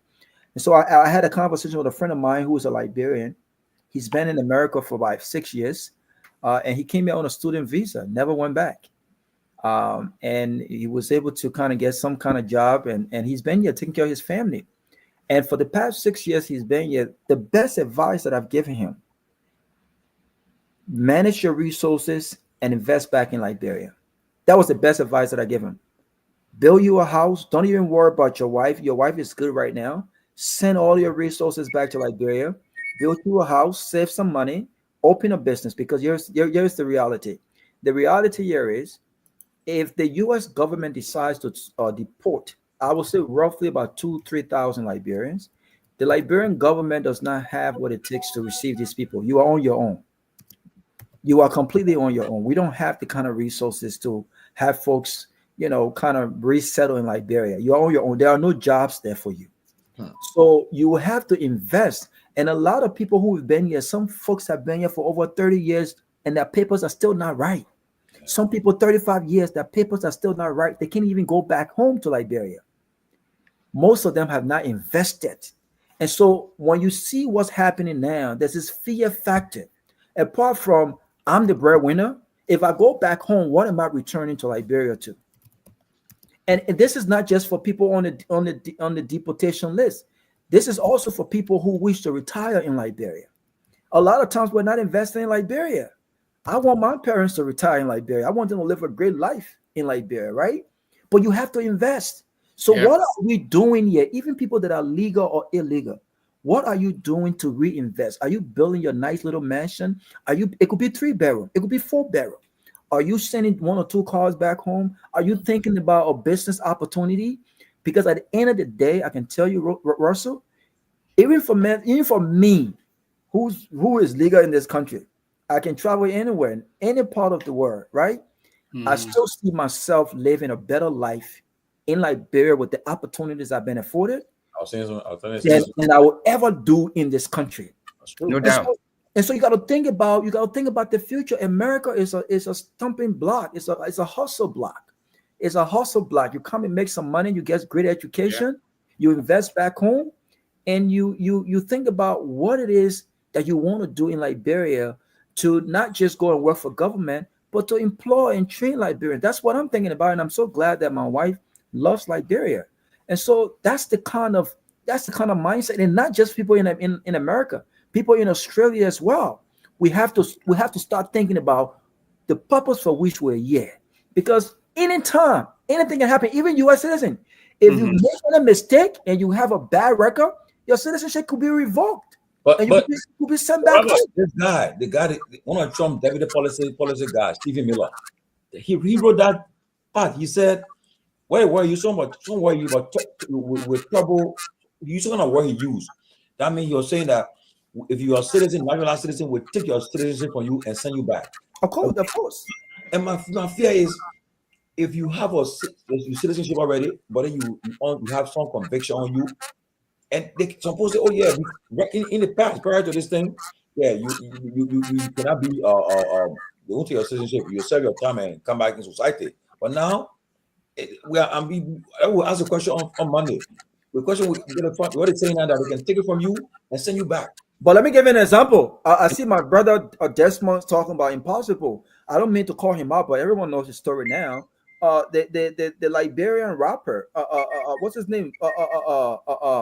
Bucket Raw was raised in New York, in Philadelphia. He's a U.S. citizen. He was a U.S. That he was in America. Yeah. But when his situation happened, he was given an option. His citizenship was revoked. Desmond. Really? Yes. I mean, you have to do something really, really grave. Yeah. It was domestic violence, but beyond that, there were other underlying issue with the system as well, right? Yeah. So they had given him all these opportunities. Apart from that, a buddy of mine, I'll tell you this, it's a personal story.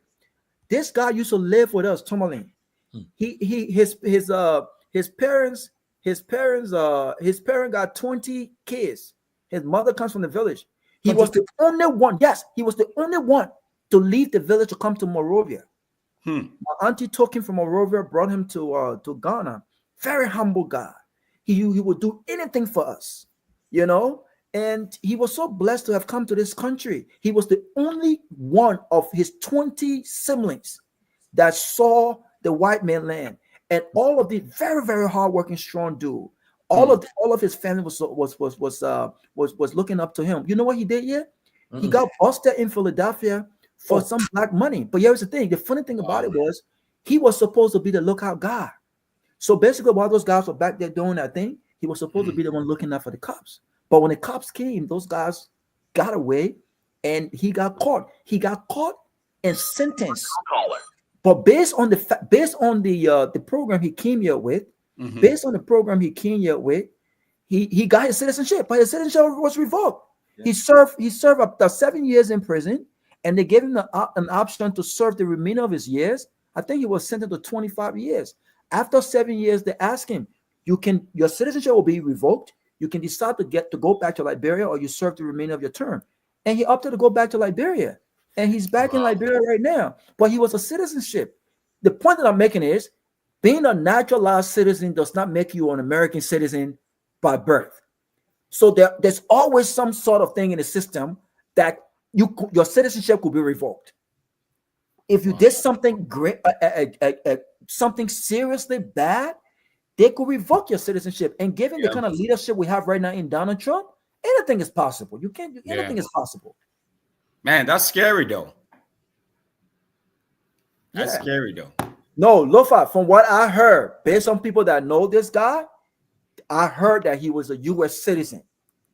That's what I heard, based on people that know him. So until it's proved otherwise, I'm not going to debate that.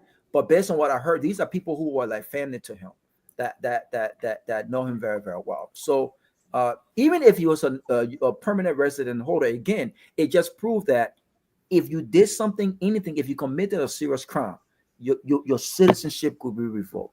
I mean, that's it. If Donald Trump is talking about, even though I don't see it happening ever, because you're talking about a constitutional matter that requires a constitutional amendment. If Donald Trump is brave enough to even insinuate the possibility of looking into taking a birthright citizenship, what else can he not talk? What else can he not take away? Come on, man. So it's not going to fly. It's not going to. I mean, no, it's never going to fly. It's going to stop where it's at. That's never going to happen. I mean, you will have to do an amendment to the Constitution to do that. Yeah. So I think he's just bluffing. But when it comes to immigration, this guy doesn't understand. I mean, he doesn't care. I think he's trying to get folks out of here. You know. So for Liberians, I'm just saying, people are afraid. Even at my work, we're having conversations around, if ICE were to come to the job, how do we communicate these things? Who do we call, right? If we have associates that are afraid of being arrested, or based on whatever status that they're here on, how do we have How do we have this conversation? Because it's real. Places that were once considered safe, like hospitals, schools and churches, are no longer considered safe because these guys can go in there. They're no longer considered safe.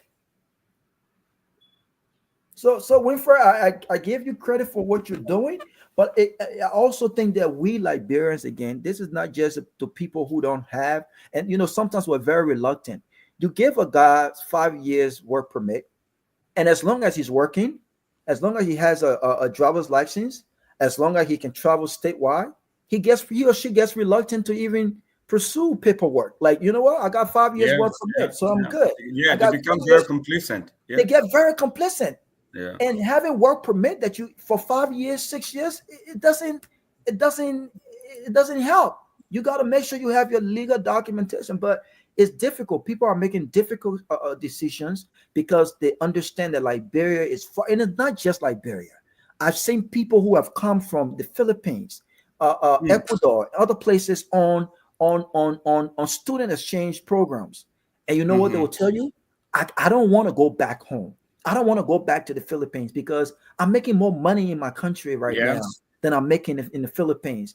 One of my folks told me $1 is 50 peso in the Philippines. I said, what can I do for you? She said that can buy me breakfast, coffee.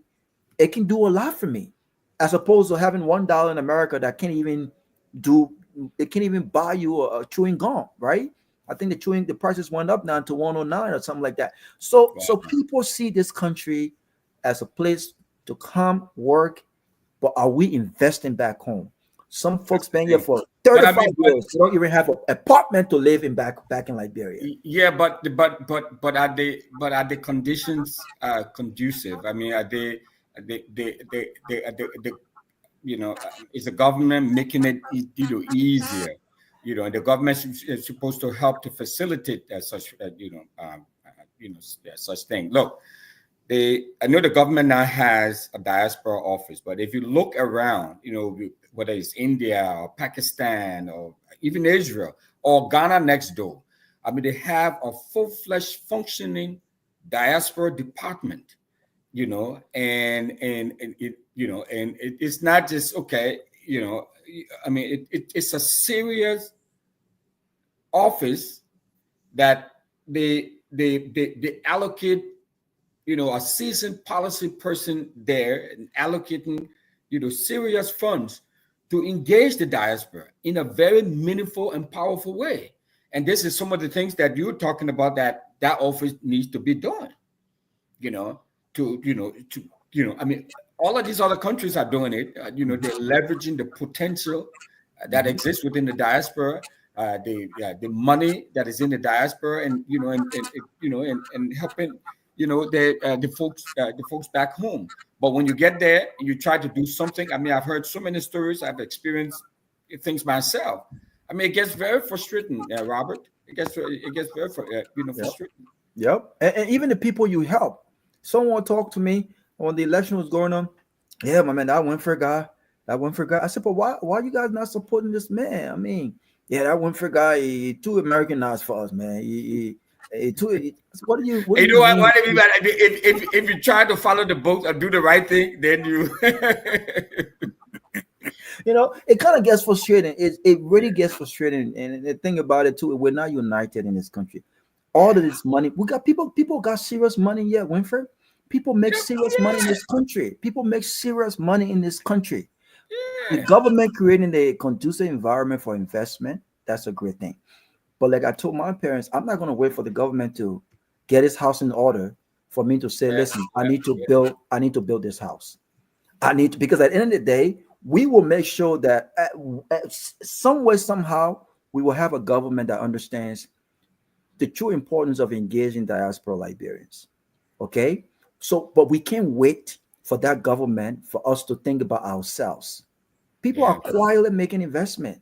So if it's a 2-bedroom house, start building a 2-bedroom house. If it's a 2-bedroom, start building a 2-bedroom. Start looking for business opportunities. Because anything can happen. We can get kicked out of this country. If you get kicked out of this country, what else? What other country do you have? Liberia is the country, or you can go to Ghana. If you don't want to invest in Liberia, start looking at real estate development opportunities in Accra to invest. You know. But we're not using our resources wisely. Yep. We're looking at it now. There's nothing wrong with buying a house here. I will buy a house here, but you got to think about building a house in Liberia, because the money we spend here, $400,000-$500,000 to move in Brookhaven right now, in Buckhead, you gotta have close to $700,000. You can take $100,000 from that. Oh yeah, not a small thing. You gotta have $700,000 in great neighborhoods. But Robert, maybe let's say roughly about you want to live in a house like what kind of house you're talking about? That current house, that house you want to live in Liberia. It will cost you maybe around pretty close, maybe $700,000 for that kind of house you find in building. $7,500,000 or $75,000? No, $75K. Yeah, you know what? Look. After it depends now, because after renovation, after renovation, but you see, you don't get to feel it, right? Because you can keep expanding and renovating your and doing your house over time.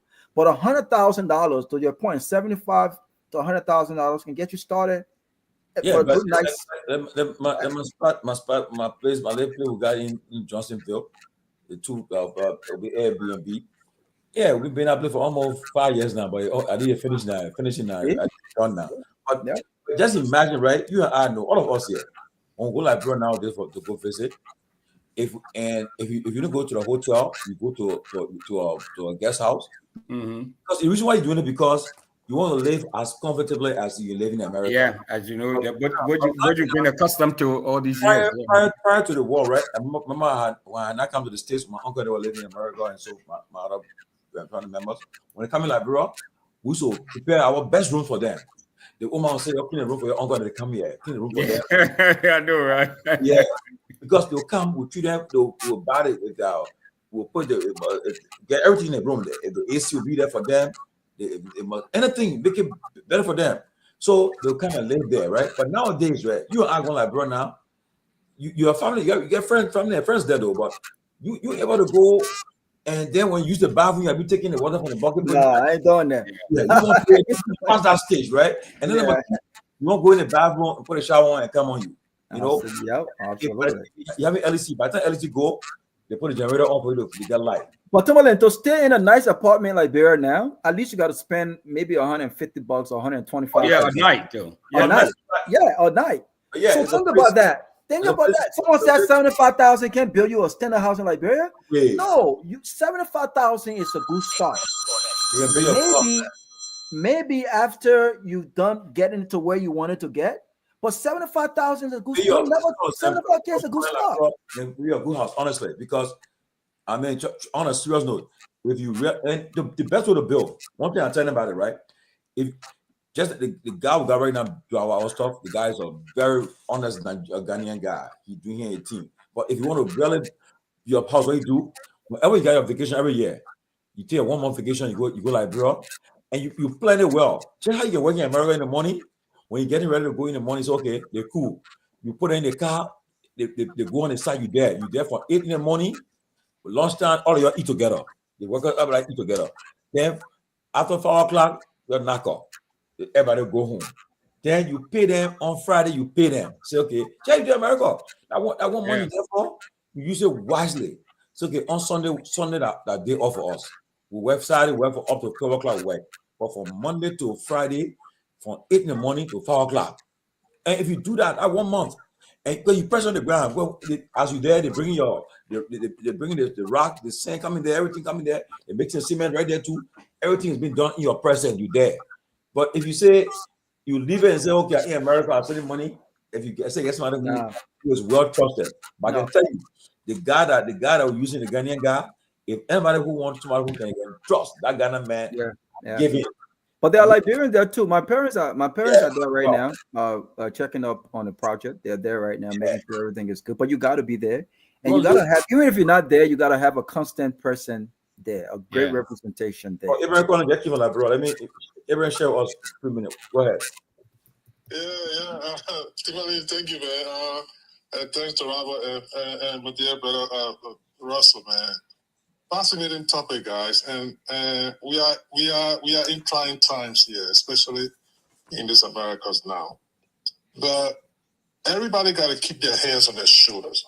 You know, earlier on I follow you guys. You're talking about contingency plan by the government, the government of Liberia. That is, I mean, seeing everything. I was like you stated, Timothy. I was in Liberia recently, and I don't sense those kinds of things.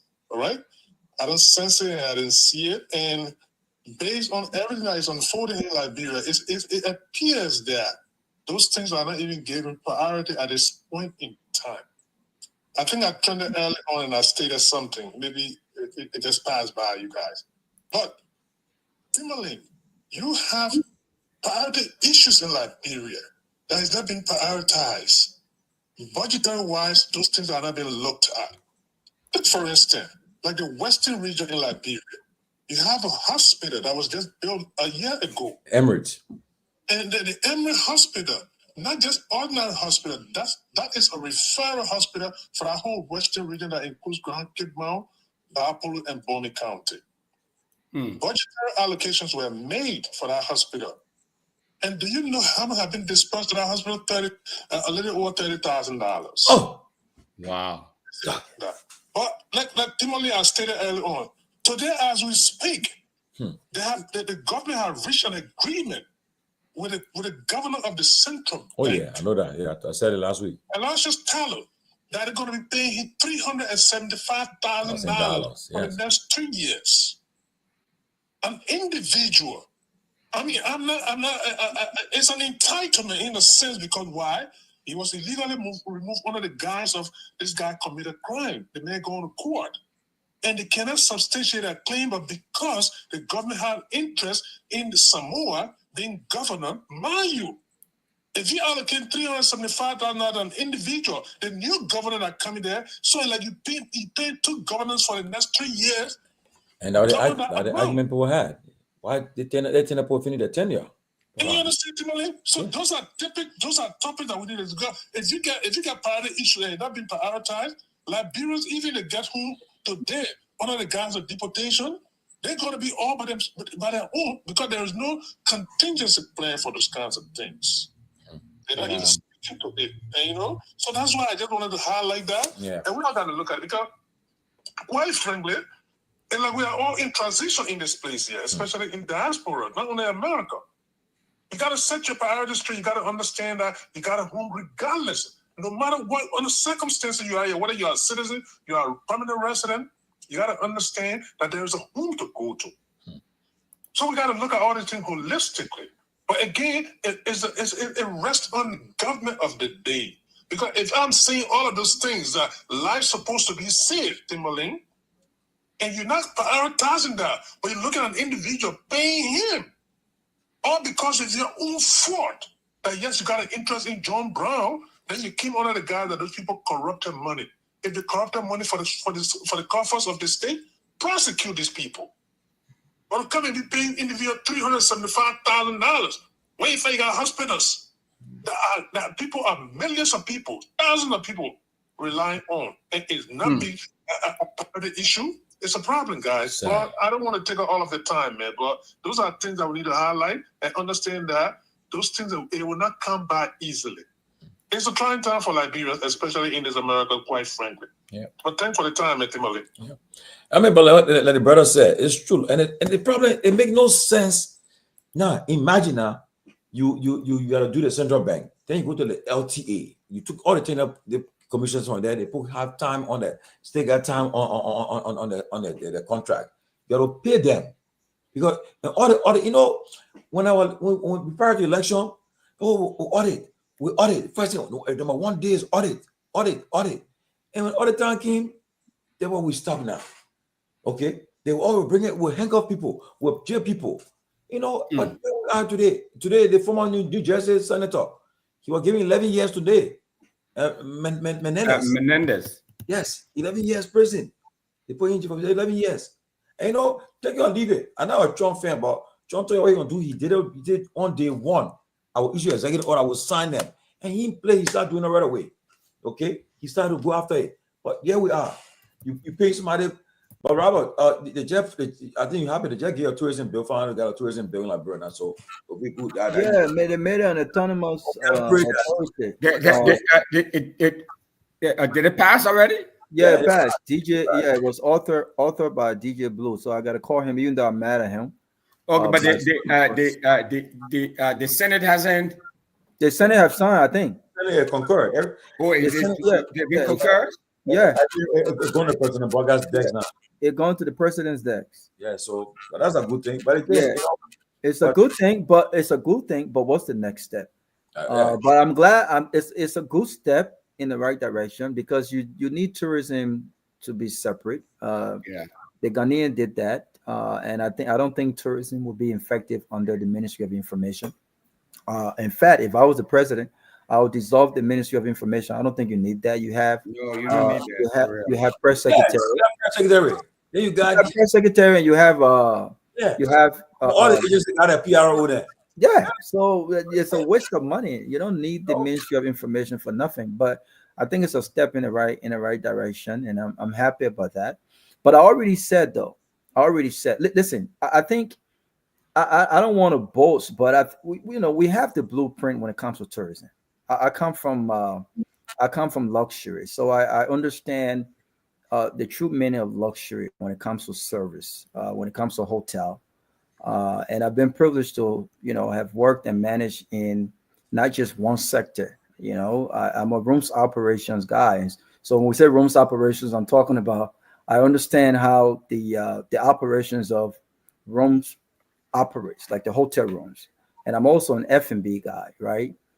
So I understand food and beverage as well. Yeah, And hotels from all around the country, not true. You won't believe it, man. So hotel, you enter some place, you say, wow, there's a hotel, you shot, Yep.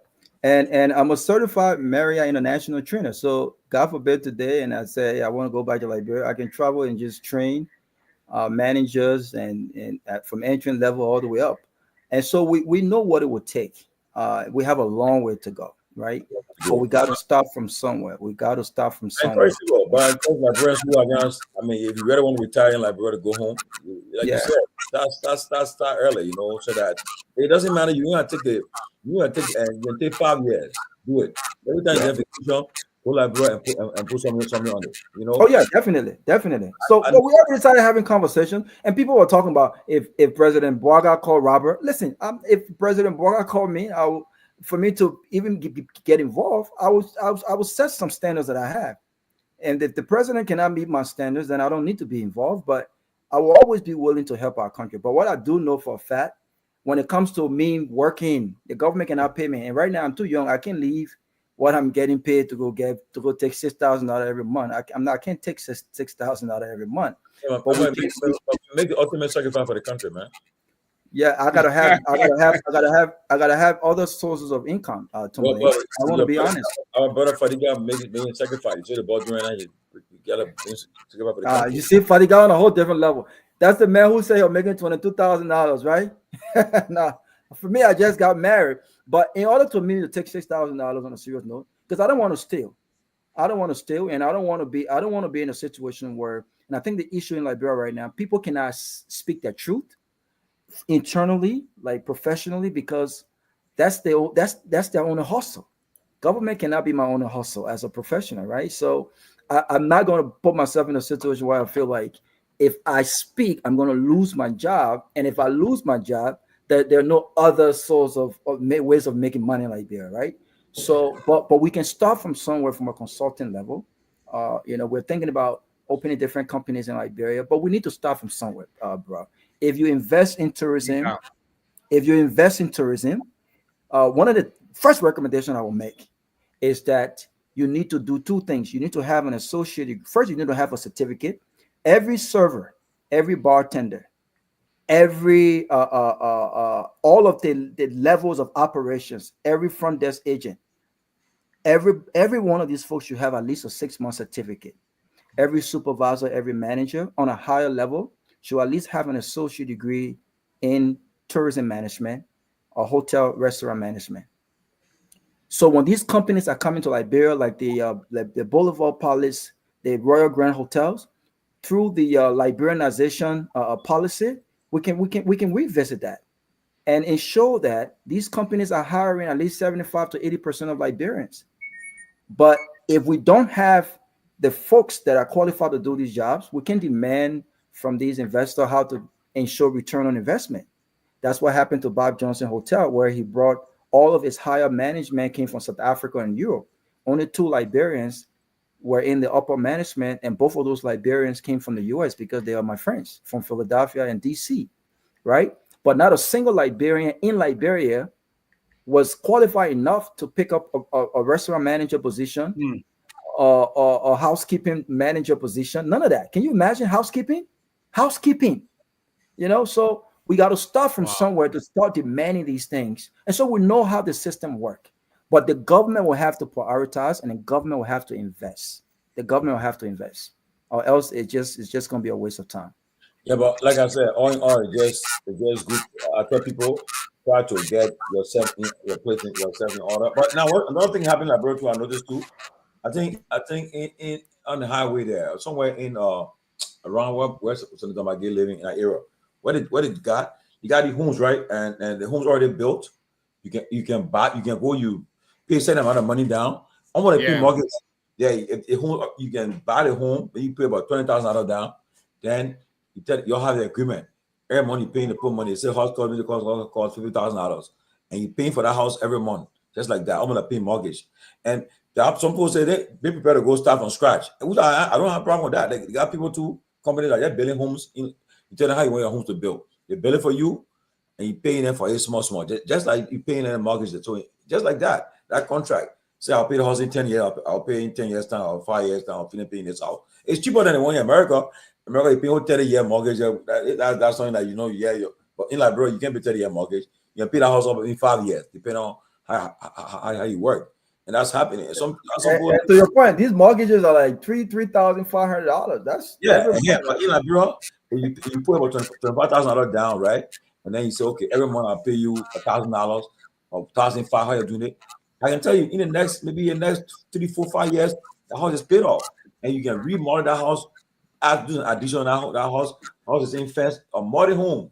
Look, you want to live like you live in America comfortably. You want to be living in a place where you somebody, as soon as you get the money, you're looking through your window. Somebody, please give me salt, please give me some salt, please give me some palm oil. No, you want your husband, just like that. I don't lie to nobody because you want to live that kind of comfortable life. But again, where we are. But I tell anybody, prepare for that because.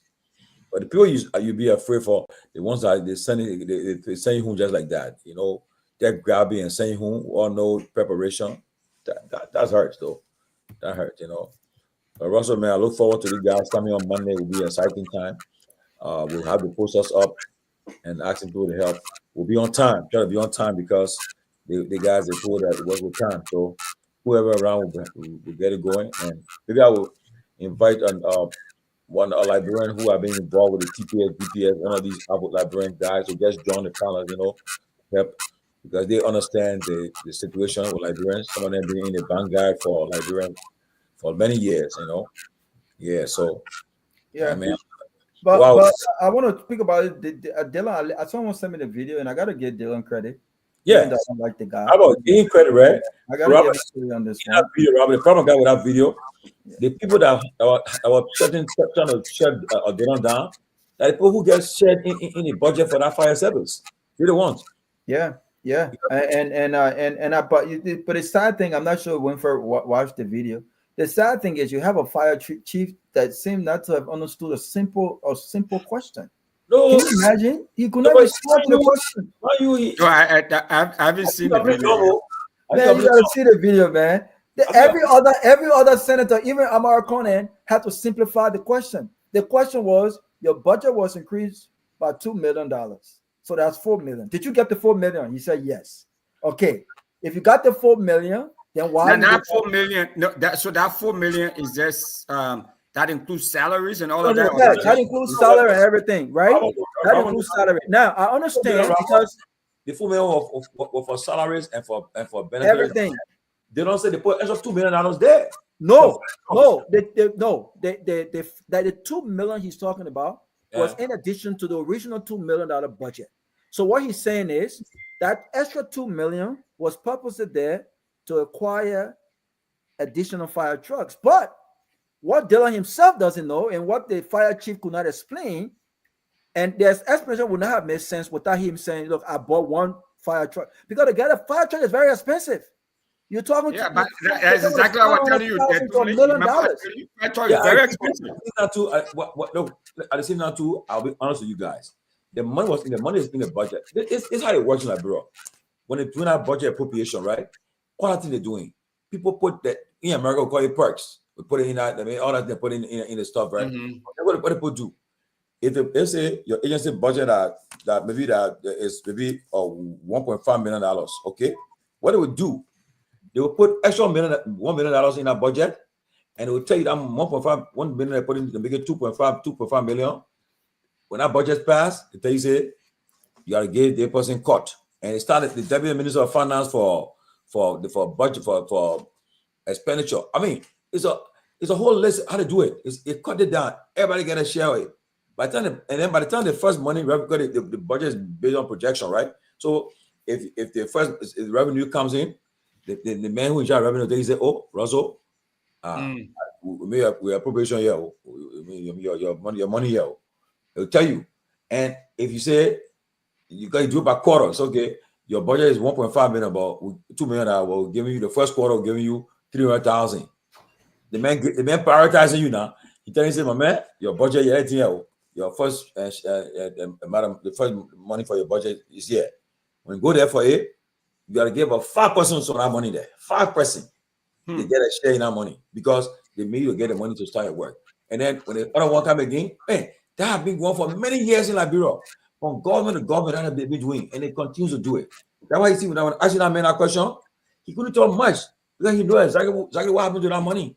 Well, then he needs to get fired because to Dylan's point, if few senators are in this cohort, not everyone knows about it. So again, this is when principle comes in, right?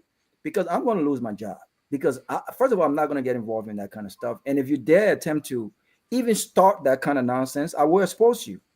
Use your contacts, use all of your influences and say, you know what, this guy does not belong here. That's fine. This is the reason why it's important to have people work in government who are true professionals, who don't necessarily depend on government job to sustain a lifestyle. The problem in Liberia right now, a lot of people are afraid to lose their jobs because they have no other way of making income. And so they're seeing bad things happen and they don't speak on these things. They don't speak on these things.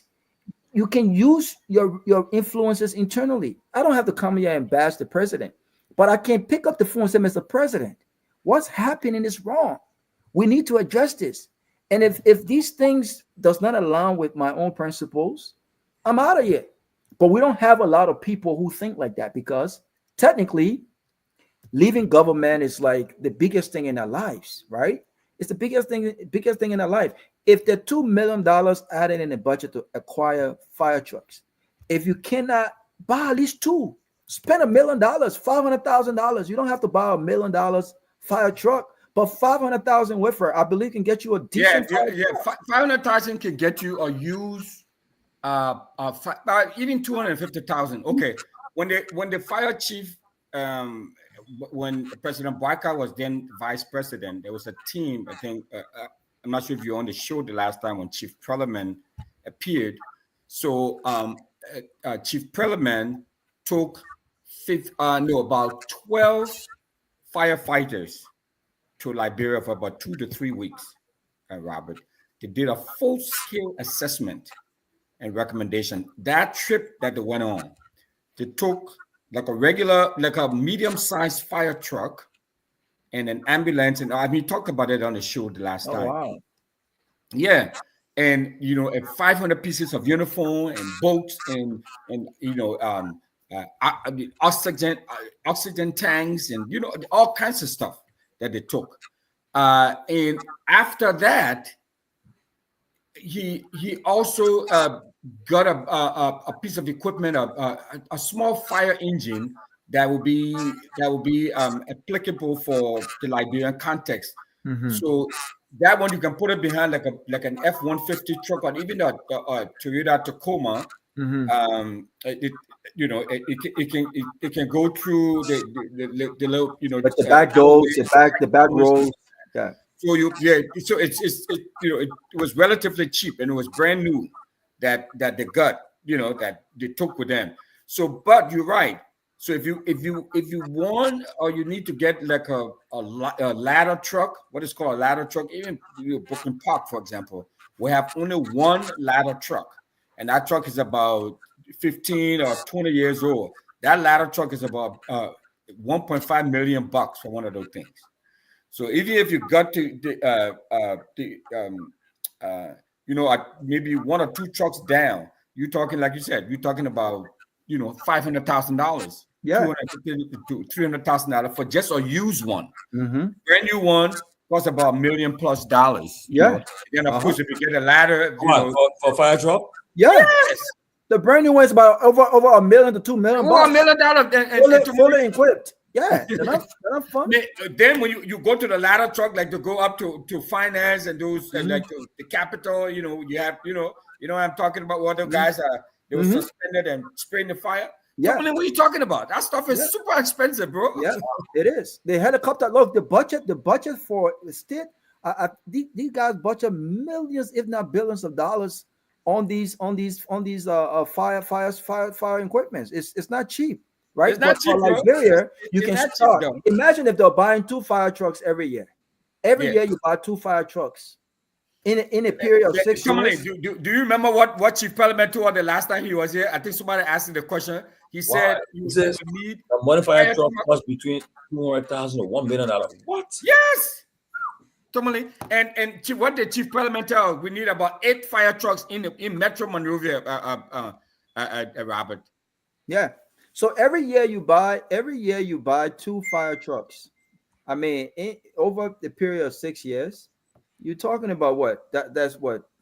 2, 4, 6, 2, 4, 6, 8, 10. You're talking about 12 fire trucks in 6 years. Imagine that's you investing $1 million every year for 2 fire trucks. By now, every county will have 1 fire truck. 1 fire truck, yeah. Yeah, I mean, every county needs to have a fire truck. Look, yes. But then if you get, I mean, you can get that you get the big fire trucks for 15, right? But then don't forget we got 72 electoral districts. So you do the ones that are the other smaller ones. Then you know for every district you spend that one. Yeah, you can put a pretty small. Yeah. No, it's just our people are just insensitive to the. But Tomalin, if you remember what Chief Parliament said, Robert, I don't know if you were here, but what Chief Parliament said, he said the equipment that they gave to.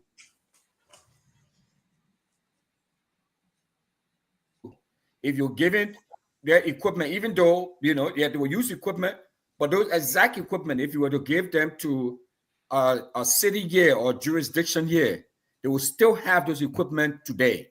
But the problem that we have, Tomalin, is we talked about it a lot. It's about lack of maintenance, lack of the appreciation for maintenance and accountability. They couldn't account for any of the things that they donated.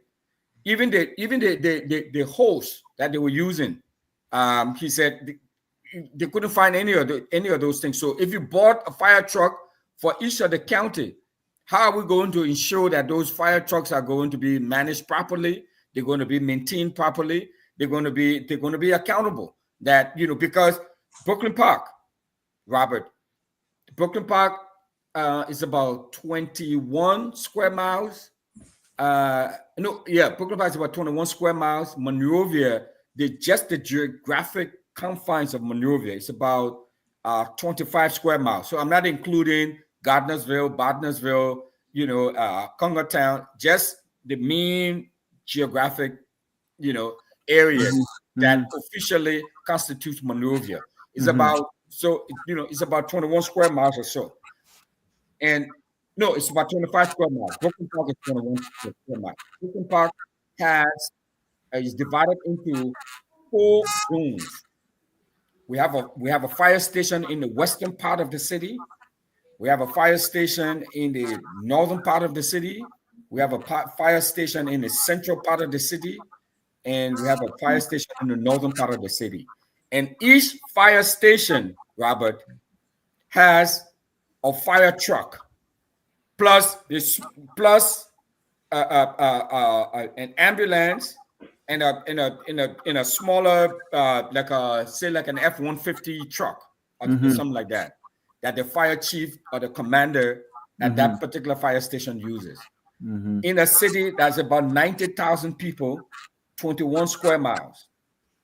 That is a fraction of the size of Monrovia.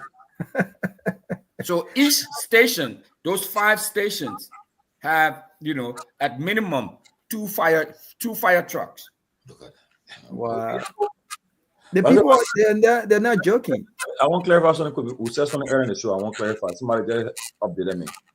They said the Trump executive order paused food stamps for 3 months.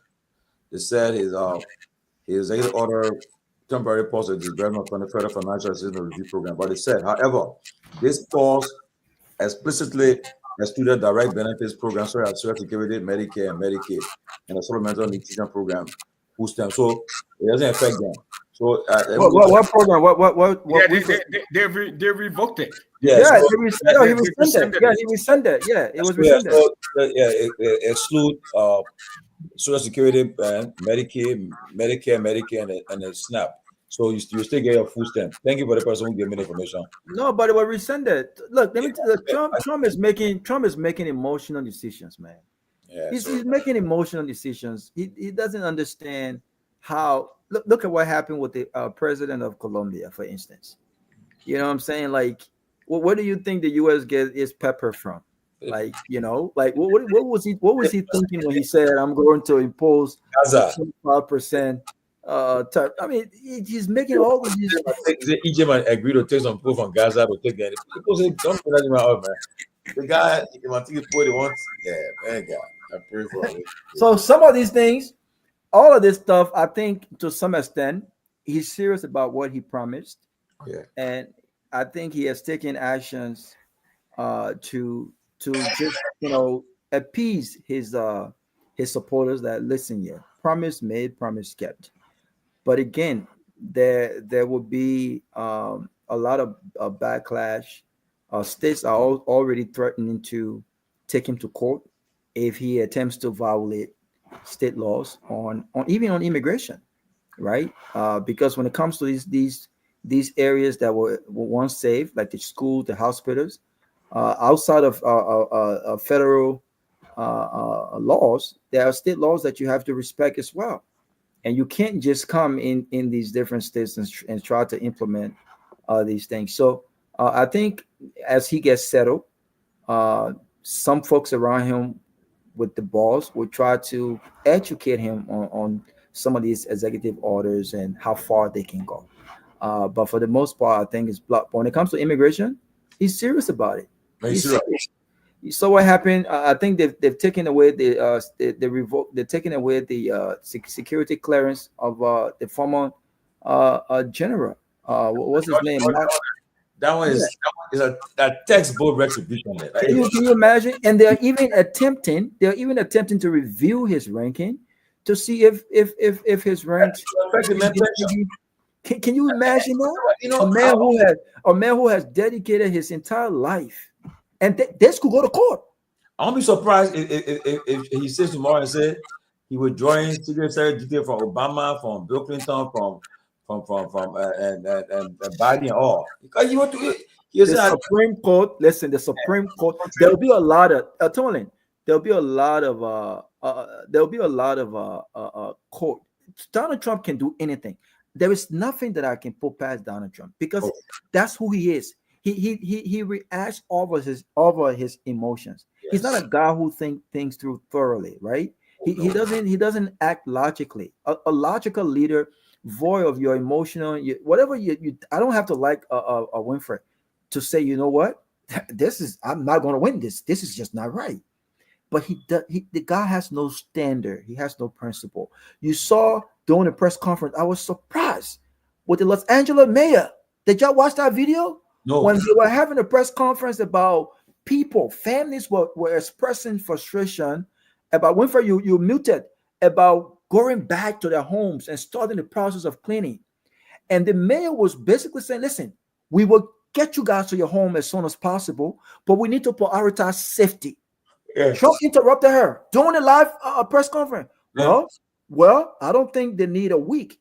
She said, yeah, I mean, while she was talking, he was talking over her during a live press conference, and his wife is sitting right there. Oh, but you know what I love about the country?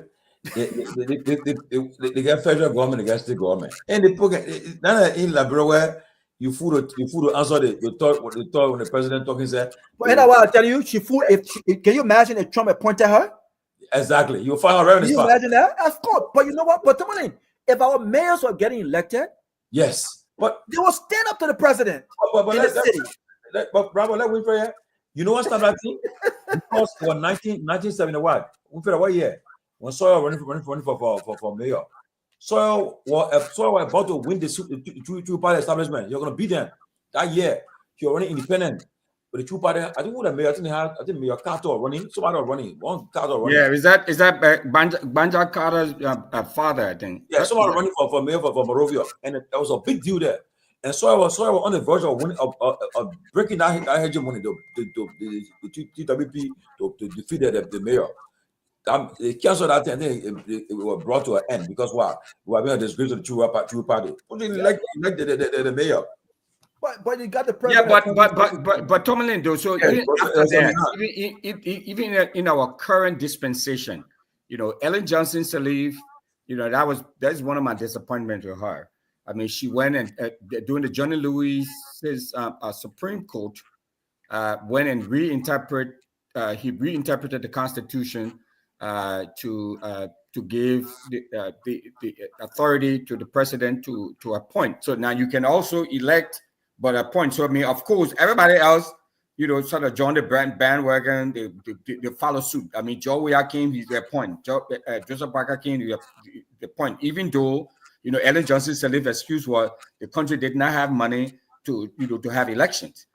But because and then she went and appointed her her friend Mary Bro there. So so from that time that precedent was laid out, nobody has been willing to go around it because the Constitution clearly calls for the election of paramount chiefs and mayors.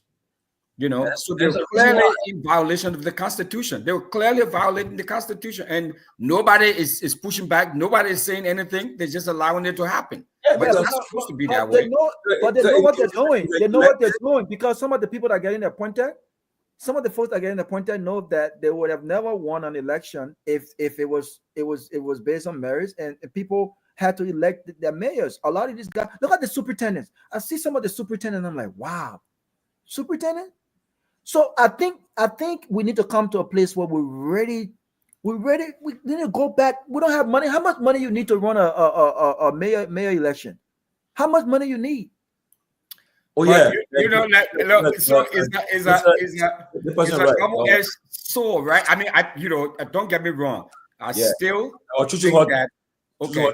And Sawyer running against Chuchu Horton, yes, 1979. That's true, Joseph Ware. Thank you. Yeah. So Robert and Tomalin, so even though so what I'm about to say shouldn't take away of my strong belief that we need to have mayoral elections throughout Liberia. I mean, next door, Robert, for crying out loud, in Ivory Coast, Cocody, all those different municipal cities, they have elections in Ivory Coast, bro.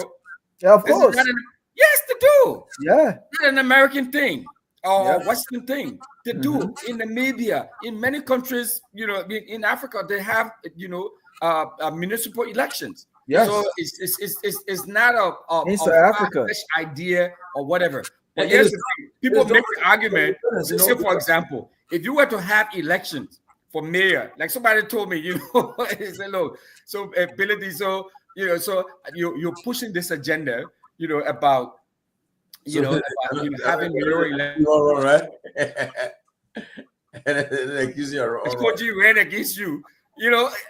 Jefferson Koji will beat you. So at the end of the day, do we really want? But bro, for you, but I said, it comes to the territory. If that's what it takes, that's what it takes. We don't vote on policies. We don't vote on issues. We vote on personality and and all kind of stuff. Because honestly, we're voting for policies. I'll be frank. Excuse me. That's it. Thank you. Cummings and this guy have money body. I have good policies. They're from you. They're from the policies. They mean they were on spot. Yeah. But so Robert. So that's the deal. So we say, okay, let's have municipal. So let me ask you the question, Robert. How much you think? Because the money we're talking about here, if I want to run, I gotta raise my own money for my campaign. So let's talk about the state, right? How much money would they need to run? Let's start. And we know what? If we do decide to have election for mayors, we can start small. We can say, you know what? This year we'll start the election just for the mayor of Monrovia City, or the two of the big cities. How much money you think the government had to spend on election for the mayor race? I think I don't know, but I know that they have the. I think Kehleboe will help out with one because for every 20,000 citizens, I think to a district. Yeah, I think a district is 20,000 citizens to a district. So talking about 20,000 citizens, talking about maybe the voting population there might be maybe talking about Brown about. So you start with the mayor of Monrovia and Painesville. Yeah, Stop there. okay. Let's So start no, with the- so Robert, this is what I would do though. I like your example. I would embrace that, meaning that we should start small. But I would go to somewhere like Harper, or like somewhere like Fishtown, or you know, or. Oh, you're not starting Monrovia. You're not starting Monrovia. I will start Monrovia, and this is why.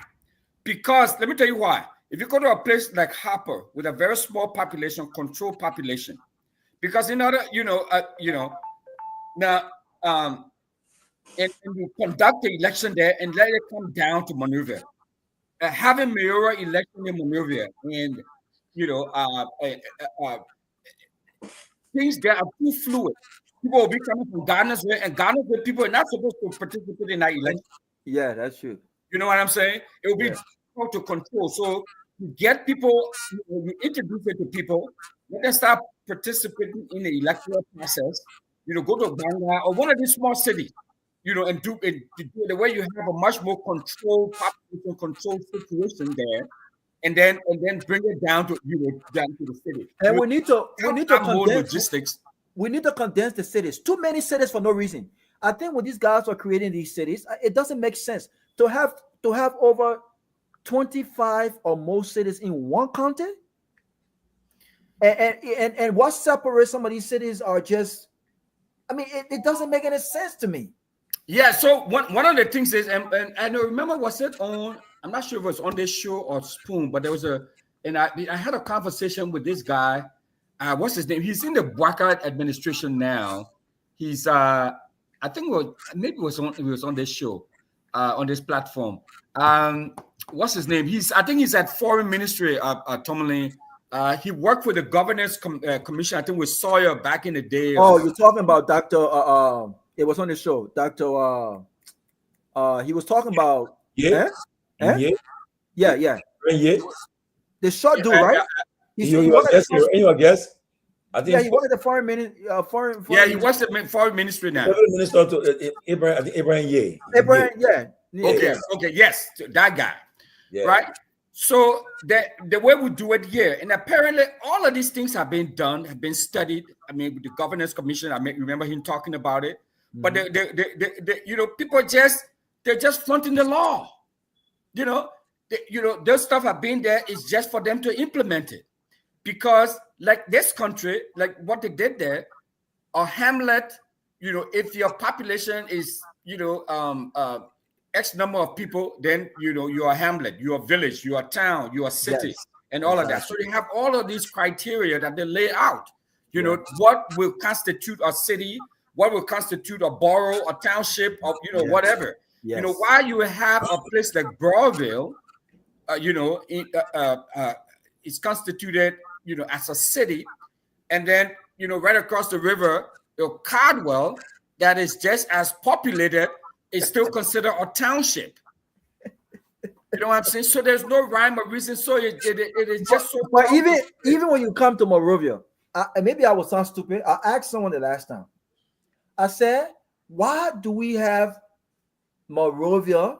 Monrovia is the capital city, but when you drive from Monrovia and you go to Painesville, it's not. Why did we have? Who idea was it to have Painesville City and Monrovia City? Why? Because they the same with you here. You have Gwinnett, you have Lawrenceville, you have Snellville. Those are all municipalities. Robert, according to our, I think the laws, you can have every 20,000 citizens. You have a demarcation there. Yeah, you can have. in this country, that's how it is. But look at someone just said. Neil Johnson said Garguah alone having 20 cities. Yeah, but so what they are doing that it is being politically motivated. So again, like I'm saying, like this guy said on the show, right. The Governance Commission came up with a criteria, right. And so a lot of these politicians are going, they're just calling this place. They were just arbitrarily doing these things. It is not according to what has been laid out by the Governance Commission or even by the Constitution. That if there is a charter, there is a full-fledged charter for the city of Monrovia, Robert.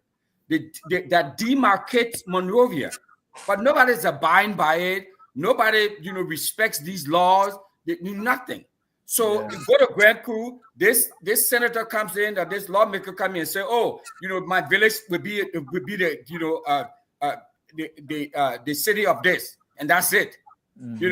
So they're just arbitrarily doing these. They're doing these things, but because if you go by what has been established as a criteria for determining what is a city and what is a village, because it's different. It's very different. What is a village? What is a hamlet? What is a township? What is a city? All of that is. I think if it was up to me right now, and this might sound funny. If it were up to me right now, to be honest with you, I would say that yes, have all of these different cities, and like you said, go back to the governance structure and all of the ideas. But I think every county should have one means a mayor. Every county should have one mean mayor, and that mayor. Every county should have one mayor. Every county, Robert, has a capital city and a mayor that is appointed by the and then that mayor can coordinate with the other small cities, right, on how as far as development and whatever the case is. But every county, we can start that way. Have one mayor. Grand Bassa, don't matter which part of Grand Bassa. Just have Grand Bassa have a senior senator. I think it's 2, right? Yeah. Every county should have one mayor. There should be a mayor of Buchanan City, Grand Bassa County. That mayor represents the entire Grand Bassa. There should be a mayor of Maryland County, and then that mayor can coordinate and work with. Because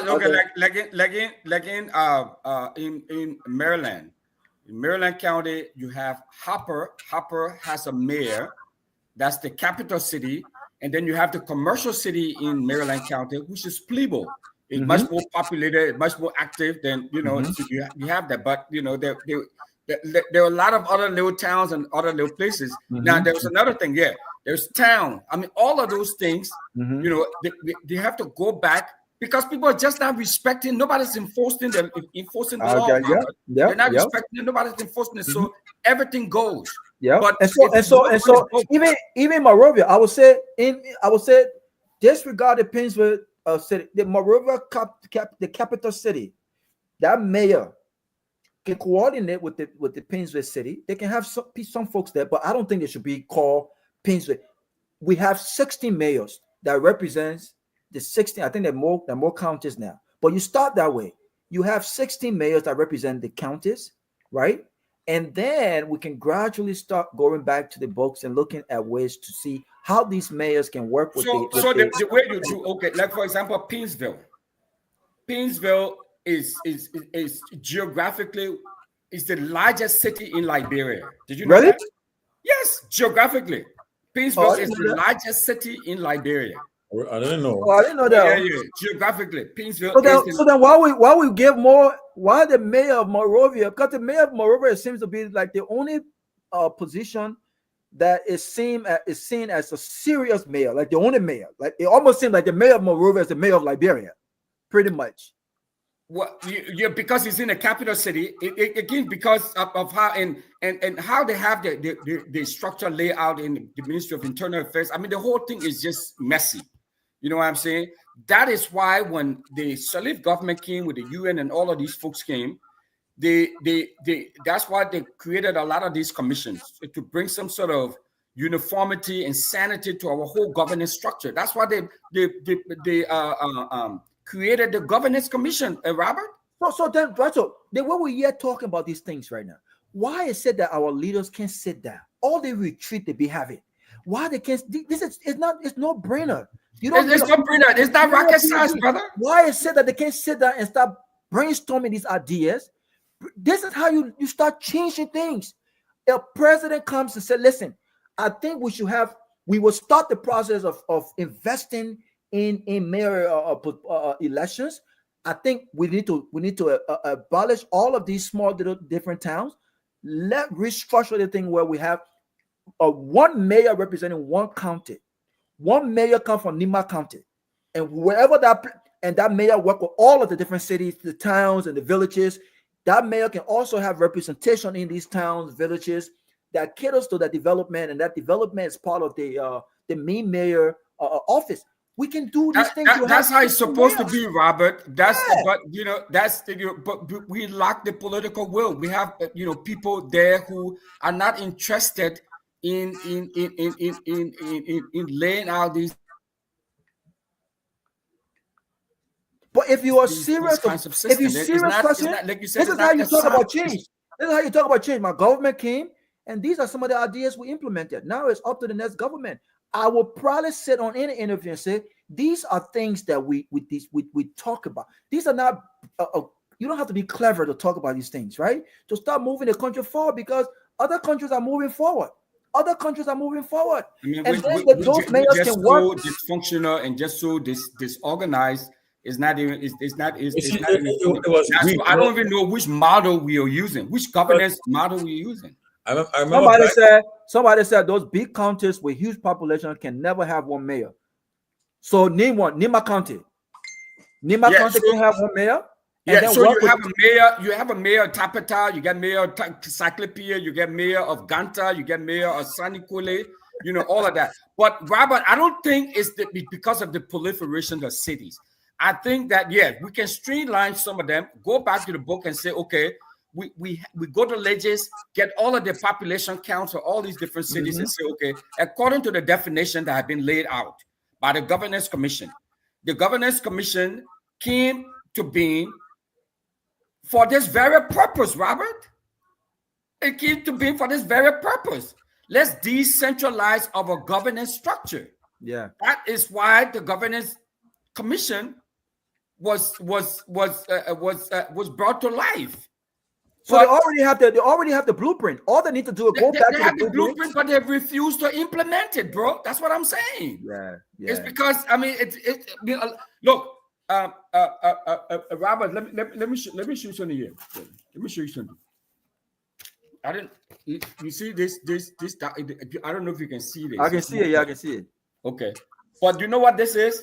This is the master plan for Monrovia that was developed by the Japanese, November 2009, a full master plan.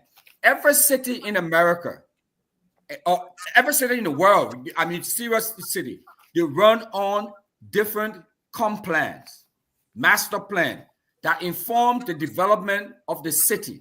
They did one for Monrovia. After the war, Ellen Johnson Sirleaf went to the Japanese. This stuff started in 2007. This was done by the Japanese, completely laying out and restoring services to Monrovia. This is mainly Central Monrovia. If you read this plan, it looks like any modern city in Europe, America, or in Asia. Wow. This is the plan these folks developed with a partnership of collaboration from the Ministry of Public Works, the Ministry of Transport, the Monrovia City Hall, and the Foreign Affairs Ministry. They put this plan there. This stuff should have been fully implemented according to the timeline in this plan by 2014. You know some of the takeaways? That in Monrovia, the government should have built about 44 public latrines and purchased 8 trucks to suck out the waste from all of those public latrines. So you talk about land use policies, you talk about zoning policies, you talk about stormwater drainage system, everything laid out in this plan, bro. Wow. It was never, ever implemented. All you need is just get the experts, invest in them, and get the ball rolling. Wow. But but prior to, I think they had 9 counties and 6 territories. But because of greed again, they called greed, Robert. Imagine now, at that time when Doe took over, there were 9 counties and 6 territories. So imagine the legislature was much more, much condensed. They were they were not big. And at that time too, it wasn't a luxury to be a lawmaker in Liberia, But and so Eastern County had 18 senators. So imagine now, 9 counties, two senators from each county. That were 18 senators, and the territories the candidate that we had there. Then the territory, I think, then they had a representative from the House. I think they were the few. Oh, they won't have a large legislature. So the budget wasn't big, but because of this thing greed, it was going to say we create a county. Hello, doesn't those he created a Grand Coup county. No River County. River County. And Bombing County. Yeah, because Riverside are part of Grand Bassa County. Yes, but those are the big counties. Grand Bassa, and then Grand Bassa had all of these different, small counties on the territories. But they have the same culture. Yeah, territories. But anyway, guys, I have to be at the office tomorrow morning, man. All right, man. Yeah. So tomorrow we're having Brother G, please do me the best you can do. Let me get that thing going tomorrow morning. First thing, have it up, get going. Everybody can. Okay. Yes, I beg you. We'll work on that. But tomorrow, Robert, I think Tomalin shared this with you already. We are having the fire chief from Fairfax County, Virginia. So we're still, it's still continuing our conversation about, fire response in Liberia and, all of that, and try to get his insight about how we can, prevent the proliferation of fires, around the country. But let me just call you out. To be honest with you, right? These guys are probably, I know they're friendly with President Boaga. They won't hurt your feelings, but honestly, I don't know. But it should be if you got to come clear and say, look, whenever you ask them, they won't get up. They won't do it. Yeah, but maybe Chief Butler might be different. Yeah, because he's a Liberian and he's black, and the white guy, was sort of but anytime bodies look, that whole fire thing at the Capitol building there, that black thing there. That's that you come up with ass on, you just do no forensic investigation, nothing. You just also hiring 3% in jail. You want a minute to you back gotta be diplomatic, man. You want a minute to come on here and put let us say look. If you tell us we have some doubts about the fire at the Capitol building, then they say, look. Honestly, we won't get involved in the politics, but we have some doubts about it. Listen, Tomalin, even if you ask the guy, because one of the questions I want to ask is, tell me, are you not frustrated? How many times? I mean, just think about this, right? And I mind you, Robert, these are people who have been back and forth to Liberia. I bet. These guys. Yes. Yeah. And the fact that we have all of these major businesses being caught up by fire just recently in town. One of the stores got burned, and the fire truck came over there, stood and watched the fire. They couldn't do anything because they didn't have equipment, they didn't have enough water. They had to turn around and go back. Wow. So I mean, all of these things are happening. You have these guys with their expert opinions, and they're telling you what you need to do. What is it going to take to start doing it? So my question to one of you tomorrow will be: are you not frustrated? I mean, you were giving your time, your energy, your expert opinion free of charge, and these people are not just. What's wrong with? What do you think is wrong with Liberians? I bet these are questions. Tomalin said greed, selfishness, lack of political will. Because for me, like Robert, like you, within your space, of expertise and all of that. I mean, it's like a no-brainer. I mean, it's like, I rack my head and say, look, one of my friends used to say, we continue to put square pegs in round hole. Yeah. We continue to get people who they don't have the expertise, they don't have the interest, they have nothing other than just trying to go there to enrich themselves. Yep. And so we have a perpetual problem. It's not about, a lot of these things, it's not rocket science, bro. Yeah, it's not. I posted a video today about the road, the RRA highway, that is being paved, and now we've been talking and pushing, and I'm not saying that they listen to us, but it's great to see that they're finally putting a divider there. It's a huge, it's not all. Is it all the way from the airport to what? At least the one that I've seen is just around the rehab area and all of that. So I'm not sure they're going to do it all the way to the airport, and they should. But here's the thing, so they put this divider there, without creating any opening for people to get off to this intersecting street or to even stop by to get gas or whatever. So they have to go drive. So what you are trying to correct, you know, it is still happening because now you have people driving, you know, in incoming traffic because they're trying to take shortcut. I mean, I just posted that video today. It's like, come on, guys, where's the minister of public works? So basically, you will have to fill your tank, unless you want to buy gas that has been sold in a bottle. You have to fill your tank from Monrovia all the way until you get to Marshall Junction, because that's where the next gas station is. If you don't have enough gas from Monrovia until you get to Marshall Junction, what that next total gas station is, then you can't leave that area to go to the airport and back because there's no gas station there. That's what's happening, right? So I mean, you know what I'm talking about. If you sorry, in Lawrenceville or whatever, you're on the other side. I mean, so even though they have a medium there, they have a divider, but there was still an opening for you to turn to go to to the restaurant or go to home, whatever. Mm-hmm. You don't block the entire. I mean, like that is. I'm not an engineer, but I mean, like, how difficult is that? And then, so you have the Ministry of Public Works, you know, and these inspectors that are supposed to be there, the quality checks that they're supposed to be doing with this East International Construction Company or whoever, you know, why do you? I mean, like, you know, like, yeah, I mean, what sort of, boneheaded decision is that? I mean, you know what I'm saying? They'll just be happy that they now have a paved road.